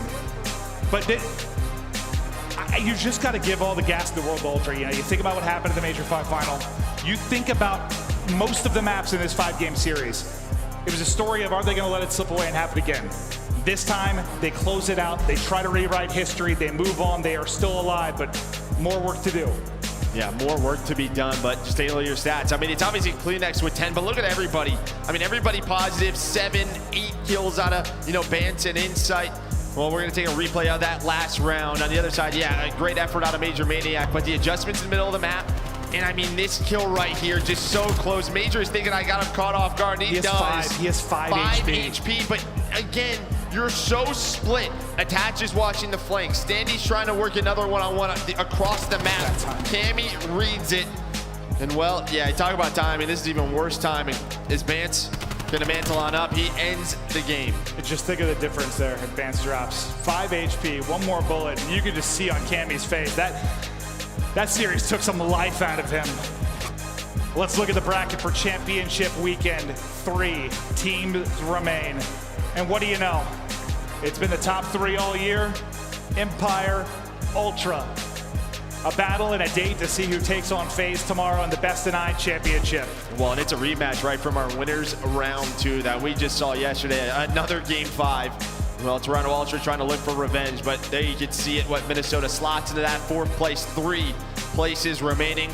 We're gonna see who gets 3rd tonight and who's gonna move on to that final to take on Atlanta FaZe. Yeah, it just feels like we're blessed now in the sense of, like, it's been the top 3 teams all year. Like, you know, they have gone toe-to-toe the entire year.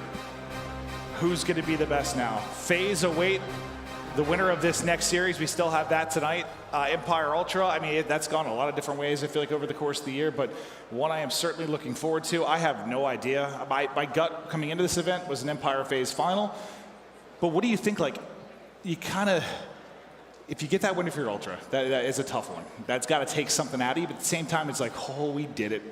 Well, we did. Now we got to play a team who got revenge. Has beaten us 3 times in a row, I think. I think it was like 4. I think when we did that, 4-2 on the year. But Dallas have won the last now 3 matches in a row. So they deal with 1 demon. Now they have to deal with another for another shot at Atlanta FaZe. Now, I think Ultra probably have the best shot at it in terms of taking them down with what we saw throughout the year, with how good they are at all 3 game modes. Because, man, I mean, Atlanta FaZe, they look scary right now. Yeah, they haven't lost the map. Yeah. Good. Let's take a look at the scuff play of the game. We're going to check out the closing moments of the control earlier. And yeah, there were a lot of memorable moments in every series, but the 2 maps where Ultra had the lead and were able to put them away was this map 3, it was the map 5, and this retake here. Well, you just see number 6. It's Attach and MajorManiak. There's a miscommunication right there because Bance just flies on out. One's looking at basketball, one's looking at money, and then they both look at basketball. I don't know why.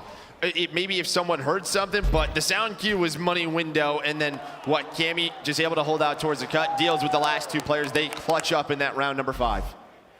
Unbelievable. That'll do it for an incredible and thrilling match between Ultra and Røkkr. We still have another to come. Empire, Ultra, who plays in the final versus FaZe tomorrow? Legendary. Find out after this quick break. I'm legendary. Yeah. You know, I'm legendary. You know, let's go. Out of the dust, a legend is born. Born for the game, born for the throne. Up from the ground, and out of the gates. I am the storm, I am the thunder, I am the eye of the hurricane. Yeah, 'cause I'm the only one that's born for this shit.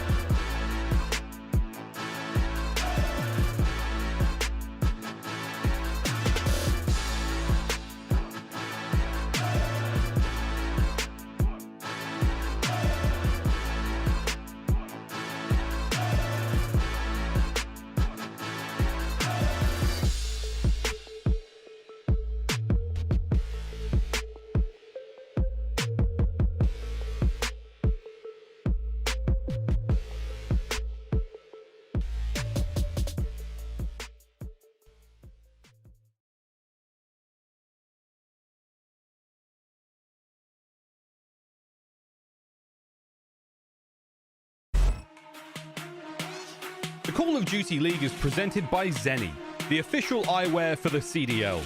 Armor your eyes with Seany Blocks blue light protection glasses by visiting seany.com/gaming. Scuff, the official controller of the Call of Duty League. Oh boy, welcome back, ladies and gentlemen. Day 3 here at Champs. What a series was that? I don't even know how to react to something of that nature. Battle of the North goes down to a Game 5, but it's Ultra advancing to that elimination final. It's myself, Lando, joined alongside by Study and Nameless. And what are those jackets? Those look pretty nice. You like those, right? Oh yeah. These are pretty good, right? Yeah, those are nice. I like official those. tissue. These are for the players only, though. Yeah, you can't have one, Lando. I'm sorry. I'm not allowed to have one? No, not yet. Why is that? You're not competing Not cool at the enough. highest level yet. You know All what right.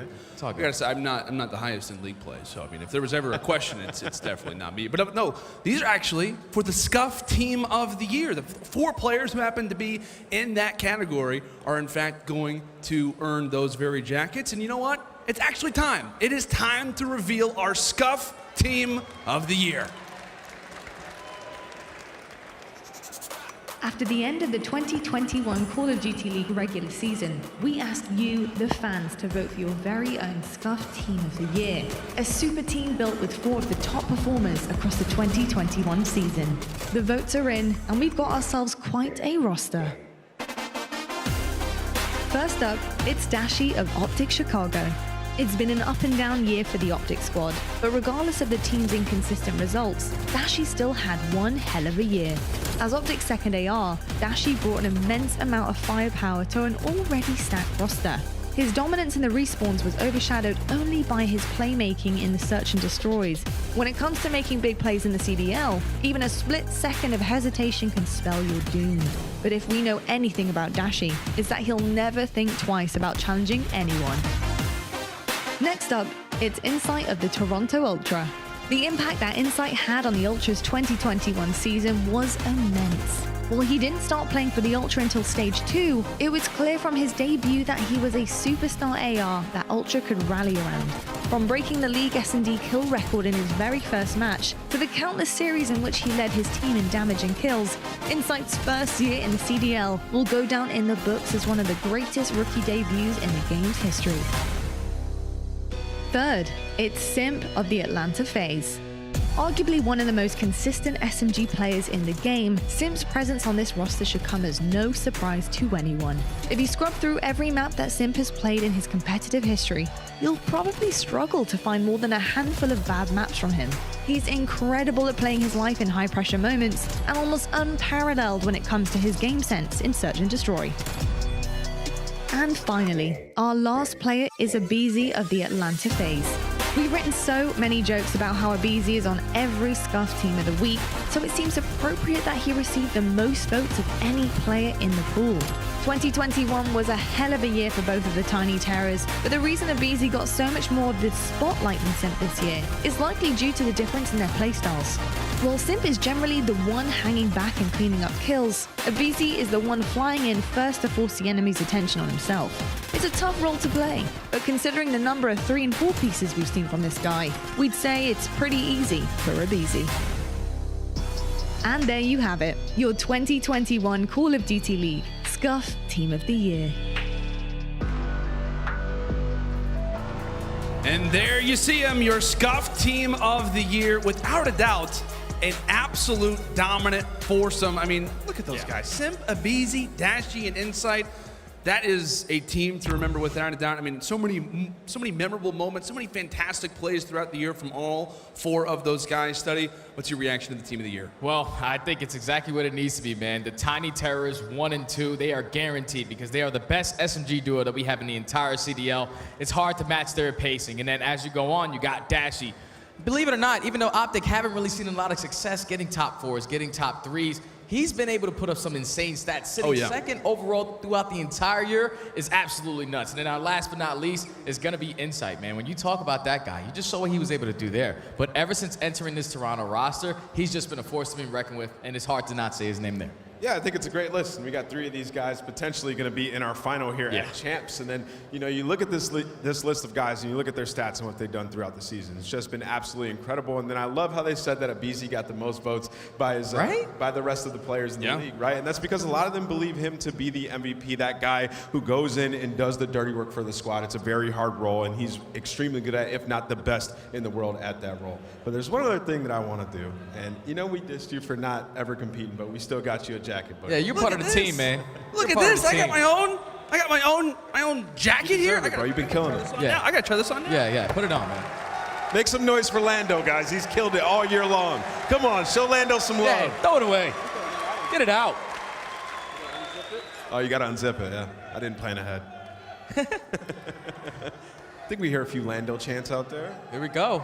This is nice. I'll tell you this right now. This feels like KD upgraded instantly. KD upgraded. You might be able to get a 2-piece in lead play now. Yeah, actually, I might be able to. That'd be nice. Talk about, man. You look good, kid. I feel good now. This is it.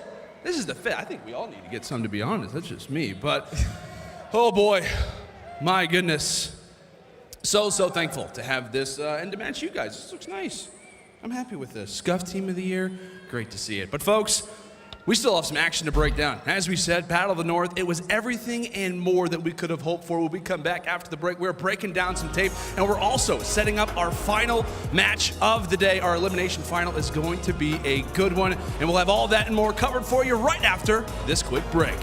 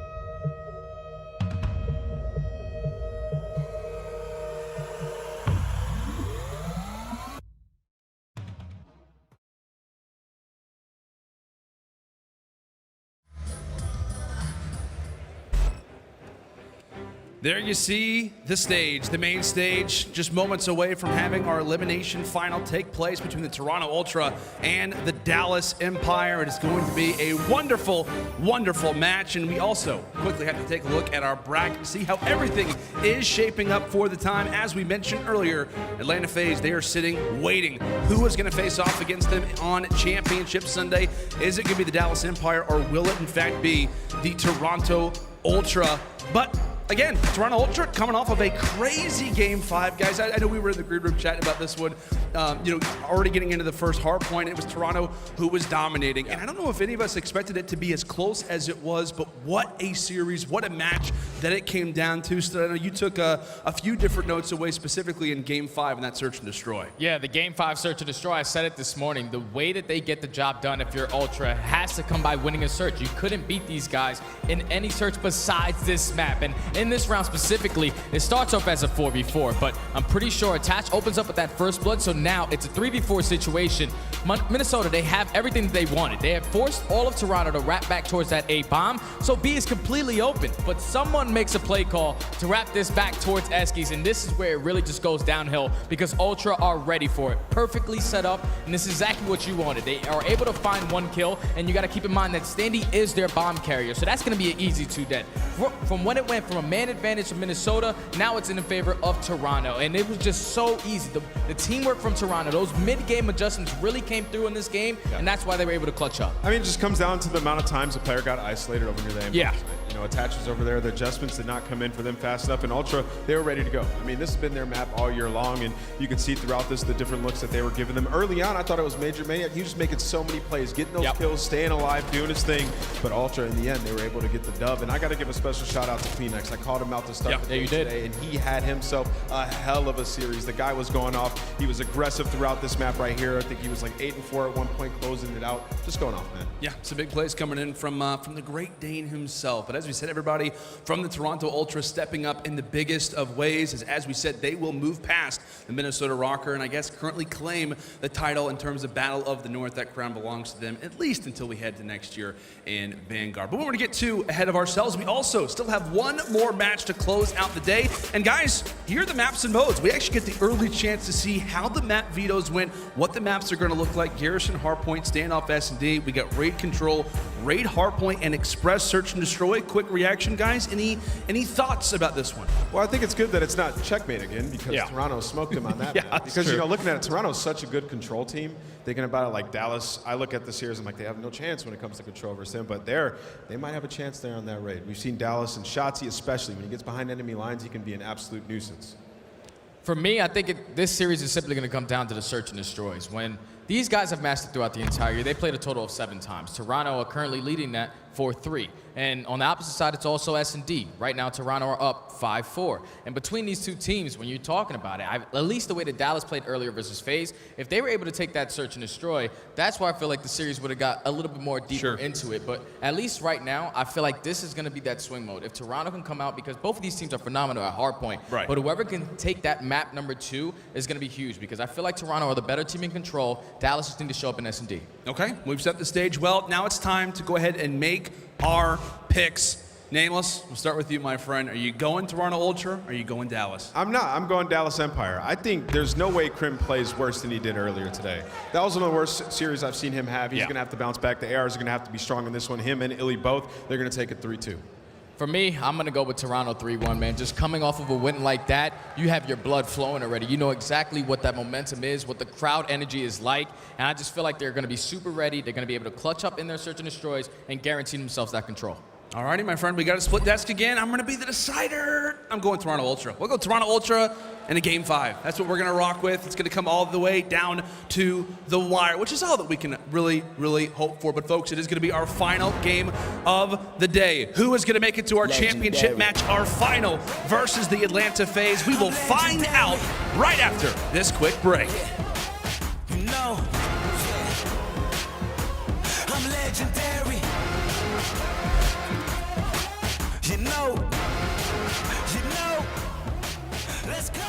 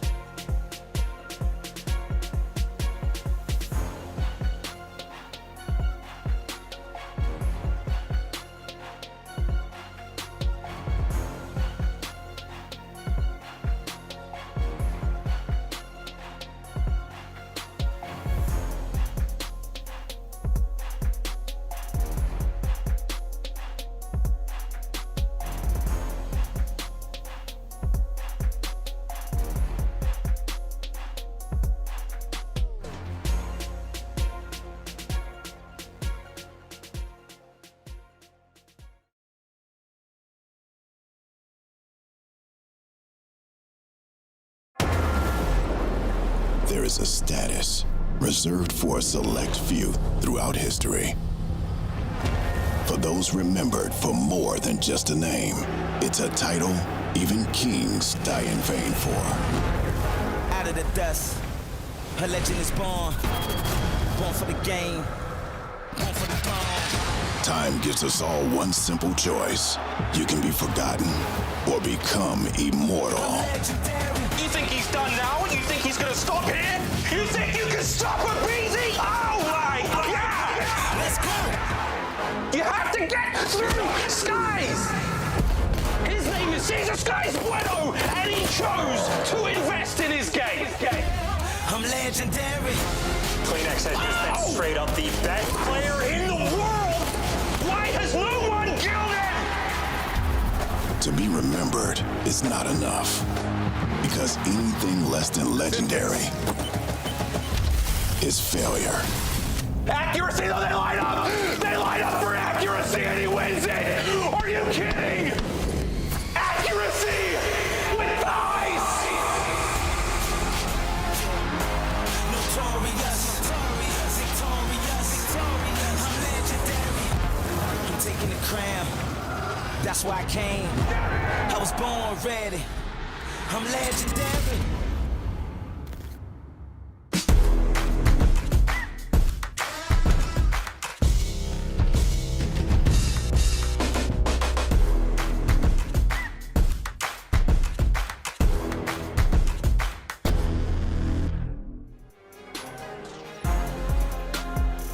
Here we go, folks. It's your elimination final presented by Game Fuel. I'm Golden Boy, your host, and we got ourselves quite the matchup here. As, of course, one team is trying to hold on to their championship, and another one is looking to ride the momentum from a win just a little while ago. So let's go ahead and bring out your first team. This is the Dallas Empire.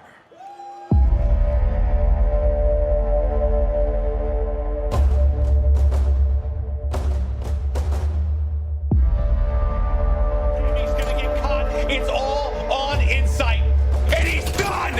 Empire! Well, no, they were ready for attacks this time, and Shotzzy putting them on skates! 3, 1 up play for the challenge, and iLLeY! Shotzzy over the top, the slide, and that's the movement. Seconds left, Sky tries to jump it, but it's Vivid who bounces back here. Let's go! Welcome to the stage, the Dallas Empire!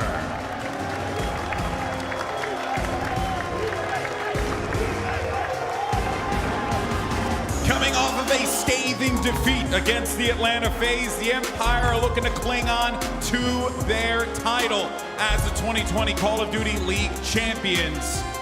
If they manage to get past their opponents today, they could have another date with Destiny tomorrow in our championship final. Of course, led by one of the most polarizing men in esports, the one and only Crimsix. Does his team have what it takes? Here's your lineup. It's going to be Vivid, Shotzzy, iLLeY, and Crimsix. Once again, the Dallas Empire. But now it's time to bring out their opponent. You just saw them take on the Minnesota Røkkr, and they are the current kings of the North. It is the Toronto Ultra. Me, the cheap friends these days. I don't put my trust in no one but the teammates. Boogle, no taking no recess, no beaches. The THC till we make it proper. Kim in this to be the best and feed the 10 seconds left, nades are up and about. Bounce gets the kill, but now it's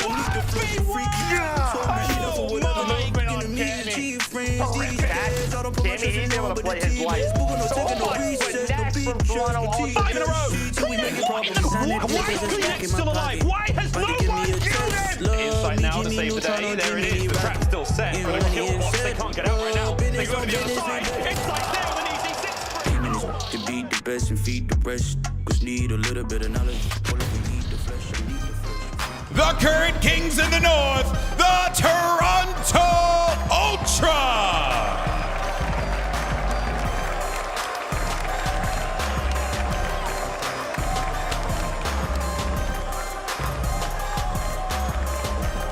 Toronto just sending home crowd favorite Minnesota Røkkr.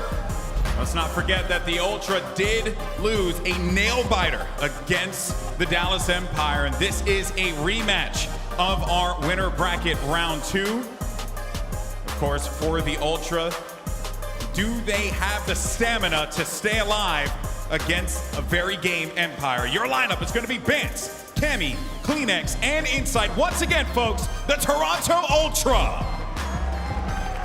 All right, folks, but now for your elimination final presented by Game Fuel. I'm gonna need everyone in the Galen Center to get on your feet. Come on, come on, come on, come on. Everybody, I need you to get loud, be proud. It's now time to watch two great teams clash. Get hype, come on, come on. Let's send it over to your casters. You got Miles and Chance. Thank you so much, Golden Boy. Thank you, Galen Center. This is going to be a real treat. What a day. What a week it's been of Call of Duty again. I think I say that every day, and I mean it from the very bottom of my gigantic, hairy heart. My name is Miles, this is Chance, and we're ready to get you through this one, friends. This is going to be a treat. And again, top 3 now. We're looking to close it down to top 2. And this is just a year, man, like hundreds of repetitions. They've gone against each other. This is the 8th time that these teams have played, and it is all for the final match, to get the bread, to get the opportunity to go for the finals. And I don't even know, man. I want to get in the action as soon as we can. Well, I think we have some obligations before we get straight into the action. But, of course, those keys to victory are Game Fuel featured player as well. Shotzzy, the man has been, I mean, what, one of the most incredible individual players so far in the tournament. He's done some ridiculous things to people, Chance. The KD's out of control right now. He's the player we will be watching here in this Game Fuel featured match. He almost never has a bad match. The dude is straight up godlike. He had such a phenomenal year all throughout 2021, and he has gotten better for champs, right? He opened up the day, the #1 overall KD. He's clutching, he's leading the lobby. There is times where he is Mr. Do-It-All, and well, if there's anyone that can shut down the SMGs on the other side for Ultra, well, Shotzzy is your guy. He's the guy indeed. Again, looking at the stats so far, I mean, what, 2021 has been pretty good for him. And again, last year, the 2020 MVP as well as a world champion, able to go back-to-back. And quite frankly, I think in the form he's in right now, maybe an MVP back-to-back if they can get it done tomorrow as well. Dude, absolute freak of nature on the sticks. I mean, again, he is fairly fresh to call the dude, but it looks like he was doing it in the womb. The kid can literally do it all. Best left stick in the league, as you have dubbed it, Miles, and can't wait to watch the kid play. But your keys to victory, so much of this in my mind is going to be centered around the hard points. They played just the other day, and CleanX got shut down. 0.56 respawn KD, because Shotzzy was giving it to him, right? He had that doubled up the 2.0 hardpoint KD before that, but you also need the bounce back, right? You got 3-0'd by Atlanta earlier this morning, and Crimsix, well, he certainly felt their wrath. He went 28 and 49. He needs to make a very quick return, but the entire thing, right? They lost the very first 4 series they played to Toronto this year. They've won the last 3 in a row, and hardpoint is the reason why these guys have won 5 of the last 6, and as long as their hardpoint is on cruise control, they are going to be good to go. But the Game Fuel victories on the flip side, well, it's basically the inverse of it, right? We had CleanX that got smoked against Dallas in the last years. He needs to be the bounce back because he is that X factor in the respawns. And hey, you don't even need both of the hard points, right? You get just one. Toronto, they live for the Game 5s. They have been in a Game 5 more than any other team in the league this year. They've seen 18 of them. I mean, completely absurd. It has been their home, and hey, get a couple of those respawn wins, you'll be there in the back pocket. And once you get to that Game 5, well, Bance is the player to watch out for. The X factor when he's playing against Dallas, but when he is good, he is great. Well, we'll see if Toronto can find their zen. Enlightened Bance, again, if they have to go to that Game 5, you know it's a good spot they want to be in. And right now, I don't care how deep your breathing is. The atmosphere in the Galen Center has been pretty loud. It's hard for anyone to focus. Maps and modes here for our elimination final presented by Game Fuel. Garrison, standoff, Raid, and that Express Game 5. Should we have to go the distance, Chance? And again, as you said in the keys and as the desk said as well, hard points will be crucial. We're playing Garrison and Raid here. And again, a victory for Toronto Ultra would be tremendous in either of those. And you heard him talk about it on the desk, right? One of the big adjustments to make is just that Dallas does not have to see checkmate. Toronto has just been running that map really the entire year, it feels like at this point, but it is great maps down the line for both of these teams. It is about who can handle that pressure. It is world champs on one side. It is Toronto Toronto, who's working on that revenge tour. They made up for the Minnesota Massacre. They got their revenge. Well, it's Dallas that knocked them into the loser's bracket in a Game 5, Round 11 fashion. It is the next step for them on their revenge. And hey, you get FaZe for the last one. Toronto, I mean, they're the only team that's ever taken them down in a grand finals this year. So Ultra, they are hungry and they're also calm, right? Doing that deep breathing. They hit that reset because it is what, just 15 minutes ago, their heart rates were exploding. And don't forget, they may be the newly crowned kings of the North, but a king needs not only a crown, but also a throne. Dallas looking to continue to defend that throne, to go back-to-back world champions, back-to-back CDL championships for them.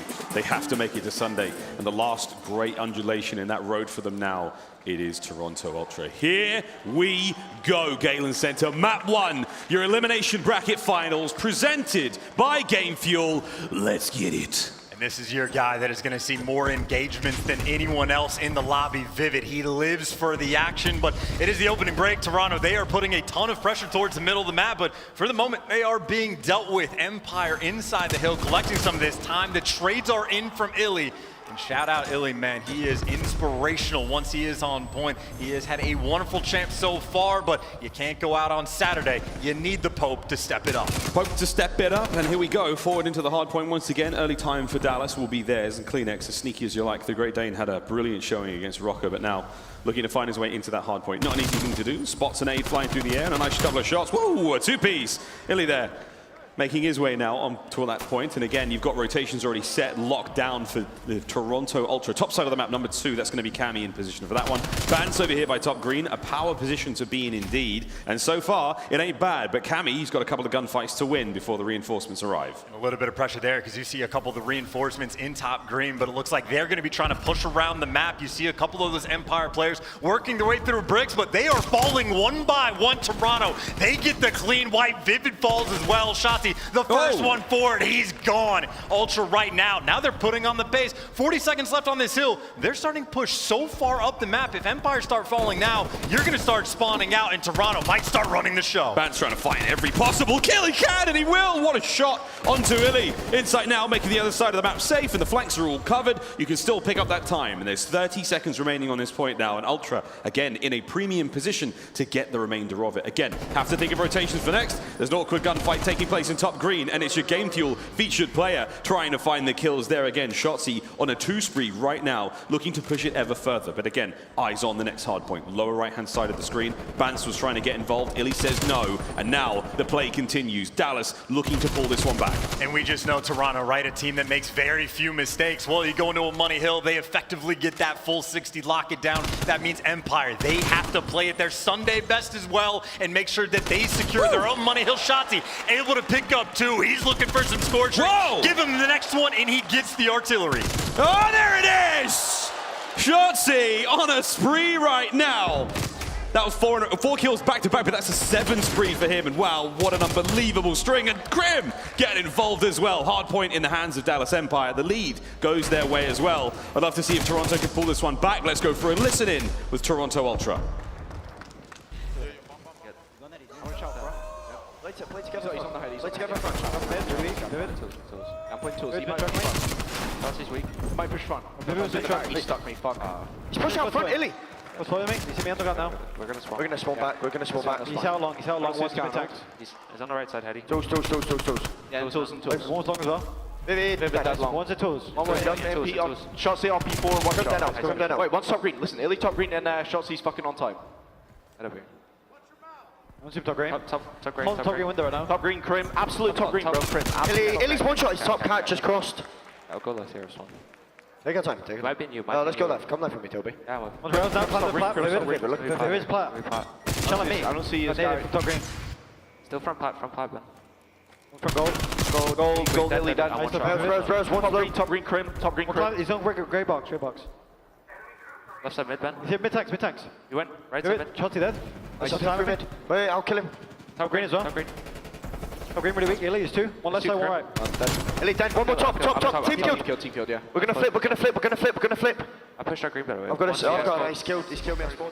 Game sense on point, awareness there. You heard Vance calling, we're going to flip. So they're still trying to maintain the situation chance, but the lead for Dallas, and holy Shotzzy, what is going on? I mean, he's the most impressive player in the game, at least in this lobby right now. Shotzzy putting in some serious work, even the sticks, the dagger, the thorn that has been in Ultra's side, but sizable lead we have for the moment, as aware of the spawns that Toronto Ultra are, where they're also inside of the hill, and they got the cutoffs as well. Cammy's on one side of the map, and it's Insight on the other. AR's trying to lock it down, and Insight going for the reposition, trying to catch these players on the cross, but where he has to back down, you see that is the opening for Empire to get to the hill. But in the meantime, Insight still collecting some of these kills, just trying to be the guy that makes sure Empire to get him away from that point. Here we go from Insight, 11-9 now on a 2 spree, looking to get some streaks.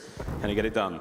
CleanX now on the entry towards the hard point. Shotzzy to his immediate left. Oh my god, the footwork was fantastic from Shotzzy, but not enough. The Dane survives. Hard point in the hands of Toronto for a brief moment. Map control all theirs, trying to keep Dallas pinned now on this side of the map. Don't let them get near the point, don't let them get any more time, don't let them get near the next one either. Just appeared on the screen, down low, back into the second set we go, chance. And again, an opportunity for Ultra to try to pull this back. And it's just such good teamwork, right? He finds a couple kills, he just backs down, repositioned, and he's got Insight nearby. He finds the next, and you see in the feed, his help was getting kills along the way. This is the blunder. You are stuck in your spawn, you gotta fight your way out, and Vivid at least finds that entry kill. But as it stands, one set of rotation through. Ultra 30 points down, and Empire, if they can fight through this, if they can hold these spawns and get a little bit of this time, they will build up that sizable lead. And, well, there's the first couple entries. Vivid there for the next, and they have made their way inside the point. Every second you stay away from the point, a very important thing. Ultra now spawning to the left-hand side of the map. They're going to have to make their way under the point once again. Eyes on CleanX, though, from up high. Finds one, immediate trades, and guess who it is? It's your Game Fuel featured player. It's Shotzzy. Once again, finding those kills. 20 seconds left on first. And one of the most important things, you can fight for that time and give up the spawns because you have the artillery. So they apply that pressure, and now that's the play, right? You set up, get that top green control. Once you got someone nearby, wait for this hill once it's about to pop, calm the streaks, and then you go to make the break. And Ultra, they know that. They're trying to fight for it. They're trying to get their way in green. They're here, and Shotzzy's ready. Takes down 2 and gets his way inside. The break is in. The smoke clears. There's only Shotzzy standing 3 spree right now. Crim's finding kills either side, but look at the angles he's got here. Again, a classic. Shades of Cellium right now as the players try to lock this one down. 45 here on second. Nades are there. It's going to take a lot more than that to stop Shotzzy. And here we go. Spring into action any moment. His teammates are everywhere. That's 4 in a row. The contest now coming through, and it's going to be CleanX. The shots are there, and Shotzy's now on a 5 spree. This is just give Shotzzy the permanent cam at this point. He's looking for more streaks. He's doing it with the AR, and hey, he went to the school of Cellium. He knows how these gunfights work, and while he can't find the kills, Crimsix is able to drop down 2, and even more importantly, look at the rotation, right? iLLeY, the intelligent player, he's going on that rotation as the streaks might be coming through. Actually, it looks like the progression's far away. Whatever the case may be, hey, you get all that time. You invest the artillery, you have a 90-point lead in the rotation to new Empire. Clearly, they have woken up from their previous series. Yeah, not bad. Again, we always expect the team coming in from the lower bracket matchups to be the hotter hand, but right now, Ultra coming a little cold indeed. Shotzzy still keeping this going. 21 and 13 to him already. The hard point is up. It is in the hands of Ultra for now, but there are 3 members of Dallas Empire on the back line now, and Shotzzy trying to make sure that no one else gets any closer. Over to iLLeY now, finding the kills. There's Vivid there. Also, Diamati in hand as Dallas Empire clean the back line out. There are no more Ultra players coming from that direction. Eyes now to the front. These are just such big kills. This is so much time. You have chained the 2 money hills back to back, and Ultra cannot find any of these kills. This is iLLeY's turn to start going on streaks, right? Shotzzy had a spree. Crimsix had a spree. Well, it's the Pope's turn. You have a near 100-point lead. What a way to set the tone at the start of this series. And that would have been a kill that we would have remembered for a while if iLLeY picked that one up. Still, 10 seconds left from this point. Should go the way of Ultra. I'm sorry, of Empire's Ultra. They're in so much trouble going towards this hill. It could be closed out here if Dallas can get one clean break. You may have that map presence right now for the boys in purple, but for your current Kings of the North, this is looking a bit like a revolution. Shotzzy trying to go his way forward again. Krig in hand. Insight holding the line down as best he can. But look at the movement. Up over the top, finds one. Shotzzy, all he needs is a tiny window, and he makes his way forward. The rest of Dallas, though, being shut down, and kudos to Toronto. They hold the line. Able to get a couple kills, but but this is a long way to go. If Ultra are thinking about the comeback, but they have the cutoffs they need. They got the power position and maybe the opportunity to start setting up this spawn trap. If you start chaining these hills together, the opportunity is always there, but Shotzzy, of course, is inviting his way out. He finds two. He's the entry man, killing everything in sight. He opens things up, Empire inside the hill, and they can win game number 1 right here, right now. Ultra's gotta go big. Time to get making their way forward. And again, Crim, he's gonna be the player now holding the line. Shots are in. The kills coming through from all directions though, but Crim now on the point with an AK. He's gonna find what he can here, but the clock's still ticking. Can't be one here anymore. Enough time has been bought, but it is 5 measly seconds, and map number 1 is done. Ultra with the point. Here comes Crim. Dallas, they have won 5 of their last 6 hard points against this team. They are looking for the next one down the line. Vivid leading the charge. His teammates right behind him in the walking two-piece. Everybody collecting the kills, setting the tone for map number 1. Inside, last one standing. There it is. There was an opportunity to get in there, but Dallas lock it down. A decisive start to the series again. They didn't let anything go out of hand. Shotzzy had an incredible run. Everything you expected of Dallas. They're coming in cold after what? We saw Toronto go game 5 against Røkkr. A brilliant start there. It's 2 more now for Empire, and they're back. They're going to Sunday, but search and destroy chance, you said. It's going to be the bread and butter now for the boys in Toronto. You have to think towards that next hard point as well. The game plan now for Toronto has just changed in a big way. I mean, hey, again, maybe just one of the hard points, one of the respawns, maybe the 2-3-5 is their recipe for success, but frankly, it seems like it is an incredibly difficult thing just to deal with Shotzzy. We'll take a look at your stats and you know who's going to be on top, and actually, nice little spread across the team, but it's the 7 spree that Shotzzy gets that earns him the artillery, that opens up that P2 and sets him up for the rotation. It is the game-winning plays from the old MVP. And here's Shotzzy. We can't show all of them, but he's got a lot of kills here. This was one hell of a run. And back-to-back kills. This situation in top green as well. 2 players right off the artillery rip into the point, finds a few more. Look at that scoreline climbing, and Shotzzy, what an instrumental part of the victory there for Dallas. I mean, just so quick with everything. He's doing things like this, getting the wall bangs, jump up spots, sprees, 360s, whatever you need this man to do, he can provide. An electric player, and hey, he wasn't going for it, but he's throwing up a little 3-0 right there. You know what's secretly on his mind, just in his subconscious. Oh, he's thinking about the win now as, again, these players get ready to go into the search and destroy. But first, we take a quick commercial break. When we come back, more Call of Duty action here in the Elimination Finals. I'm legendary. Yeah, you know. Yeah. I'm legendary. You know. Let's go. Out of the dust, a legend is born. Born for the game.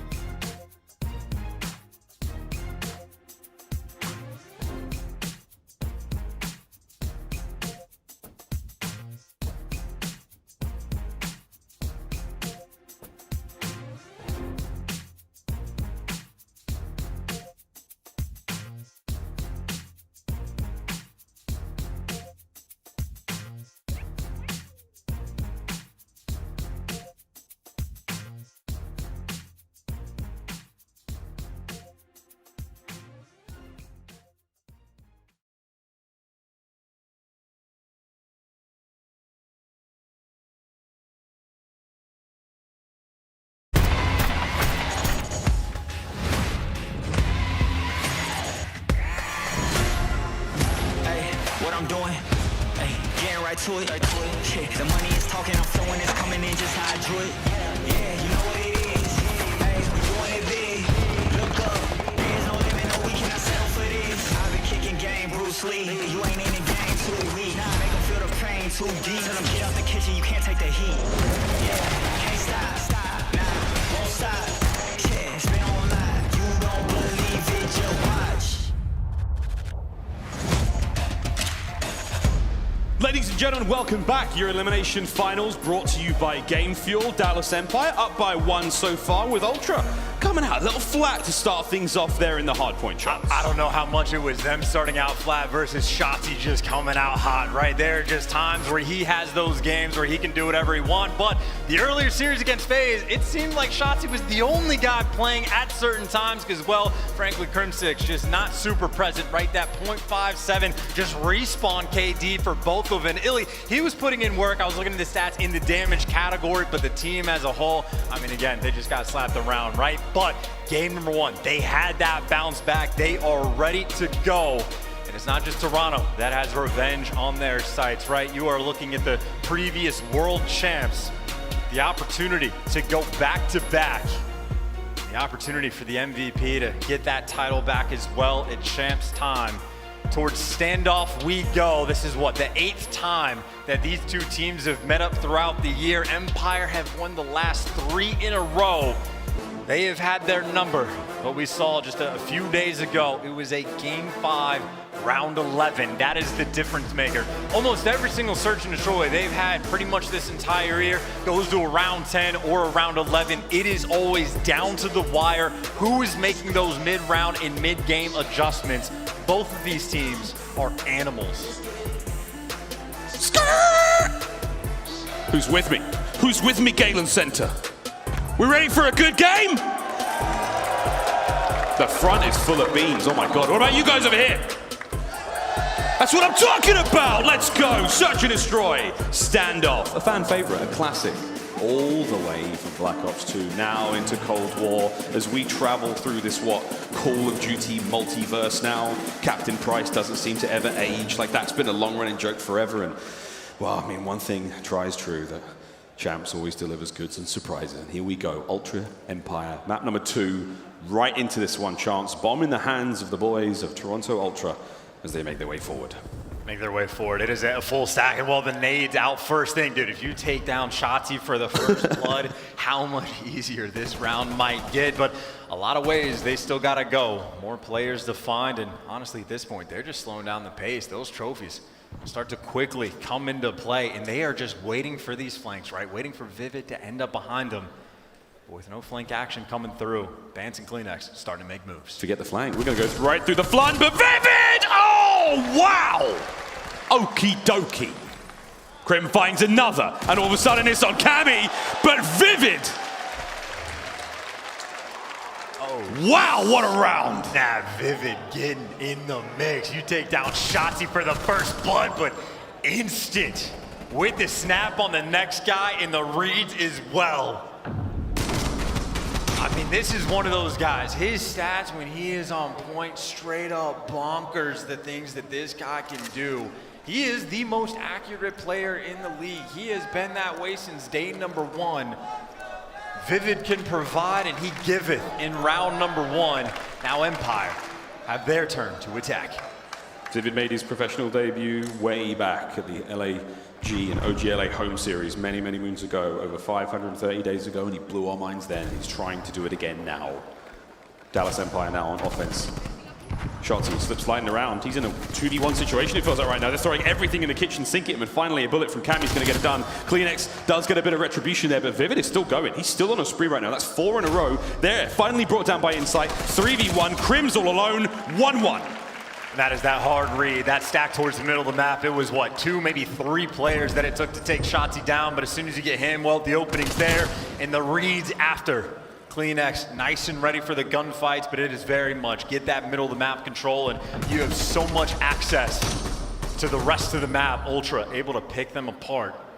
2 for 2 with the first bloods.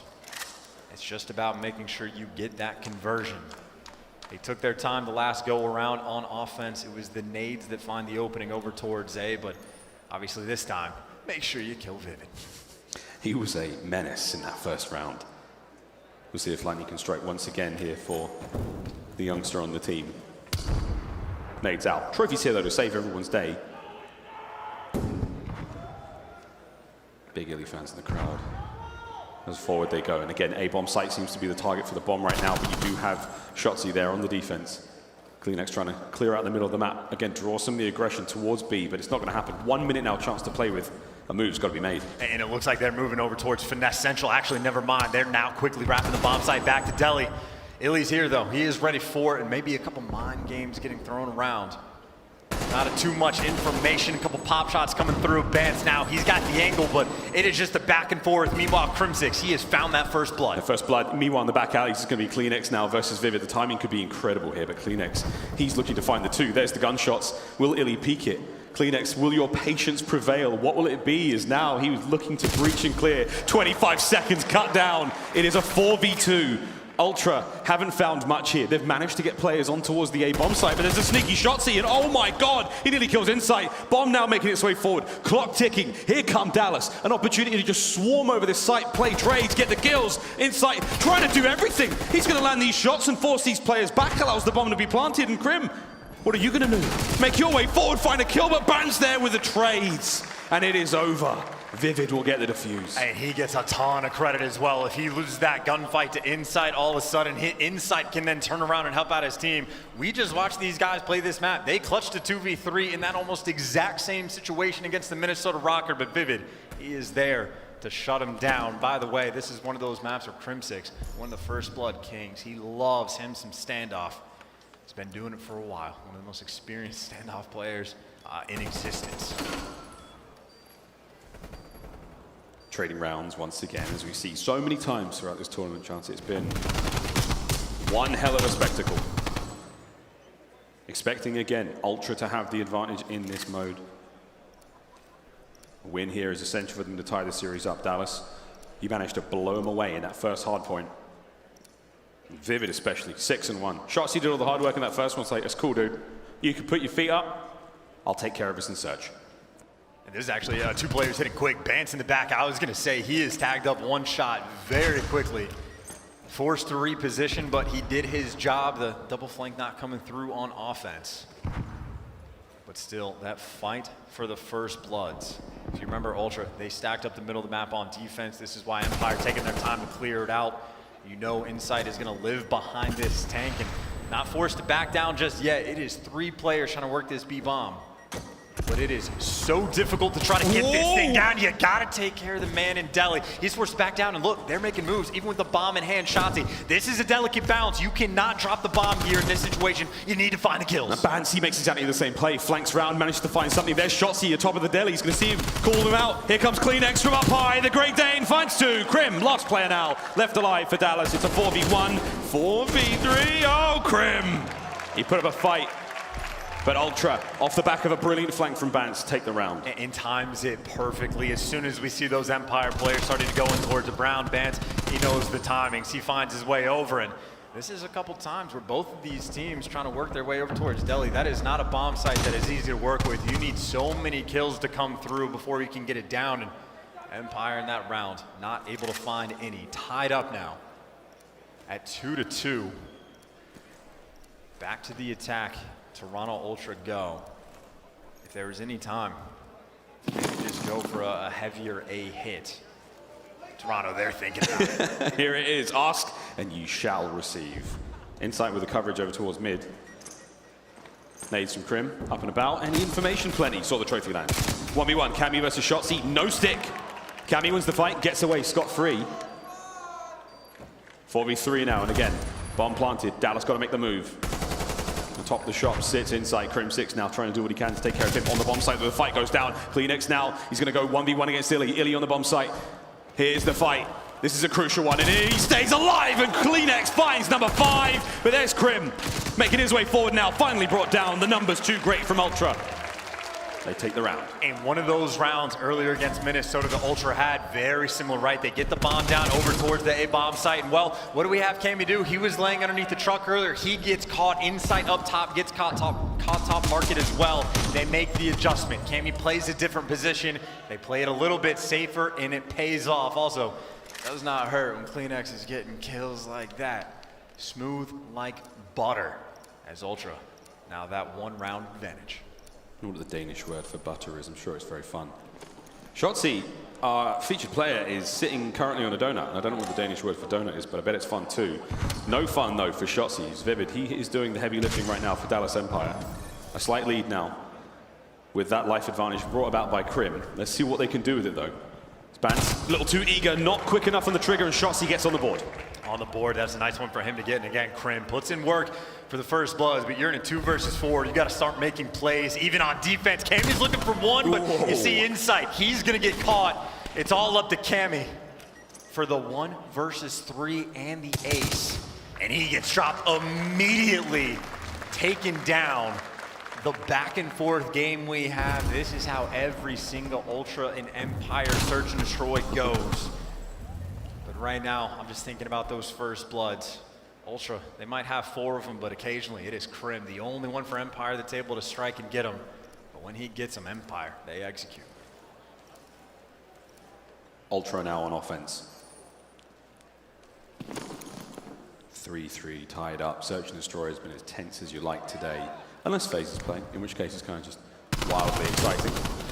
Great start from CleanX once again, and Mr. Jonsson looking for his 2nd kill of the round already. CleanX with a quick bomb recovery, straight to the site they go, but 3 members now of Dallas Empire looking to hit this one fast and furious. Here comes all 3 of them. Bomb's gone down. 2v2 though. Vivid bringing it closer. And they were trying to set up the exact same thing again. It's actually unfortunate. I think CleanX thought he had the bomb. He had to double back just for a moment and not enough time to get it down. But 2 versus 3, there is plenty of time for these players to work with. They have clutched so many 2 versus whatever situations. Ultra can pull this off. But Empire, they know it. They are not playing games. They know they have the bomb down. And they got Crim watching the full flank, and here it comes. It's a tale of 2 flanks. 1 flank now wide open. Cammy wins it. Insight about to hit the go button. Vivid, you have to win 2 massive 1v1s. Oh, and that just became that much harder. Ultra, they win their 1s. They win the round. 4-3. Just trapping them in the site, taking your time. And again, you got a minute on the clock for Cammy and Insight to work with. Well, you can check all of the corners. And able to spot Crim in that cheeky little spot. Well, that's going to be the one that gets them the round. 1 round advantage for Toronto. Empire's turn now to attack. And Vivid consistently, he has been sort of toying with the idea of going for the fast flanks, but it looks like Crim and iLLeY on top of this truck. Maybe just Crim looking for the picks. Standard stuff maybe for Empire, but I think this is the time. They're making the call. I think they're trying to investigate. Make sure Bance doesn't flank and cost you the round again. But Bance, he's just so patient. Cammy, he's trying to find something in here, but again, Shotzzy with that bomb, he's still sitting towards the back, still watching that flank. We're waiting for a kill to happen at the front before anything really goes on with these bombs. And Cammy, this angle, we'll see if it pays off. Looking for feet, looking for ankles. It's not a fetish, he's a man on a mission. Still trying to find something here. 2-2 split now for the defenders. There's the exchange of gunfire from iLLeY. And again, we are sitting at a stalemate. And Bance just got the most godlike timing to actually go on the flank. He might have found the perfect moment again, but if you're a little bit quicker to get the bomb down, maybe you can wrap back, or iLLeY actually able there to spot it out. The adjustments have been made, but even still, look at the pressure Bance is applying as they're still trying to get this bomb down. Bance has got to play this one very carefully. Insight now, front line forward, as the bomb gets ever closer towards that A-bomb site, or the B-bomb site. He's making the plant. Here comes Bance though, right time, right place. Cammy finds one as well. Crim, what can he do? Can't win it. Benjamin Bance lands 2 on the flank once again. Ultra now, Matt point. And he is just ever present on the back of Empire's mind, right? Throwing a couple of shoulders. He will go and show himself at the start of these rounds and be like, hey, I'm here, you gotta pay attention to me. And you look away for just a moment. And he finds that timing and gets his way through. Bance on these flanks has been impeccable on standoff. Ultra, 1 round away from bouncing back in this series. And this has been 2 stressful rounds back-to-back there from Dallas. They have not had a whole lot of success. As Ultra now looking to find the closer. Bomb creeping forward. B may be the target, but again, you have to worry about all 4 of those defenders on the back line for Dallas. I was going to say, they don't have to worry about Deli just yet. Empire, no one's in that spot, so maybe get the bomb down at B, but obviously they don't know that. Bomb's coming towards A. This is Finesse Central. This is Shotzzy's home. Trying to keep these players at bay. Doesn't find a whole lot. Loads of nades. Shotzzy, they are taking him down slowly but surely with the nades. They can only handle so many, even with the flak jacket on. Here comes the push. Bance takes care of Vivid, and just like that, 3v2. iLLeY now getting involved. Tags there. Not enough for the kill just yet. Insight with the re-challenge and the immediate rebuttal. That is that. Crim, you're all alone, my friend. It's a 1 versus 3 with bomb down and Crim running for his life. Ultra. The equalizer is there. They tie up the series 1-1. And very key ideas put him over the edge, right? How many times is Shotzzy getting pelted with every Semtex that was available for the Ultra? How many times is Bance going on those flanks and finding the timing? Couple key ideas. Toronto Ultra, they knew the game plan. They executed.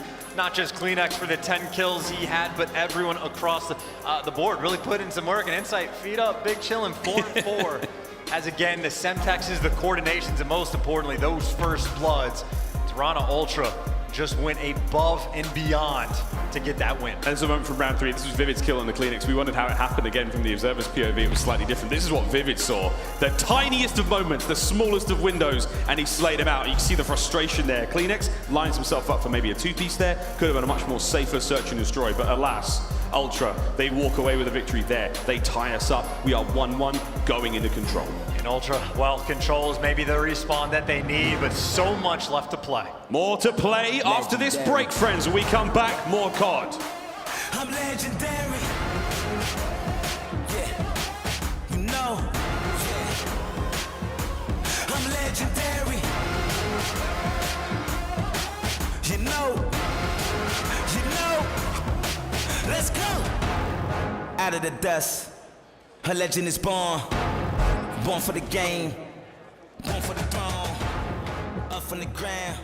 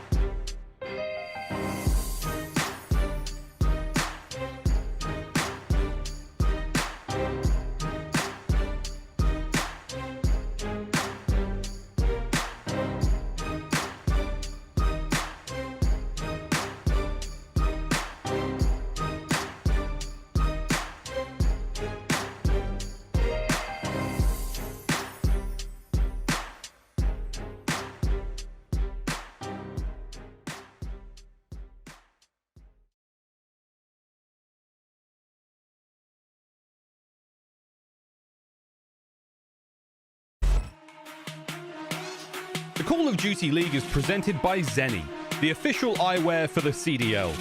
Armor your eyes with Seany Blocks blue light protection glasses by visiting seany.com/gaming. Scuff, the official controller of the Call of Duty League.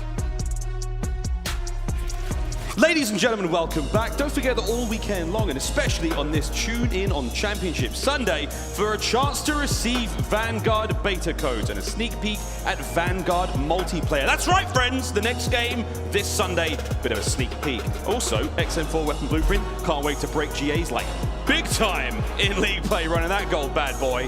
Very excited to do that though. Again, Ultra versus Dallas continues onwards. We're all tied up 1-1, going into control on raid, and everyone gets their headphones back on in a few moments to gather themselves. Chance, let's talk about the X factors going into control. I mean, honestly, take your pick. It looks like we're going to be going with Crim and Cammy.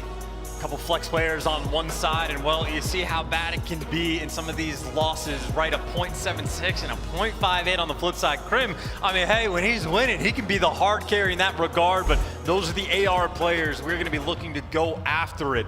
The greatest of all time versus the Flying Scotsman. A battle for the ages. Of course, when I'm thinking about this match, I'm really just thinking about Shotzzy and what he's gonna bring to the table. If you paid attention to map number 1, well, he was everywhere on the map. Ultra certainly felt his wrath. He did indeed. Shotzzy, Anthony Cuevas Castro, our MVP from the 2020 Championship. Speaking of maps, speaking of that first one, Chance 250 to 141 was that Garrison hardpoint. An absolute blinder there played by Dallas Empire for Ultra though. The rebound there in standoff. If you've just joined us, now it's the double dose of raid, control and hardpoint we will be playing. Chance, as far as the sort of script of this series goes that you saw coming, you did expect Ultra to take the search and destroys. You needed to see Ultra steal a hardpoint, ultimately to really force that game 5. I mean, again, and really control can be the deciding factor, right? Because if you have to go in for the Ultra into the hardpoint with a must win, that is not a fun spot for these guys to be in. They have really not had too much of an answer when it comes to playing against the Dallas Empire for the game 1 and game 4. So not necessarily a must win for them, but you start winning these respawns again. They are very comfortable in the game 5s. It has been their home. And again, the last time these two guys played against each other, it was that game 5, round 11, where Empire sent them into losers. Ultra looking to make amends. Empire looking for momentum that they want to be able to carry into Sunday. Juggernauts going after it. The stage lowers one more time as we load up now into raid. Map number 3, here we go, an elimination matchup. Again, brought to you by Game Fuel. This one should be a banger indeed. The record's there set, and again, Chance, it's the swing map right now in this series. The hard point's certainly going the way of Dallas, search and destroy. That's going to be Toronto Ultra's playgrounds, and now control could well be the decider here in this matchup. And again, I mean, I don't know which way to lean. I don't know what to expect anymore. Kleenex doesn't have any game set, I've been told. It's in pandemonium here at Champs.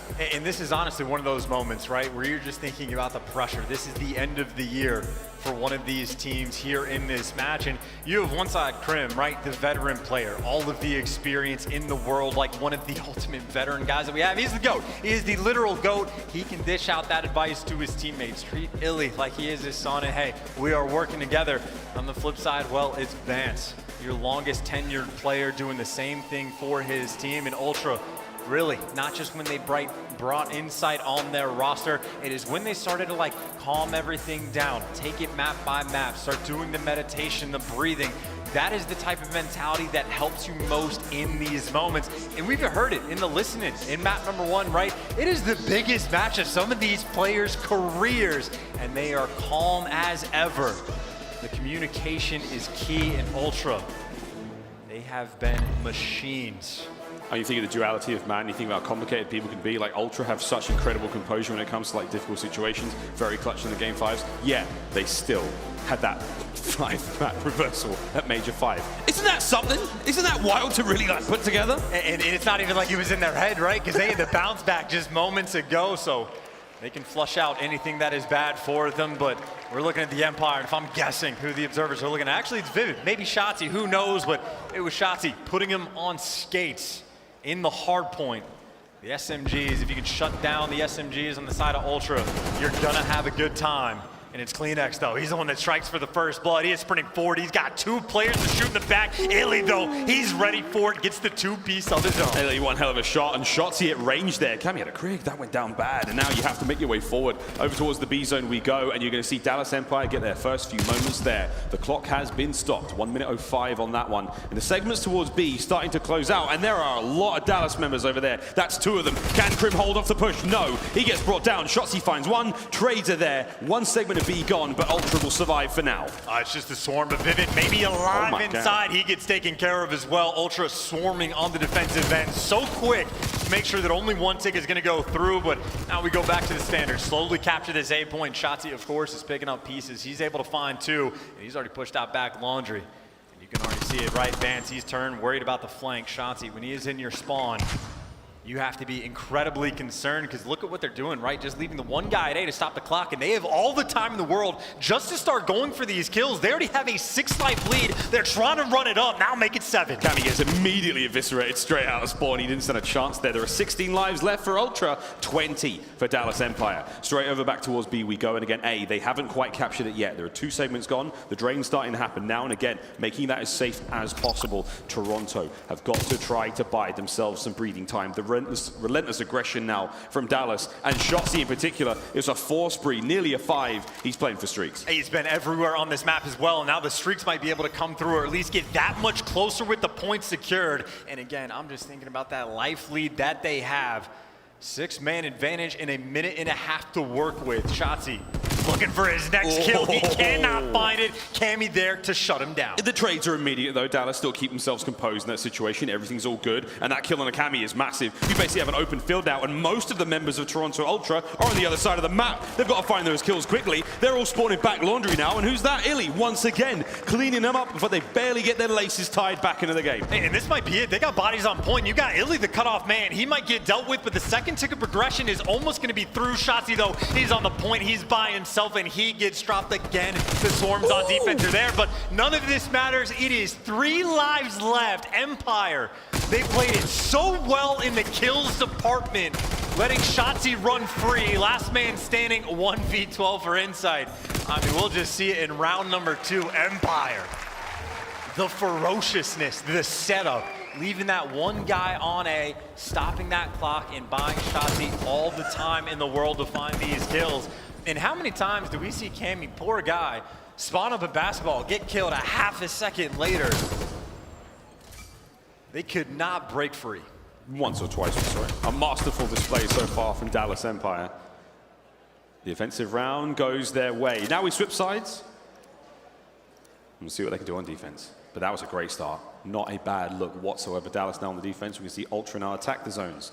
30 lives either side, 2 zones. Whichever one you get depleted first nets you the round. Good stuff, though, to start things off for Dallas. Defense has always been favorable in most instances.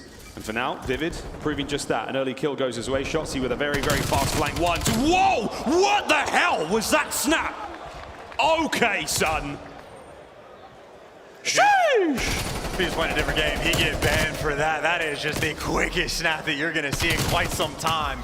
Still standard kills though, but Empire on defense, even still, Shotzzy shooting like that. I'm just scared for them. And Ultra right now, they're just trying to find a way to get some semblance of map control with those 2 kills. That's the opening they need. Now they can do the same thing, right? Start getting the kills to go their way. Just leaving 1 body on point. It is the same thing. They can take their time, find these kills, but Cammy gets caught. It's up to the rest of them. CleanX, nice. He gets 1 forward now, and the kills come through from Bans. Opportunity now to pressure B, but again, spawning basketball side will be Dallas. Top left-hand side of the screen, close to the zone. We'll see what Cammy can do to keep him pinned. Shotzzy going for that stick, again, as he's done so many times now. A very slow capture towards A. A little bit of help now, possibly, from CleanX to help get A sorted. 1 more minute on the clock, nearly 2 minutes. It seems like a lifetime here on Raid. And a couple players right now for Empire have found their home, but CleanX right now trying to cause problems inside of Kitchen. He's waiting for their spawns, but look at the stack, right? It's trying to clear out Betterment. Shotzzy down low. He can find 1. CleanX, though, responding in Kitchen. He takes down 2. He's trying to maybe go for some spawn kills, and iLLeY up top in his home, finding him, taking CleanX down. iLLeY, the pressure was on. He gets taken care of. Ultra, this is the opening. This is the potential for the break. You got a 4-life lead. Now you can go for the flood. Dallas looking to cut the players out as they make their way forward. That's going to be Vivid. A nice shot on the first shots. He helps out with the second. Over towards the B zone we go now. And Toronto, they're finding the kills on the approach. Shotzzy, what can he do in mid? A hop, skip, and a jump. Nades, you name it. The man is being ripped apart one by one. But Crim there, the Guardian Angel, finds the kill. Shotzzy finds something out of nothing. And now he takes a hop, skip, and a jump, and well, he's gonna fall, but that's enough for the bait. Vivid there to take him down. Toronto Ultra, they've got what? They've stepped on this point for half a second. They get dropped. You try to full flank Crim. He's there to read it. The man wrote the book, but you see Ultra now, they're just going for the flood. It is a 4-stack inside a bedroom. They're gonna push their way through the front. And Empire, how quick will they be to respond? Because keep in mind for the moment, Crim out of the picture, maybe he can think about a flank. Big kill from Bance going forward. 9-7, life count getting very, very low. You don't want anything to drop, but again, if you're Ultra, you need to win every single fight pretty much from here on out. 8-6. Bance once again on the back line. Vivid making his way forward. Can be tagged up, but again, safe and sound for now. Bance pushes the kill. 3 now in a row for him. As the numbers start to get dangerous now for Dallas Empire. 31 seconds remaining in the game, and you're starting to capture B. And the kills chance keep going. Well, it's a split 2 for 2. No lives remaining now for either team. A 4 versus 3, 30 seconds on the clock. This is basically a round of search and destroy, but you gotta push the pace. Ultra, they need someone on the point. You see the idea. It's a full flank coming in from Bance, but it's being read. There are players ready for it. He might draw some attention, but Empire still man down. Ultra, you gotta get near B. Time ticks away. 10 seconds now. Shotzzy loses it to Cammy. Trades once again. Vivid finds one with a bit of help from Crim. Crim's last player left alive. It's a 1v2, but you've got 2 seconds. You have to do something. Get on the point. 1.9 on the clock. Crim's now got to win a 1v2. This could be it. Ultra, stay alive here. Don't lose the fight. It's only one player, surely. You dive on him. You bring him down. Could that be it? Crim brought down eventually. And man, it was hard work, but Ultra get that round. Able to play off the clock in a situation like that. That time is ticking, and just go back to look at, well, much earlier, the play from CleanX where he starts picking them apart, and well, you have that 1 life lead at the very end of the round. It is CleanX that is helping deliver. Snapping on Crim, ready for the next gunfight, and poor Crim is just gonna fall. The rampage that he goes on, but again, just to be able to stay patient in those situations. The 4 versus 3 with no time on the clock, they find a way to get that round through just to tie things up. And well, now back we go. The square up over towards ring. The good old-fashioned slobber knocker. Nades are there. Trophy's just a little too late, but Bance doesn't seem to mind as he dances through the explosives, cutting down the ankles. Vivid's to his left. Can he get that one as well? He doesn't have too much help now. Vivid brought down by CleanX, and Ultra will do a wonderful job of defending A right off the rip here. On the B defense as well. Finally Bance number 4. Number 5 if he can get it. No, really too strong. But the B defense as well seems to be good as well, as Toronto Ultra now have a decent hold across the map. Can they keep the members of Empire off of A? And this should just be a guaranteed kill, right? Inside able to take one down before he falls, but you're just trying to open up this round. And I like the idea from Vivid. I think he was able to spot CleanX on the cross to feed his team some of this information. That's why you see number 7, Crimsix. He is waiting for that full flank to come through, but they are just stopping the clock and playing for these kills. But meanwhile, Vivid's gonna drop, Crim is gonna fall, and Ultra potentially able to defend. That second tick has not come through, and it is progressing oh so slowly. Because this game, a TDM that it feels like we're playing at times, we saw the impact that it can have in the later portions of the round. That life advantage can mean everything. Big kills from Crim, keeps the team deathmatch going. It's Bance now, trying to cut down the players, making their way through those dreaded pull steps. Shots on the flank, an open field now to work with. The lane is there, is CleanX. Right back at it. Oh, he can't finish Crim. Forward he goes. Can he get any more of this one? Shotzzy now, top bedroom. That could be devastating, but again, if they've identified it, you should expect Ultra to deal with it. Shotzzy, though, still working towards those streaks. Currently 3 in a row. If he can find any more, it would be wonderful. There's the 4th. There's Dallas looking to keep this going. Oh my God, he got the player on the top as well. Shotzzy slides right into the kill feed, and now forwards onto B he goes.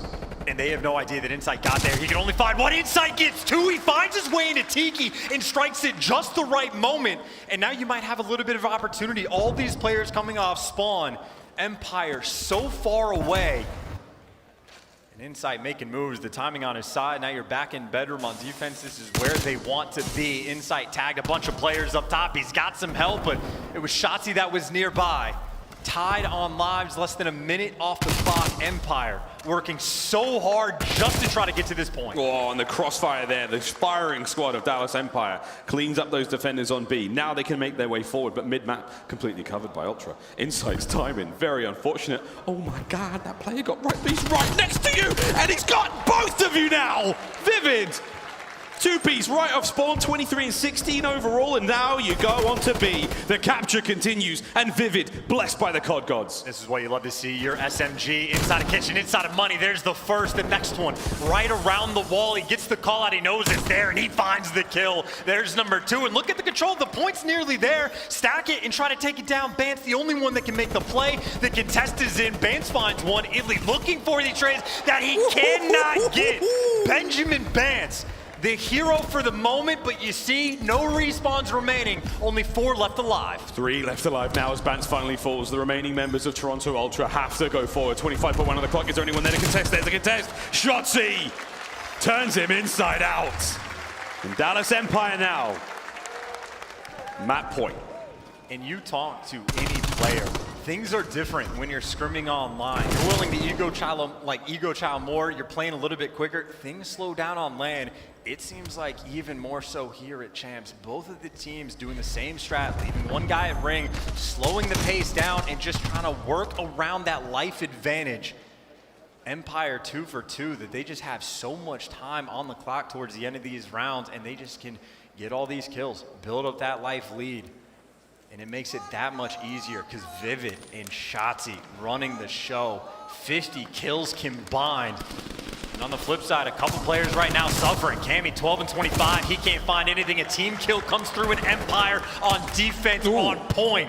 Cammy, really that last man standing, but all of this map control in the world for the Empire. And Shotzzy, he's calling all of this out. They have to flood in the ring side. I'm behind him. Just buy me some time. The flank is here. And you know, he's waiting for some pieces. Shotzzy, timing is great. Oh, Cammy finally getting involved. He's had a bit of a slow game so far, 15 and 25, but now finds himself on a 3 spree. Starting to capture the A zone now, a little bit of help from his friends, and he'll get by. Insight will lose that fight for mid-map. Bance knows now that's where the assault will come from. Beautiful shots there through car on towards Shotzzy. And again, the second segment at A now cleaned up. And Insight, oh, good heads-up play. Keeps the play alive, keeps A safe, and slowly but surely, we should see A go.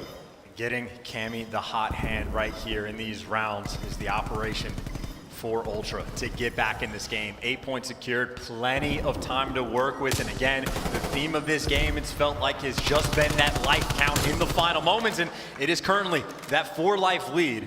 They have kitchen control. They got a man in bedroom. They have opportunities to make plays all over the map. iLLeY's gonna get traded, but so does Insight Empire. You see the idea. It is the tried and true. Keep that bedroom control as long as you can, but Vivid, he's in between 3. Oh, he's in between 3, and now it's getting a little dangerous. Ultra do get onto B. Stop the clock at 140. Here comes the attackers. 2 there on the point, and all Vivid wins 1. How long can he dance around this position? Not long. Cleanix finds him. Cammy still on the back line. Bance keeping the point play alive. But you still have to deal with Crim. He's inside money window. Eyes all over the zone now, and there he is. Cleanix on the engagement. This could be big. You've got numbers for Toronto Ultra, but you have to survive the attack now from Dallas. Cammy and Bance watching the flank. Here comes the push, and it may be from up top. Keep the players safe. That's the goal. And Vivid, he finds an opening and finds himself 2. The clock resumes play.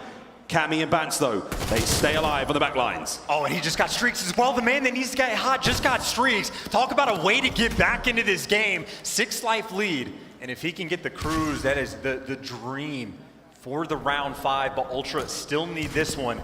Cammy waiting for these kills to fall on his lap at Empire. They're not taking the bait until they get 2 players to go for the trades. They're not coming down, but they're ready for these gunfights. Cammy needs to find one, and he gets it. Secured. Round going to be secured. That's insane. The streaks are there, and this is it. What a sensational run. The turnaround from Cammy. And with that, we've got ourselves a round 5. And that is all he needed. You had such a massive life advantage. You know you're gonna win the round. The only thing Empire needs to do is like chalk the round up, kill this man. But he shreds him. You go into a round 5 on raid, open points. You got the artillery, you got the crews. question is, who gets defense? If it's the Ultra, I mean, this is the dream scenario. They might be on the attack, but hey, you still got the weapons in your back pocket. Put them to good use and you'll be good to go. Frankly, use those streaks just to kill Vivid and slow him down. You have all the tools to work with now. Two tremendous trump cards that they can play at their given time, and if they pick it right, it's going to be huge. Over to B we go immediately. Empire not necessarily in position. Enough bodies on point, it'll start to capture very quickly, but they've got to get the kills now. Here comes Crim up top. Cammy lands it. Cammy fights two, and now Cammy moving his way forward. It's all 4 down, and just like that, the first segment of B is gone. Second one's on its way out as well. Ultra have exploded to life. He's not calling it in though, because he might not need to. The stack is on the point. It's a last-ditch effort from Empire to try to get here, but Cammy, 1 HP, he's going to fall, and they might get punished. iLLeY's return, he picks up 3. You don't use the streak, you do not get the point, obviously. They are still in a fantastic spot. They are right back towards A. iLLeY needs to make something happen. Heads up from iLLeY though, he makes his way forward. Insight's got his number, Bans finds the kills as well, and with that, onto the A zone we go. That segment's gone, looking towards the second now. Bans can't clean up Crim. That's a nice kill, and now Vivid moving his way forward. Will they be able to finish the segment? You have to kill Insight. They do. 2 segments down on both points. This is a sensational offensive round, but Shotzzy on the defense. Now 1v1 against Bans in mid. Crim makes it a 1v2. I do not know how Shotzzy finds these kills, but now he has found his way into Arc. The point might be secured for Empire. This is so tough. You just got to stay indoors. You got to apply that pressure. They don't have control of anything. It's open. You got 2 players soaring through to get on B. You got the streaks calling in. Here comes the crew. Here we go. Cruise missile landing from above. Oh my God! 3 from Cammy! That could be it. You've got to get a player on the point. No! Run, Insight, run! He's got to win this fight. He has to get on top of this one as the artillery lands. Will it land? It does! iLLeY goes down as well, but you've still got defenders in position. And Crim inside money window. Can Cammy find it? You've got numbers, you've got the time. Cammy's got to deal as much damage as he can. The capture now resumes. Cammy!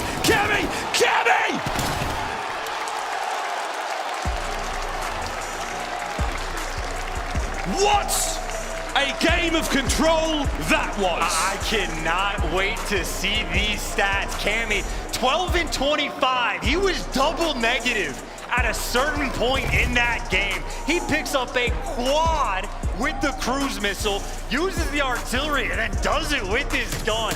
Everybody falls. And Empire tried so hard to make these kills. You think they might have done just enough, but then Cammy off respawn just does it again. The Magic McGilligan just putting in some serious work. And again, he was double neg. Look at him now. He's nearly leading the lobby in kills. He caught right back up, catching all these players off the cross. An absurd final 2 rounds and final stretch for Cammy. The Flying Scotsman provides, and he deserves to get hype. He earned the Ultra that game number 3. That was the rebirth there from Cammy. He was having an absolute stinker. We called him out early on, and what a turnaround it was. Nearly single-handedly winning them that round, that map. Unbelievable. Now Dallas Empire. It's not a choke. You just got choke slammed by Cammy. I can't even believe that he just picked up a quad with a cruise missile and they didn't even win the round straight away. I thought there was a moment where they were gonna bottle it, but it wasn't even close. He just puts the dagger in the back of their side. But we'll take a look at the stats, and the first thing to keep in mind, Cammy was double negative at a certain part of the game, and good God. 27 kills that he got on offense. That is the turnaround in those final 2 rounds. He is, in fact, good at Call of Duty. Not on your Scuff Team of the Year, but you can see that might have been a mistake. That boy is one of the most disgusting flex players in the world. There's no doubt about it. That was a sensational round, and we got ourselves a game now, friends. I really need to pee. I don't know about you, brother, but that one was intense. I'm good, but I'll tell you, whatever Cammy wants to have happen in this situation, if he wants to start the next game, we do that. It is Cammy's world. We are just living in it. Well, ladies and gentlemen, that's that. We're going to take a very quick commercial break now. We find ourselves in another hard point, and this series has exploded wide open. More of the elimination bracket finals presented by Game Fuel after this. I'm legendary. Yeah, you know. Yeah. I'm legendary. You know. Let's go. Out of the dust. A legend is born for the game, born for the throne.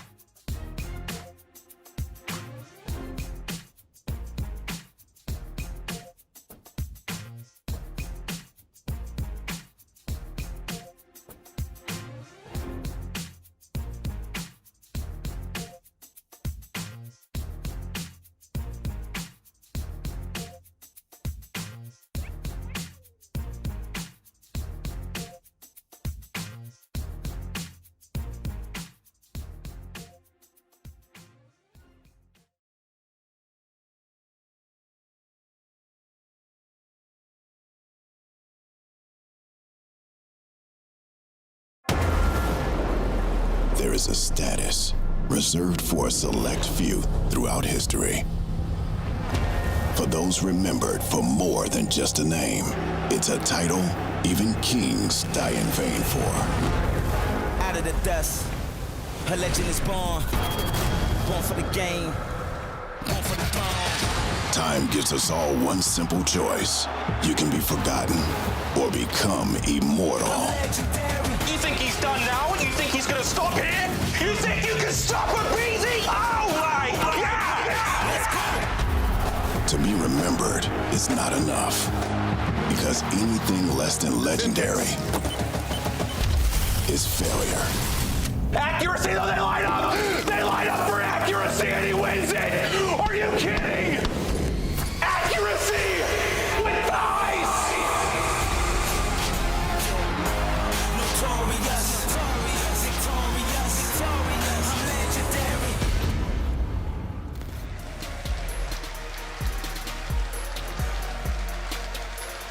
Well, well, well, what a series this has become. Our Elimination Finals matchup presented by Game Fuel has been full of it so far. Chance, we've kind of seen it all. What the hell awaits us?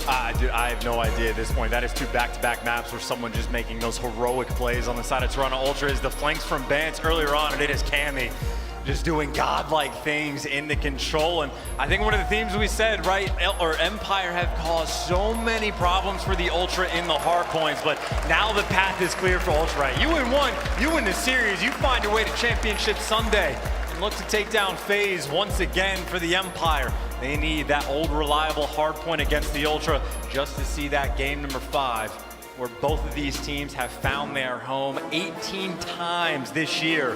Ultra have seen a game 5 and 17 from the Empire. No one else in the league is really anywhere near those numbers.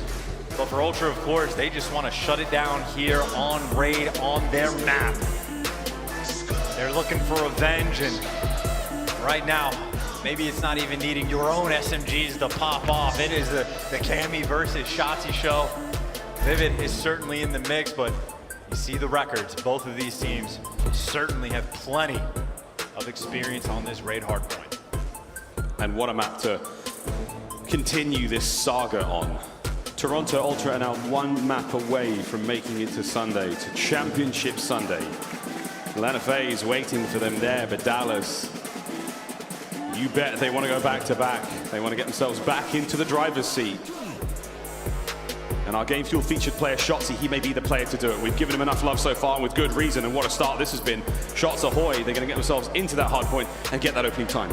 Well, the opening time is good, but Vivid, he is fast on these flanks. There's one, there's the second in front, able to hunt him down, and there we go. We can hear it all. Empire inside of the hill. Vivid flanks through the middle of the map. He finds himself 3. He hasn't flipped these spawns yet, but he is causing so many problems for the team. I mean, this is a P1 that Empire, they're thinking about locking this down and treating Ring as a money hill. So if they can get it, all of it, it'd be ideal. 25 seconds remaining on this one. Cammy's trying to make a case here, and Cleanex does not check his corners. Vivid finds kill number 4 in a row. And again, streaks here early on would be ideal for Dallas. Not a bad look. Ooh, Vivid, seemingly unkillable. Has to turn his back as Cleanex gets his retribution. To the kitchen we go. Next hard point. About to pop in 5 seconds. And Insight, he's got the outside pool covered. You still have a player on Ring now for Ultra, but that's really where the attack will mount from. Cammy to the front door. Eyes front and center. Here comes the push from Dallas. And you got, what, 1 player right now thinking about going on the flank, another couple trying to work through the front door, but Empire, they're taking their time to set up this break. It is 2 players back, Laundry, trying to have a player to get to the window, and Shotzzy just lying in wait. He's waiting for the call from his teammates. The moment of pounce, he's trying to bait these guys out, and the bait indeed. You got the 2 players on the flank coming through. They've got the spawns. Now the pressure's on Cammy. Oh. Looking for the second, looking for the third. He takes them down. Oh, Cammy! Nobody does it better. What a 4-piece that was. The family bucket.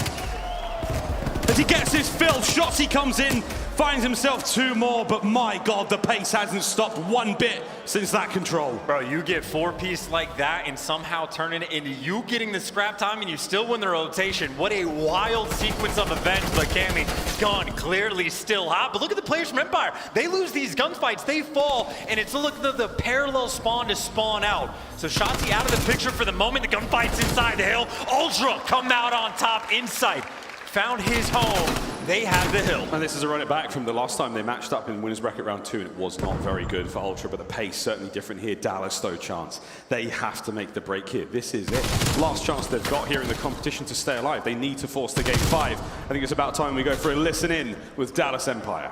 One shot, only one time, only one time. We're on time. Tools. First guy Z. Pre-mid? Z. Good shit. Nice, how much water? Yeah, I'm gonna go back under. What is P5? Where'd you go? P5 one ring. P5 ring, dead? No, I want water, by the way. Yo, one's outside money. And one's outer T, shit on. Yeah, I'm literally just holding laundry, guys. Inside's holding on to me. Yeah, I'm holding laundry for you guys. One shot of money, clean it. Take top order. Inside's maybe behind you. Yo, laundry dead. I hear you. Come here. Yammy's 20 out as well. Yo, he's kitchen. I'm Yo, he's went top. Yo, they just spawned from bed. Spawned from bed. He's kitchen. I'm waiting this one. I'm gonna try right side kitchen. I think he's right corner. It's about to be 2-0. I don't see him. I'm back useless. We're holding useless. Inside's mid. Inside's water. Yo, mine mid. Yo. He's back B1. I kitchen. Yo, they have no trophies on hill. Yo, one's pit. We're playing tight for here. This guy. Yo, I'm gonna need one corner. I'm gonna need one corner for you. Remember how to Hot tub. I have a trophy. Go down. Go. Left side as well. I'm outer dead. Yo, inner band. Coming. I got a trophy for us. Inner band's hurt. I'll make it. No. Bring him Hit out last guy. Only one guy. They have no trophies. Hold my hut. I have it. Run the rest off. Come here. Yo, one more front. I'm outer. Outer. Coming dead. Watch your best outer. He's laying down outer. Shit, yeah, they go front. I'm gonna slide out. Left side front thing. Left side dead. Get down. I'm holding it. Water. Push over you. Yeah, need it. Oh, he's in new. Vance, weak, Dick Rock. Two front new, one pillars. And one's Dick Rock. Dick Rock, dead. Nice. One's water, right? Yep. Let's work this. Outside of cube. No, watch out. Water, inside shit on. He's weak. He's mid side of it. Watch out. Dick Rock. I'm going water quick. Dick Rock, Vance. And Z weak, Kimmy. Yeah, all good? Yeah, I'm holding. One's Yeah. Z side Dick Rock. I'm going kitchen with you. Get a clean break. There might spawn behind you, by the way. Yeah, there's 2 on him. Operating inside dead. I'm one shot. You're close to me. Close, watch out, Kleenex. Map's right now, guys. I'm just he's close. Under, and one's Dick Rock. Z one shot as well. Going hill, yeah, 1 hill, 1 T, 1 shot. Z's 1 shot. Trying to make the comeback still is Dallas Empire Johnson. Now we finally know what that big rock in the middle of the map's called. I've been trying to figure it out for 10 years. Crim, though, he provides. But inside the point, well, around maybe the secondary rockets, him and Vivid working together. The gunfight inside the point. The third lining up, and, well, Vivid's got the help. Kleenex, though, he is the man with the slow start. And that is the 3-piece he needs to get back in the swing of things. He was, what, 7 and 15 or 14, excuse me. There's 4 in a row. He's thinking about some score streaks. Trying to find 5. Look at him dip, dodge, and dive. Oh my God, Vivid. You came close to being in the highlight reel, my friend, but Bance just starts it right back up again as Ultra keep the play alive. Over back towards ring we go. The sticks are in, but the set is complete. Second set of hard points now, and this has been a war chance in map 4. Oh, Shotzzy doing wonderful work just to get these cutoff kills. He has bought his team a fair bit of pressure towards the map. They're inside the point and Bance. He's waiting for the play to get set up. A couple of his teammates working themselves through the middle of the map. And well, the swarm is here. You got the bodies coming to the point for Ultra. They are looking for the break. Kleenex able to take down one, tries to snap on the second. He gets dropped. Now it's the front flood coming in from the Ultra, and they are getting picked apart one by one. Everybody falls. Cammy, the last one standing, and he's got to stand indeed, because his teammate's starting to spawn out. Oh, it's getting a little bit difficult, and again, you still have to think about Kitchen and Vivid. Man, he's having one hell of a game so far, trying to help get his team back into this one, and there you go. Dallas, they now take the lead. Your game fuel featured player Shotzzy looking to make the entry through the backside of Kitchen. Squad mates here to back him up, and it's iLLeY, the Pope. He's going to do what he can to help out now, but Cammy's on the other side of this one. Hard point in the hands of Ultra chance, but we will find out for how long, because Dallas knocking at the front door. And they're in the front door as well. And the Cammy, though, here's the problem. Operation do not get 4-piece by Cammy. He's looking for a second. Finesse around the pillars. He's able to get the next. There's number 3, but he can't get the 4th, but Bance is there for it. This is the kitchen where the SMGs have run the show. With Cammy in the back pocket, Ultra putting in the work around Kitchen. Cammy, he's a regular Gordon Ramsay in that kitchen because he's disgusting. And things are working out for him right now. 152 and climbing as Ultra Kitchen controls theirs. They still have to make the rotation across the garage. Far right-hand side of the map. It's a long journey to make with Crim shooting like that. The final 15 seconds, will they be able to get it? Kleenex is making a case for it. The spawn's at ringside now, bottom side of the map, a little bit closer. Ultra might be able to make the fight. iLLeY, you're up next. What have you got now to take care of the boys in purple? Oh, he just gets swarmed, and Vivid trying to soften up the next push for his team. They're trying to regroup together. Keep in mind, Cammy on the flank, he's going to be feeding all this information to his team. The flank is going to be in. There's one. We're expecting it from this point as Cammy. But even still, Empire, it is 2 players trying to come in through the weight room. Insight is there and waiting. And this has been one of the better hills that they have locked down this entire game. That is a 3 down in their favor. They know the Vivid's the last one. He's gonna get caught in the best hold we have seen this entire game. Ultra trying to set themselves apart. And Tobias Juliusson doing it as well. 3 in a row now as Ultra are about to crack over the 200-point mark. 5 spree to now a 6. There's 200. Oh, somebody stop Kleenex. Somebody. Well, maybe it's Bance's turn, the opportunity to make a play. He is the lone man inside of basketball. He gets cleaned up. You had an effective full 60 on that garage hill, the largest lead we have seen this game, but the full setup is in. Couple players in jungle. You got kitchen control and you got a body in the hill. And look at Ultra, very far away from potentially making this break. They are looking for the kills first. They're gonna have to get 2 waves. Again, Dallas, you have to go big. This could be your last map of the 2021 season. You want to push it to a game 5, give yourself a fighting chance to get revenge on Atlanta FaZe, to go back to back, find it, dig deep, go as hard as you possibly can. They've got the point for now, but Ultra now through the rear. iLLeY with the first, the trades there from Insight. Beautiful work, but Shotzzy once again doing everything he possibly can. Kleenex, Insight on the 4 spree now. In they go, and 220, we're climbing. We're getting very, very close to the end here. Crim, go, go, go, get in the point, find the kills. You gotta keep sending the boys forward. There's Shotzzy. In and he goes. Insight's on a 5. Crim, oh boy, just about stops it. A chance, we're not over yet, but it is getting dangerously close to done for Empire. And look at who's it new though, it's Bance. He's the one inside the point, and you got ring control as well. Ultra, they have this set up initially, and even Cammy winning these gunfights inside the hill though. Bance trying to stay alive. It's 2 players right now coming in from full steps, and you, if you're Empire, you gotta go. You gotta start making moves. You got 15 seconds before your year is over. Push deeper, faster. You've got 10 seconds almost as the change happens. There's the flip. You've now got the hard point for Dallas Empire. 4 spree now for Shotzzy. Able to turn it into a 5. Oh, there it is. As Shotzzy doing everything he possibly can. And this map is far from over. You're over 200 points now, Dallas. You can get it done. That's 6 now. Big kills from Vivid to help out, not the 7th, but oh my word, Bance on the flank, big stuff indeed. Still, Dallas holding the point chance. It's not over yet. Crim's gonna keep it locked down, and my God, we're going the distance. They're winning all of these gunfights. You got Toronto right now. The split spawns may be coming into effect in Empire. Do they make this read? Crim is turning for it. He knows the situation. 2 players stacked up in ring. Empire have to be perfect on this hold. Crim's got important gunfights. He's gonna lose it. Shotzzy now inside the hill. He's surrounded. Come out with your hands up. iLLeY 5-2. Shotzzy gets the next one, and it's iLLeY versus Cammy inside of the hill, trying to buy his teammates time. And it's a hero-on-hero fight, and iLLeY wins it! The hard point still in contest. Bance is going to get in there. How many more kills can iLLeY and Crim find?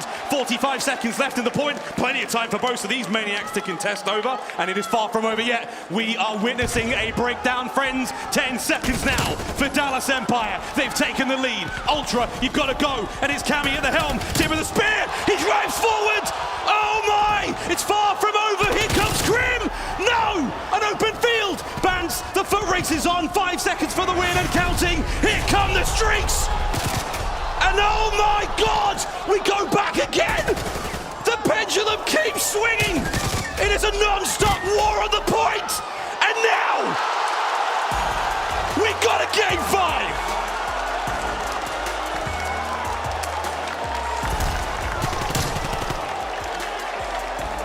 Could you have it any other way? The battle inside of ring that extends for so long. We could spend a year and a half breaking it down. Everybody is falling. It is 2 players trapped in ring. iLLeY, don't know how, don't know why. He finds 2, plays ring around the rosy, finds the 3rd, and just the sheer insanity of it. The pendulum swinging, Insight and Cammy making hero plays. That's a clean 4 down. Empire in full control. They start to swing their way through. This is when iLLeY's earning the streaks. I mean, good Lord, is this a top 5 play? Is this all of the top 5 plays condensed in a single moment? The Cammy's able to find 2, the pendulum, I do not know, Miles. how you have the lung capacity. I think I laid an egg. To get that call done.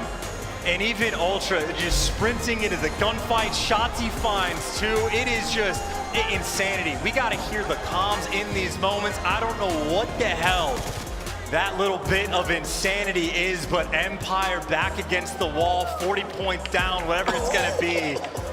Pop off and let them know the Pope is here to play.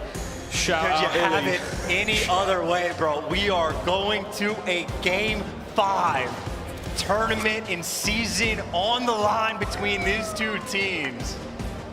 I can't believe it. I cannot believe it at all. Map 5 awaits us. And you can't make it up. The love and hate triangle that we've had between Toronto, Dallas, Atlanta all season long. Bro, 6,600 damage from iLLeY. I can only imagine how much was done in those final moments. The kid that lives in the bedroom, lives for these moments. He's made it to land, and he pops off like that in the game number 4. I mean, one of the better series we may have had, or actually without a doubt all year, right? Cammy's double negative 1 point in the control, the turnaround from there, iLLeY, I don't even know. I'm out of words. We got a Game 5 between these two teams, and this is just a special moment that we have for Ultra and Empire. Game 5 coming up. You could not ask for anything better. This has been an incredible series, and it is far from over. One more map to see who makes it to Sunday. You don't want to miss this, friends. We'll be right back. I'm legendary. No. I'm legendary. You know. Let's go. Out of the dust, a legend is born for the game.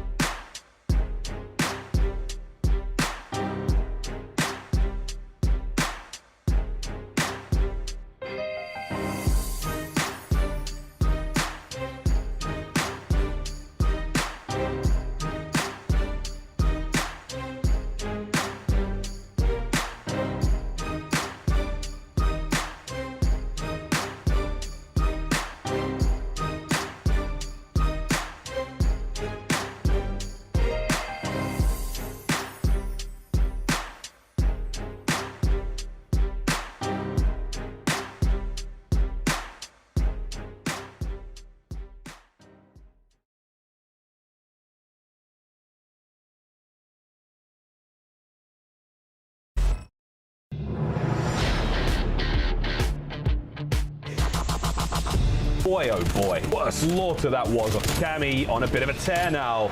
God damn. Cammy! Oh my! He can't be stopped, Miles. He is too good right now. Toronto have just taken the major. They truly are Ultra and...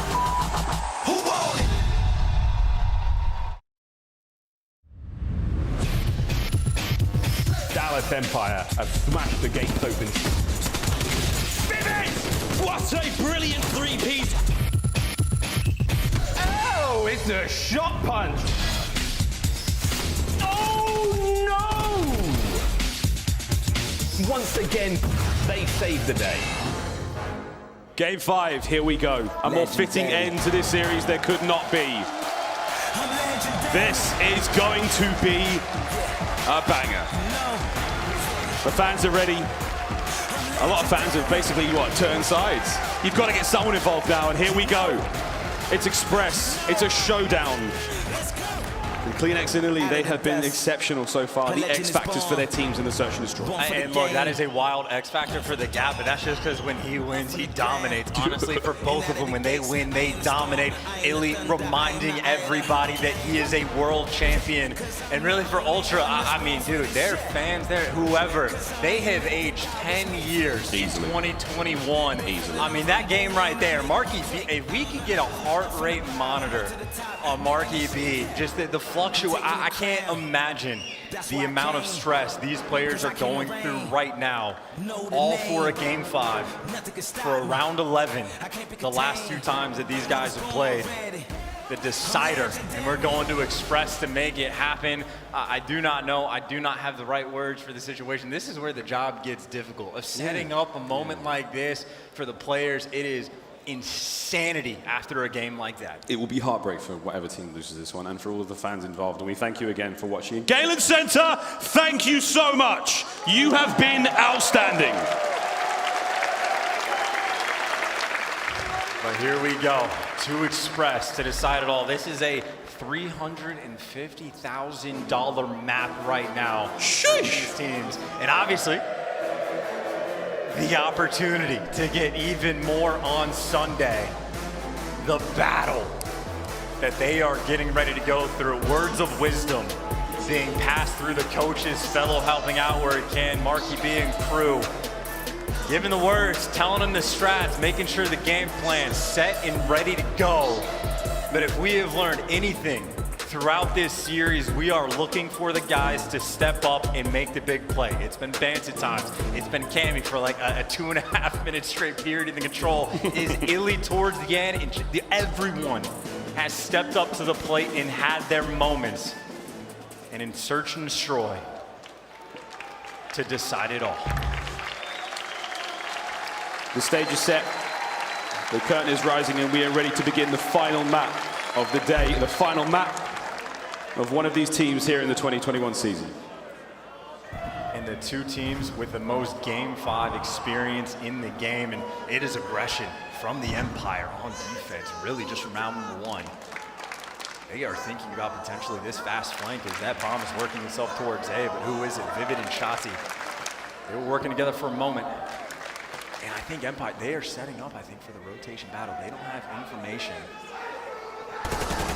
Toronto, they have decisions to make. Do you try to force it through on A, or do you find the first blood? Cammy delivers. Cammy's first blood, will that be the opener, or will it be the start of Dallas's return here? A bomb, they've left it. Who's this with a bomb, Bance? Hello, there's a Vivid in the corner! Kills him! 4v2. Vivid's reaction's a bit off there. I mean, the angle must have just obscured him.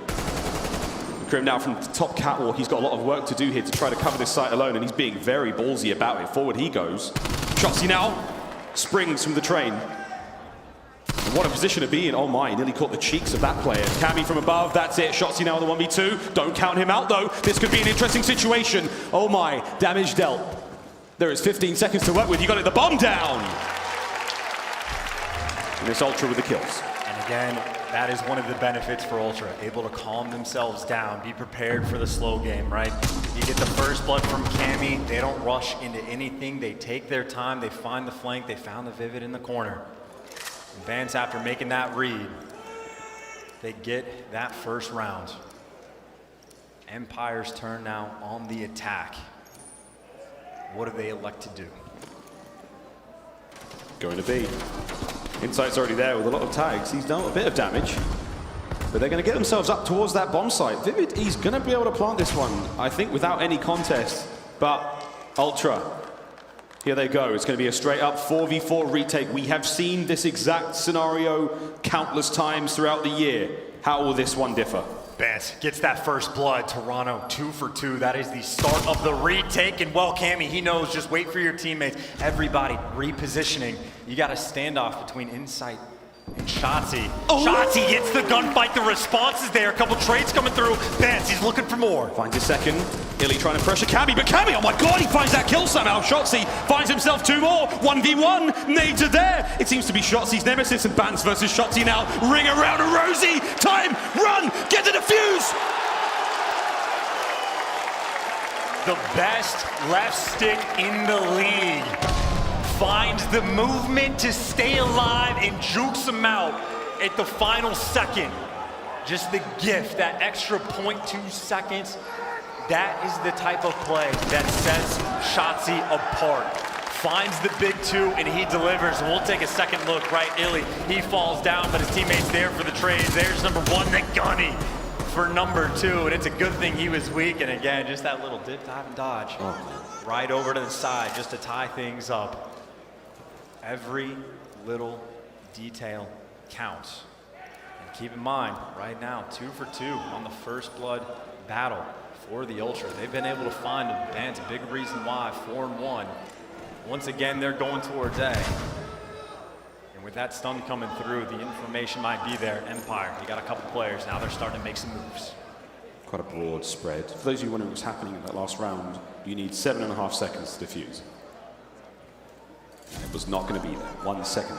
Incredible work from Shotzzy to stay alive. And Trophy's out. Ready for the defense today, but again, this is one of those moments, right? You are at LAN, you are at Champs, these things slow down. Ultra happy to play this patient. They've read a couple flanks coming through so far, but Empire not doing it this time. They have 3 players that have wrapped back. They're waiting to defend A. The rotation battle has not yet begun, but Cammy might be the player to find the opening. He has found his way through the Crim, reads it like a book, and he gets the first blood. Trophies are there. Oh, there's an explosion on the bomb site. CleanX, quick recovery. That flash landed. They know he's there. 2v3. Oh, Insight's hurt, tagged up. Here comes the rest of Dallas. They've got time to work with, space to work with, but CleanX slips away. Bomb planted and escapes with his life. Insight now, if they peek and check it, he may be dead, but oh, he finds one. CleanX now still fighting fit also. As they still fight to defend the bomb site. Here comes the flank though, as Dallas hitting both windows at the same time. iLLeY looking for the angle. They isolate iLLeY, and now the Crim! They isolate him as well. Ultra take the lead. Clutch Kings, you make that read on the flank, you get that first blood, and it just does not make a difference towards the end. CleanX, the beams for the best play. 1 round advantage and a nice one for the Ultra to get, even when they get blooded. They find a way to win. 2 players for the Empire searching for their first kill. It's very early in this game, but you need these guys to get on the board. Once again, the B-push is there. They wasted no time at all last time to go around to get that quick plan off. Similar situation, the only stun that he finds is on himself. Bomb gate planted once again. It is going to be a retake, and I think Vivid right now, he's in a situation, he might be able to spot a few players that might end up flanking. But the timing that he might get, the battle between Vance and Vivid just to get this first blood. And keep in mind, last time, it was the time that costed him. You gotta make sure you hurry. It doesn't look the same as the last round. We saw Dallas win. Now CleanX down the ramp he goes. Inside and finds another kill, so there you go. 4v2, the defender's starting to fall apart. But Crim trying to keep the lines together, and he can't. iLLeY now 1v3. He's got a lot of angles to look at. Can he win these fights quickly and decisively? The answer is no. Cammy will stick to the fuse. Ultra will not be fooled twice. Game 5, $350,000 match, and right now for Empire. Down a couple of rounds, Vivid and iLLeY looking for their first kill. They gotta get the ball rolling, and they gotta do it now in this round. Being down 3-2 is not that bad. Being down 4-1 is devastating. They need the response. They need to find some kills in Ultra. Bury the hatchet, try to get this out of the way as quickly as possible. They have favored A, they have taken their time. They have been patient, and they have run top maps, excuse me. But his 3 players, that is straight there. Shotzzy doesn't want it to happen again. He's playing aggressive. Here we go. 3 members of Ultra now making their way forward. Shotzzy checks the corner. He does, finds the Cammy. And now Shotzzy trying to stay alive here. This is a solo defense for the time being. Vivid's going to make his way forward as Toronto Ultra reshuffle their efforts, but Shotzzy finds kill number 2. Cleanex with the immediate bomb recovery. You may think twice before attacking A again. Shotzzy is on a heater. Still though, for the 2 versus 4, it is a little bit of time to work with, but Empire, I mean, they're just giving them nothing on the map. Stationary. iLLeY's found his spot. A couple players in a corner. Ultra waiting to try and find a kill to fall in their lap, but again, they are just been given nothing. Shotzzy has just shut them down. This is less than 20, well, just about 20 seconds out of work with Cleanex is going to fly around that corner. Shotzzy gets it. That's 3 so far. Inside, last player left alive. Dallas take the round. And that is a round that they needed. It is a round that they got, and I love the adjustment, right? Crim has been trying to deal with A the entire time. You know what? If it's causing problems, put Shotzzy on the case. MVP delivers, finds the kills, gets the bloods, finds the second, stays alive. The mid-game adjustment has been made. We'll see what Toronto end up doing on offense the next go around, but this time it's Empire's turn to go on the attack. And it's 3-2, Jones. It's first to 6. Now we say goodbye to one of these teams once again. iLLeY yet to get on the board, 0-4. Vivid, 1-4. Insight, lot of tags, no kills. Fast attack though from the defenders towards A, and again B bombs site completely overwhelmed. Insight was the sole defender, but look at this quick transition. Bans got spotted there. Will he go back and forth as Insight finally gets his kill, and it's Shotzzy nonetheless. Eliminates him in that first blood. You don't have to worry about him for this round. Well, someone's able to get through. Vivid might be able to just play inside of that Zig area. So that is the opportunity right now. And iLLeY, he has found his home with the Swarm. Ultra happy for these retakes. Time and time again, iLLeY gets spotted. Vivid's gonna fall. Last one did it, Grim. And goodbye, we'll see it in the next round. Every single time, Ultra trusting their retakes. And they are 2 for 3. They continue to deliver. They are always finding these entry kills. Toronto putting in work on the defensive end. 4-2 advantage in round count, and that is the blood that opens the round up. Insight delivers a monument of a year he has been having in Search and Destroy. And in his biggest game, he delivers once again.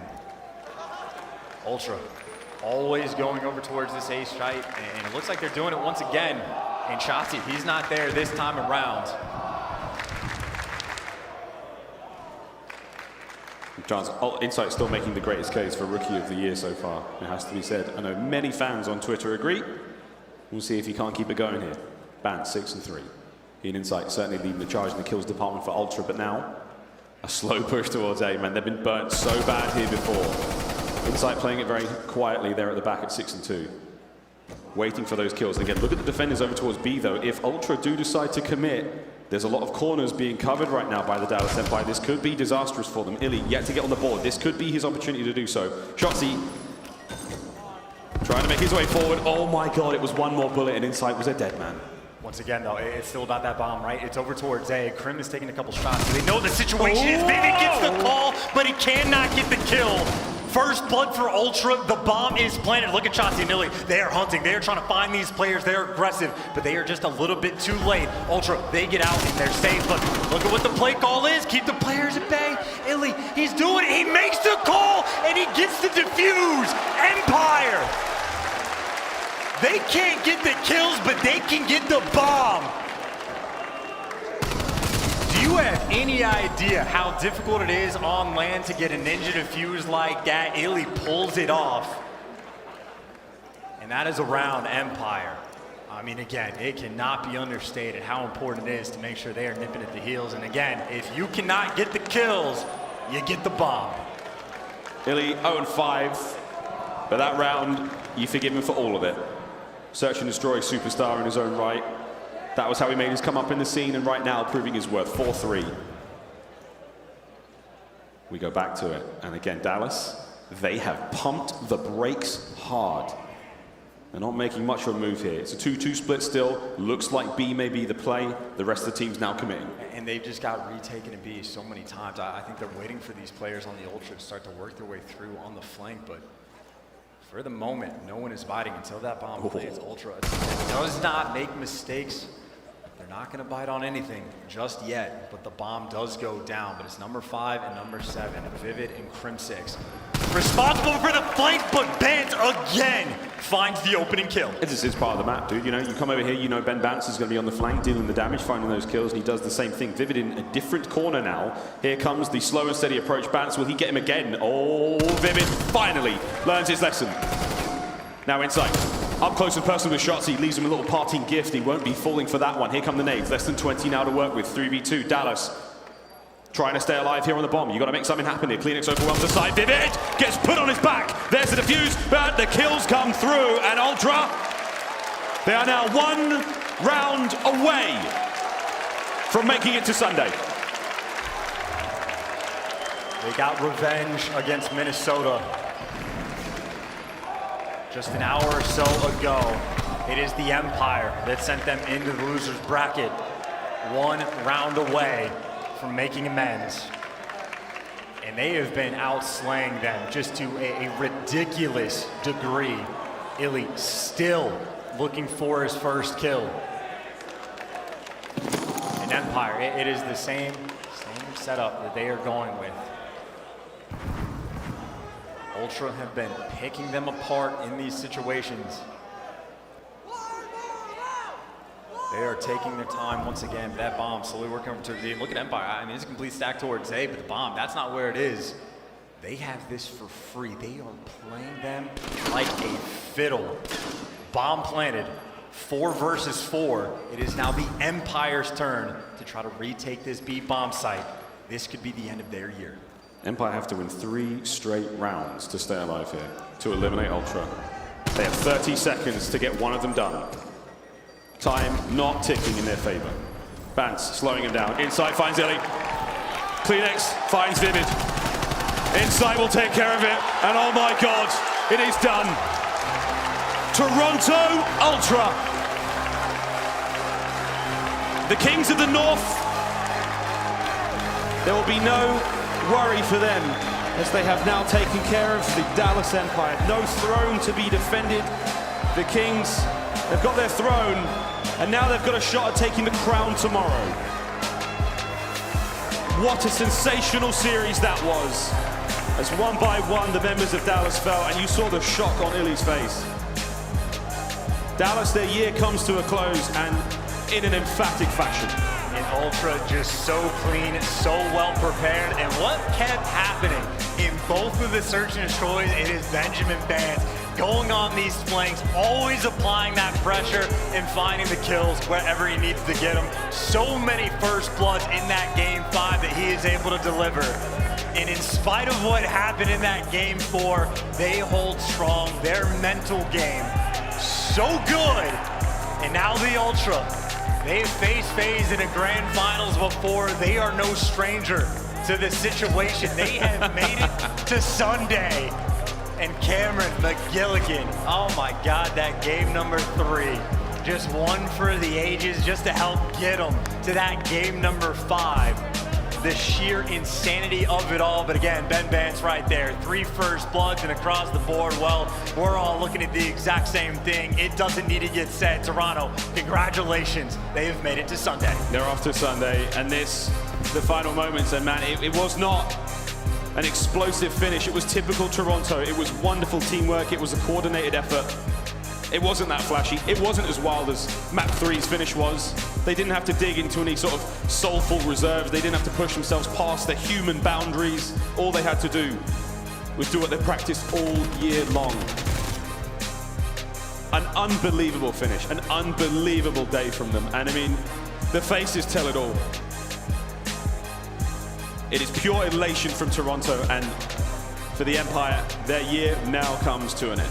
Just another day in the office. I mean, that is a game 5, just sheer and outright dominance, right? That is a couple round wins that Empire got of what? A very cheeky Ninja Defuse coming through. Shotzzy staying alive, but outside of that, Ultra straight up just had their number. And the run that they have made, right? You get knocked down in a game 5, round 11 straight away. Take down OpTic, get revenge on Røkkr, revenge on the Empire. And now we have our finals to end the year, the best of 9. FaZe and Ultra the shades of stage 2. And what a battle that is going to be. I mean, have fun with those predictions, because again, FaZe might have had the hot hand, but Toronto, one of those very few teams that they can have the answer with search and destroy gameplay like that. I mean, they can do anything. Well, there it is, friends. What an incredible day it's been. What a tournament it's been. Thank you again for watching this one. This has been wild. Dallas Empire, commiserations. Their run now ends. But third place at playoffs, not a bad thing whatsoever. They obviously wanted to make it to Sunday to make that back-to-back run possible. But it will not happen. It is going to be Ultra. It is going to be FaZe for your matchup tomorrow. Can't wait. I think Jets is on stage with Glasgow's very own. It might be Edinburgh. Sorry, brother. It might be Scotland's very own John Wick. What a champion, Cammy. What a performance. Thank you so much, Miles. That's right. We have John Wick himself in the form of Cammy here for your Game Fuel Victory Spotlight. Let's make a little bit of noise here. So that was an amazing win. And now the ending of that second hard point especially was absolutely nuts. What were you guys saying to each other after that to be ready for Game 5?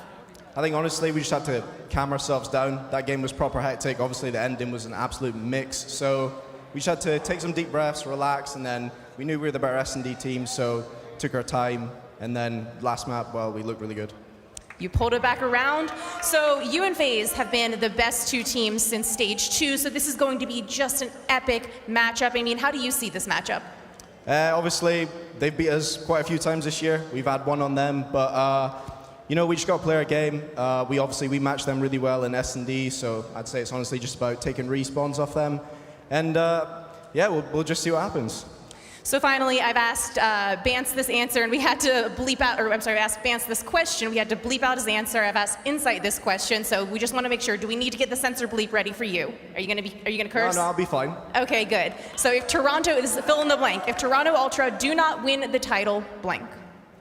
Nah, I wouldn't say that. I'm really happy throughout the whole year with how much everyone's improved on the team, and just, I'm happy that we've done a lot, so, you know, I wouldn't say it's the most negative thing, but at the end of the day, obviously, we want to win.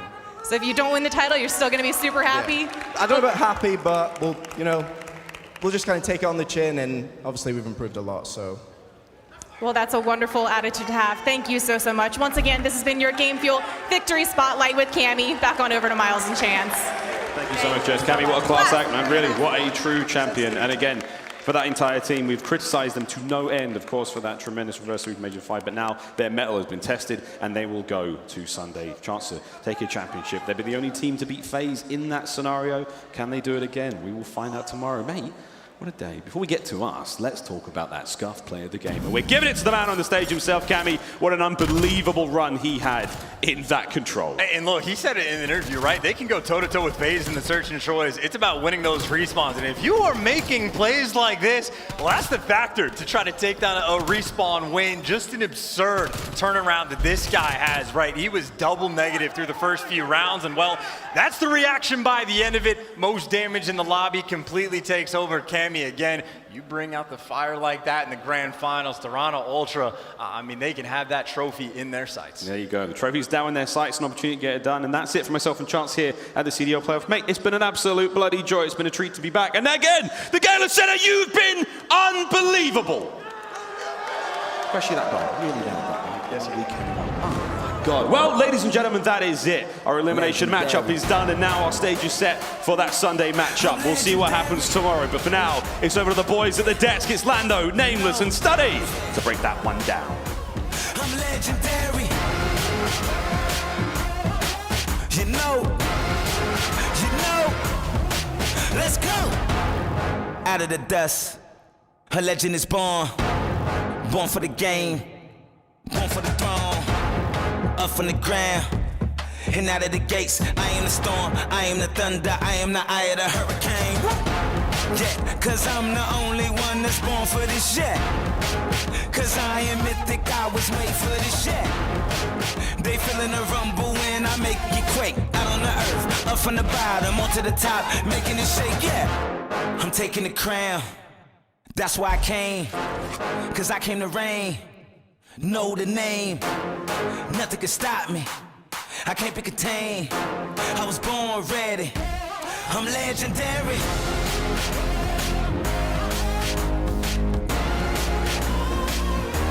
I'm legendary.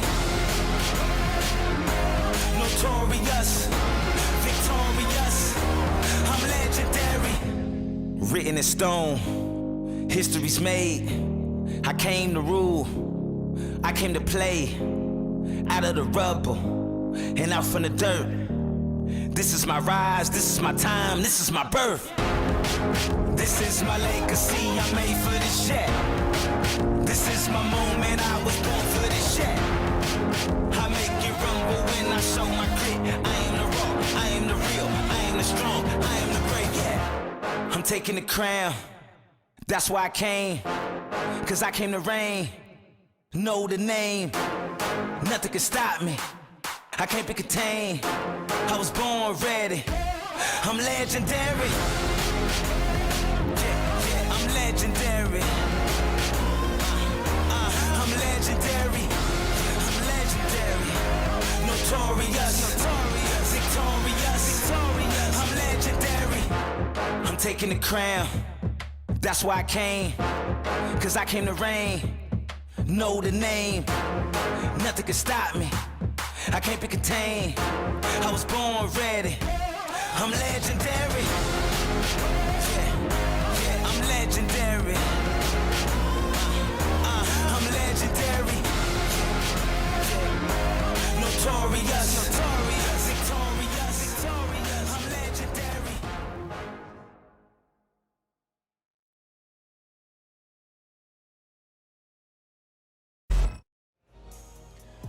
The joy of victory and the agony of defeat. Reactions as we all were left in this final series here on Saturday with a ton of different emotions, but we leave the most with just overall excitement and preparation for what is going to be an amazing championship Sunday. The Toronto Ultra managed to get past not just the Røkkr, but also the Empire in a Game 5. And now we've got ourselves a good old date scheduled for tomorrow. Circle it, put it on your calendar. It's the Atlanta FaZe taking on the Toronto Ultra. What a match it was, and what a day that it has been here on Saturday.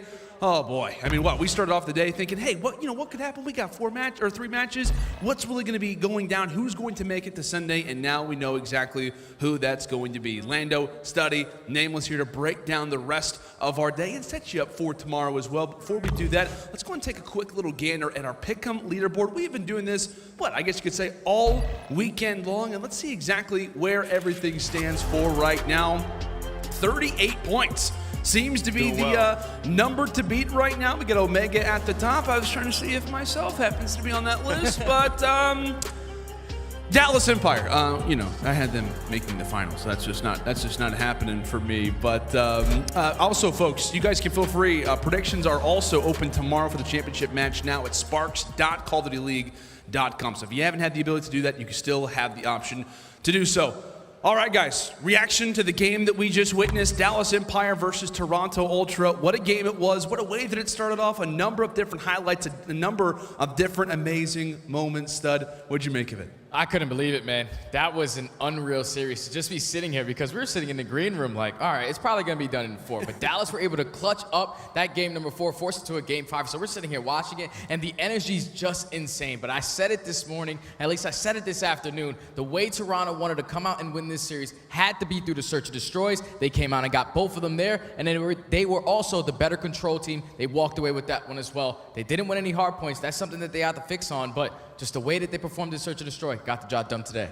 I mean, I think that was the best series all weekend so far. It was absolutely ridiculous what happened throughout that one. The moments that we had, spectacular, were gone in COD history forever. You think about that Game 4. How are Toronto Ultra able to bounce back coming into that next map? Like, it's just absolutely insane what happened to them at the last tournament, and then they come back, they avenge that loss, they face that defeat on Game 4, and then when these guys, they just have teamwork through the roof, and we'll take a look at that Game 4 here in a bit. Yeah, we absolutely will. And that's the thing, too, with this Toronto Ultra team, guys, that we've talked about really since the beginning of the season. When it was in Stage 2 specifically, where they bring on Insight, and our big question after the Stage 2 major was, okay, you managed to take it, but what really is going to happen now? Like, I mean, are you going to be able to carry this throughout the season? And to see them make multiple finals, to see them be in this position is nothing short of impressive, given all of the, I guess you could say, different things that we had set up for them, all of our different, I guess you could say, predictions that we had for this lineup. The fact that they have been this consistent is nothing short of incredibly impressive. But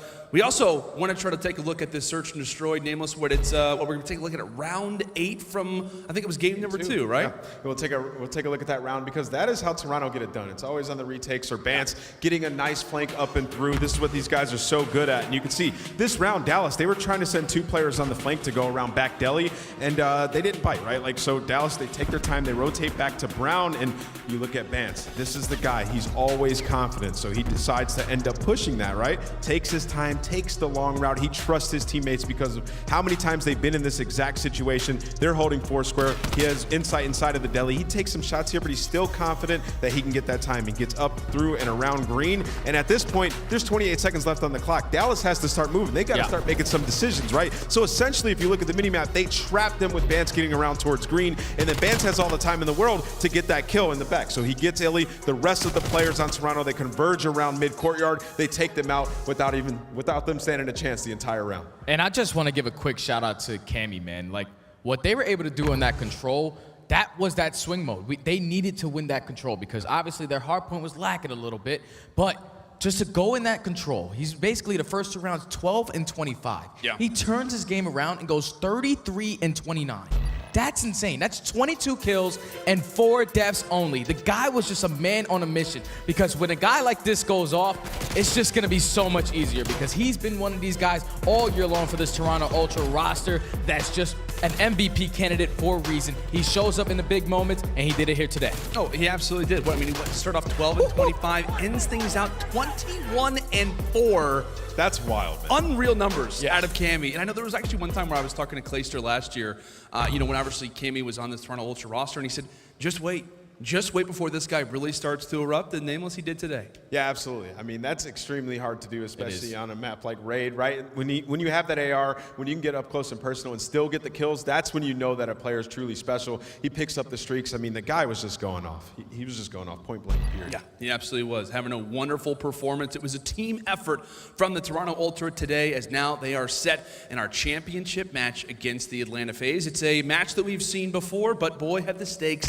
never, ever been as high as they will be tomorrow. But I know we talk about this match a ton tomorrow because it's going to be the only one that we have prepared for us. But Stud, talk to me, man. What are your initial thoughts on this match? Give the people something to think about as they go to sleep tonight and get super excited for the match tomorrow. Well, it's number 1 versus number 2, man. And it's like neither of these teams have a really strong weakness. I guess you could say on the side of Toronto, their hardpoint game needs to be a little bit better because you're going up against Atlanta FaZe. You need to make sure you're shooting to the best of your ability going up against the tiny terrors. But as long as they keep their search and destroy well, I feel like both of these guys, they're great in control. I'm pretty sure number 1 and number 2. So it's just going to be an all-out battle, man. The best battle that we can possibly have to end the year. Absolutely. It's 1 and 2. You said it best. And there's a lot that these guys are playing for tomorrow. A lot of money, a lot of glory, the history books.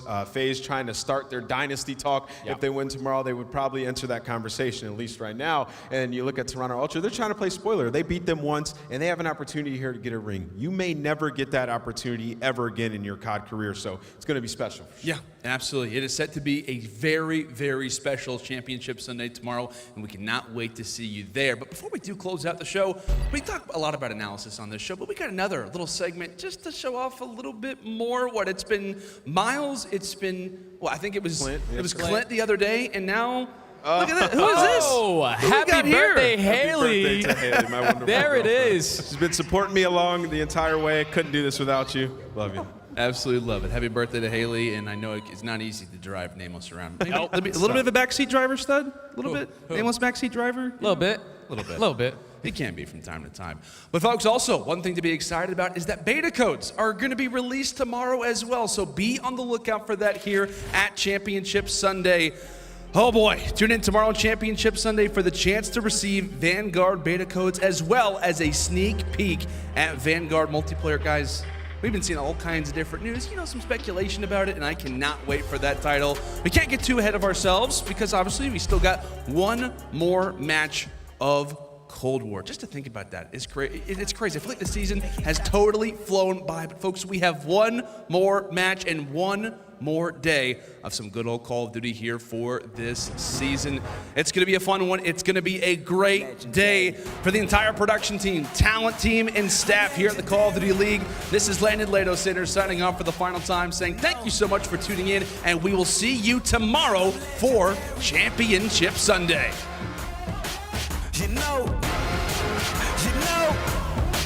Let's go. Out of the dust, a legend is born. Born for the game, born for the throne. Up from the ground, and out of the gates. I am the storm, I am the thunder, I am the eye of the hurricane. Yeah, cause I'm the only one that's born for this shit. Cause I am mythic, I was made for this shit. They feeling the rumble when I make you quake. Out on the earth, up from the bottom, onto the top, making it shake, yeah. I'm taking the crown, that's why I came. Cause I came to reign, know the name. Nothing can stop me, I can't be contained. I was born ready, I'm legendary.